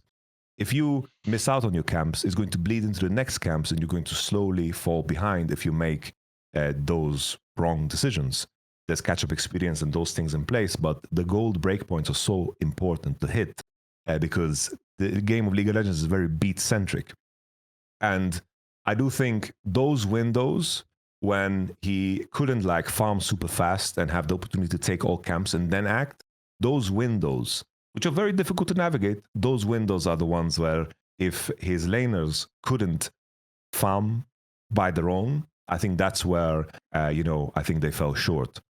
I think something that you could see in the Los Ratones play pattern is that often what would happen is that Reckless would just open on Nemesis lane, put vision, and that would just be like a part of their play pattern to compensate for that. And I do think that how you navigate that dynamic and finding those windows and building an intuition around that is something that is going to be very difficult to learn in a short time span, but it's going to be also very important. And I think from Reckless's side, I think honestly, when he plays like range supports, he's like so damn insane. It's like insane how, in the box he is in regards to like how he should position. It's like very clear that this guy, like mechanically of range supports, is absolutely nuts. And obviously it's like you want to create circumstances where he's playing on that.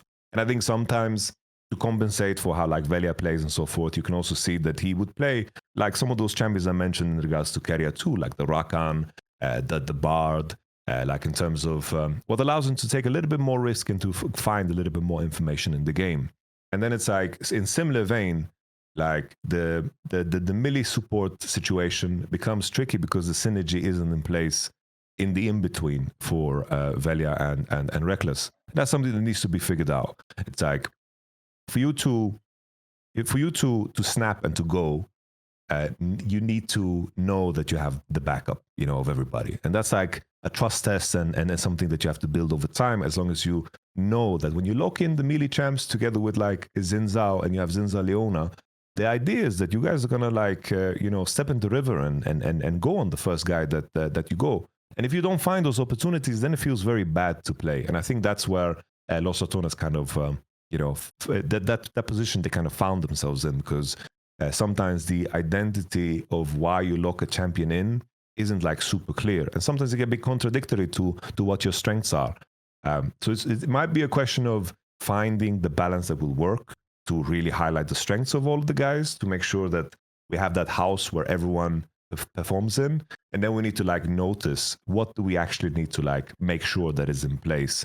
Because if there's one thing, like if I could add one thing to Los Ratones' play pattern, that is like how the jungle support plays together, or how the jungle plays together with the mid lane. If that's something that we can add in preparation for the LEC, and I could choose only that, then it would be like perfect.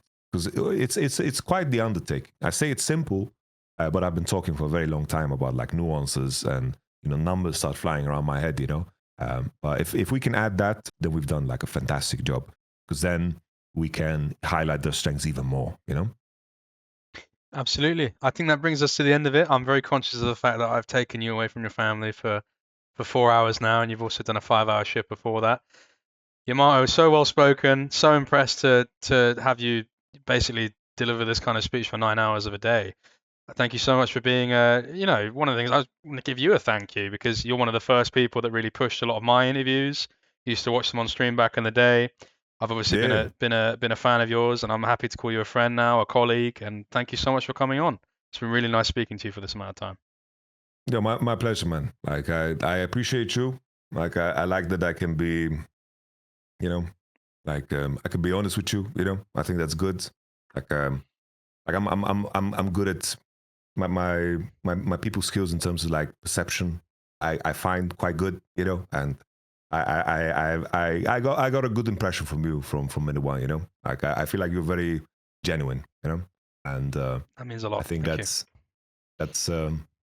it's not that people are not genuine. I just think it's hard sometimes, especially with how occupied everybody is, to also understand yourself and to know who you are, And I feel like you keep yourself on your sleeve, which I think being vulnerable like that, I think is a strength. In the past, like I am very like sheltered and shielded in the way I do things, and I always thought showing vulnerability is a wrong thing, like 48 laws of power type shit, like that like book on how to manipulate people type shit, But I don't think this is like the right way to like get the most out of life, So I appreciate that about you. I think for me that's like the biggest thing about these podcasts is just that's the way I kind of carry out life, is just being like, well, listen, I'm a moron kind of in a lot of ways, and I might be good at and gifted in other things, but overall, like just kind of allowing people to see the vulnerability is just kind of like, I think it encourages people to give over some of their vulnerability as well, and that's the goal, because it's just about giving people more of an insight into who people are. But yeah, thank you so much for coming on, and I'll let you go. Have a great one. Cheers, man. Good luck in Munich. Care. Yeah, appreciate that. Bye-bye. Bye-bye.